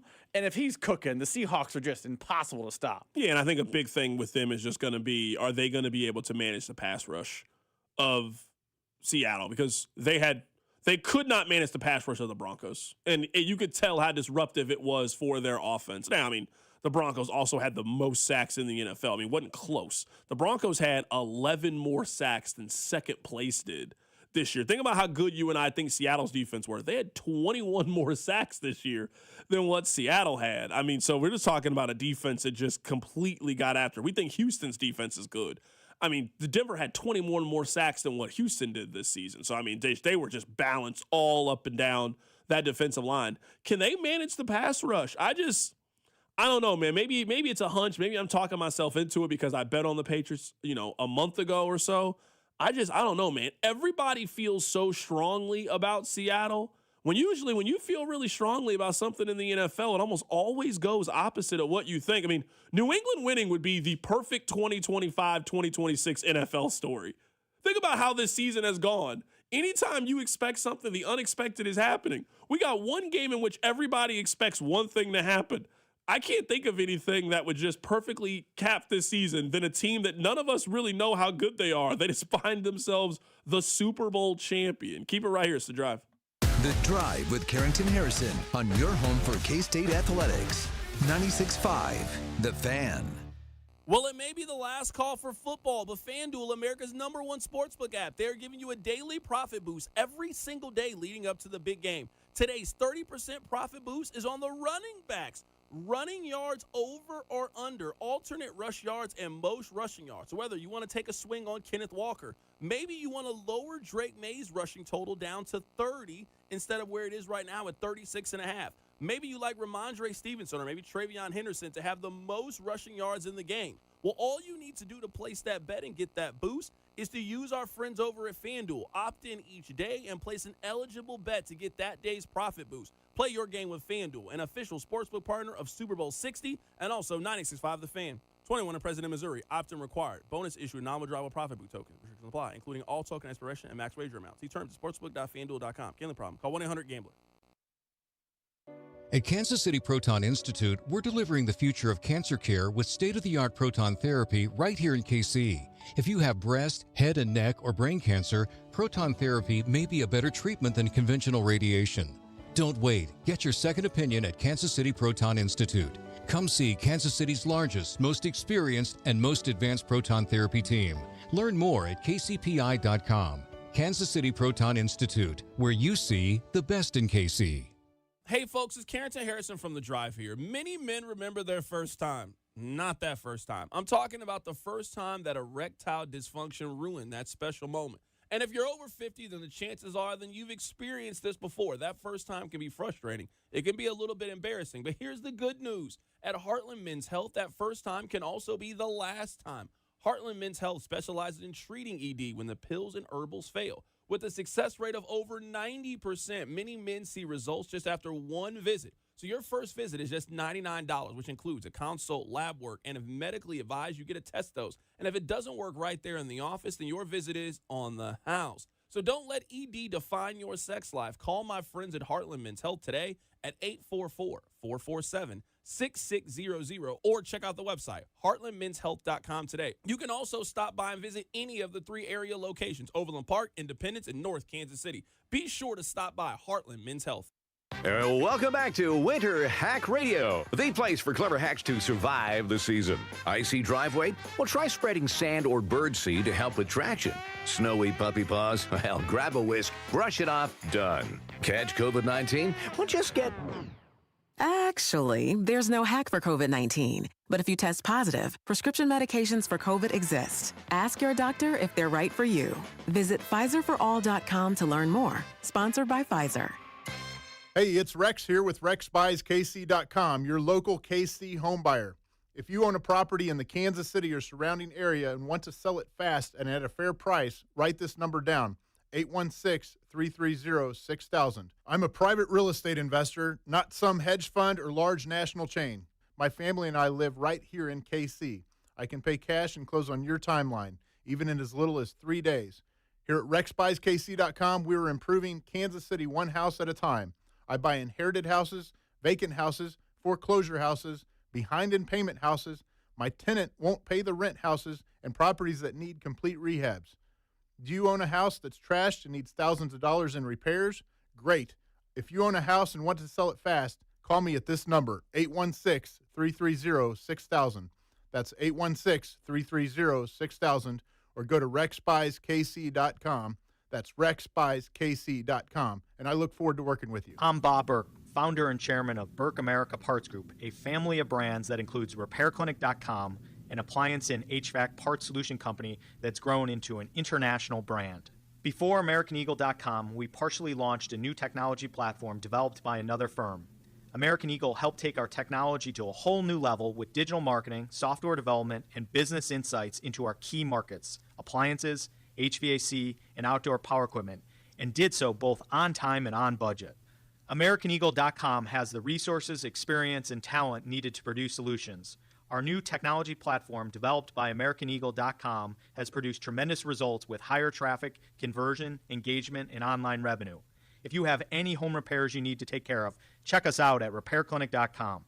If you need a world-class website or technology project, then I would highly recommend AmericanEagle.com. Call AmericanEagle.com at 773-NETWORK. That's AmericanEagle.com, 773-NETWORK. Report brought to you by Miva Medical. Relief for knee pain, enlarged prostate, and uterine fibroids. MivaMedical.com. Start the new year feeling comfortable. Men, if frequent bathroom trips are slowing you down, it could be an enlarged prostate. Jeff Montgomery here. I stopped putting it off and contacted Dr. Brown at Miva Medical. The non-surgical treatment was quick and covered by insurance. Contact Miva Medical, MIVA-medical.com.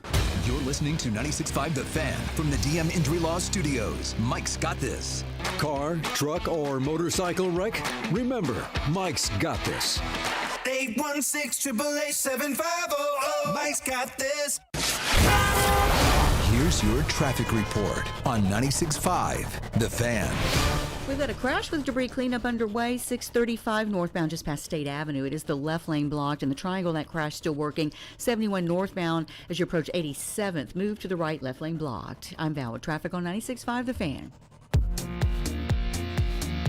Welcome to your home for Royals baseball. 96.5 The Fan.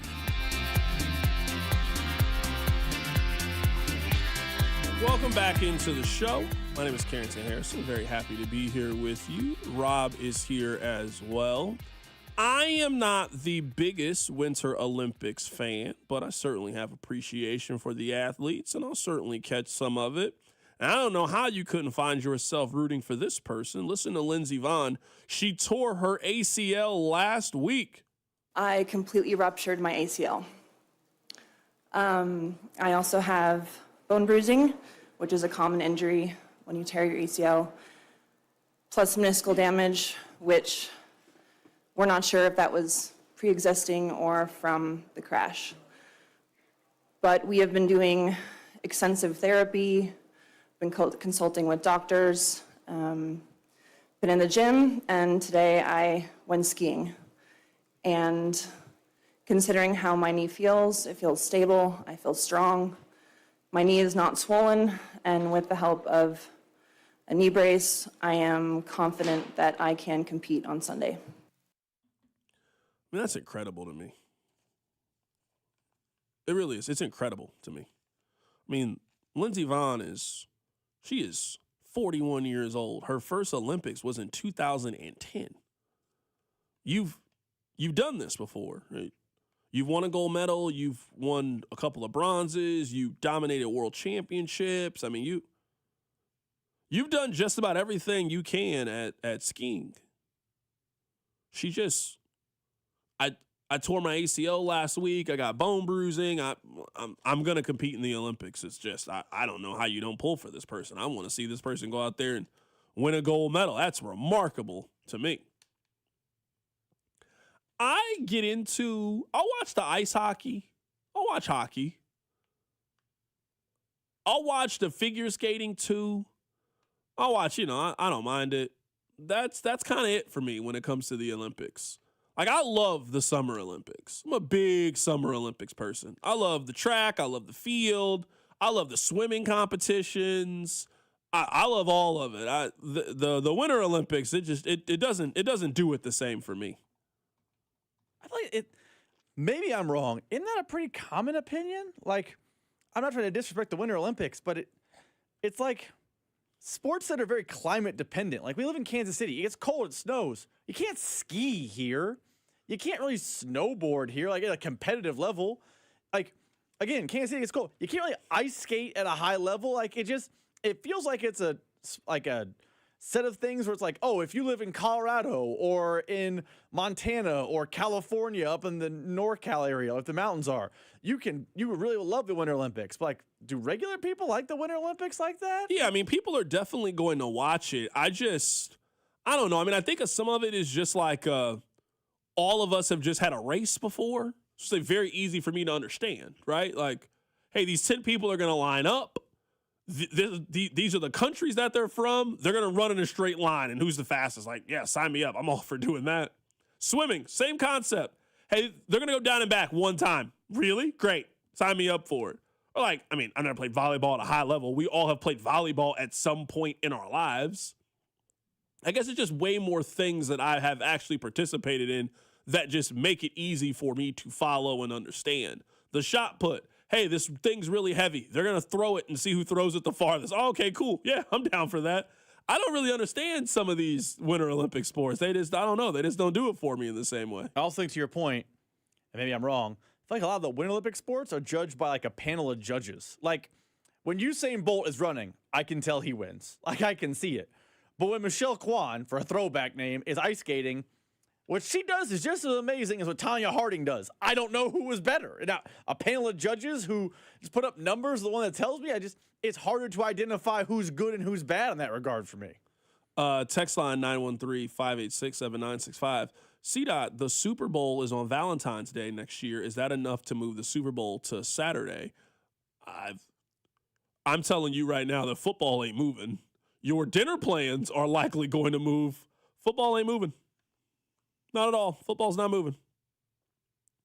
Football tells you to adjust your life around it, not the other way around. So, no, you will, on Valentine's Day, I hope you're prepared to take the wife out on February 12th.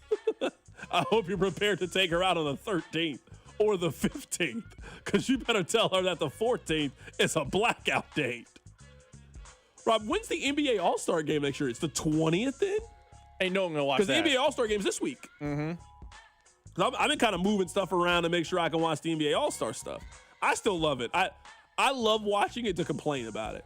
Like, oh, man, the dunk contest stinks. It was so much better when I was a kid. But I'd be damned if I miss it. I'm going to be watching it. I don't even know who's in it this year. I just know I'm going to be watching it. Rob, could you name the 4 people in the NBA Slam Dunk Contest? I saw one of the names was Carter Bryant. I don't know who that is, but I saw his name. I don't know any of the other people. There's 3 people. There's 3 people that have signed up. Jalen Duran, you've heard of him. Okay. He's an all-star. Jackson Hayes and Carter Bryant. Those are the 3 people There you go, that Carter are participating Bryant. in they can't even find 4. Yikes. It's Saturday. They can't even find 4 people that want to do it. It's the Drive.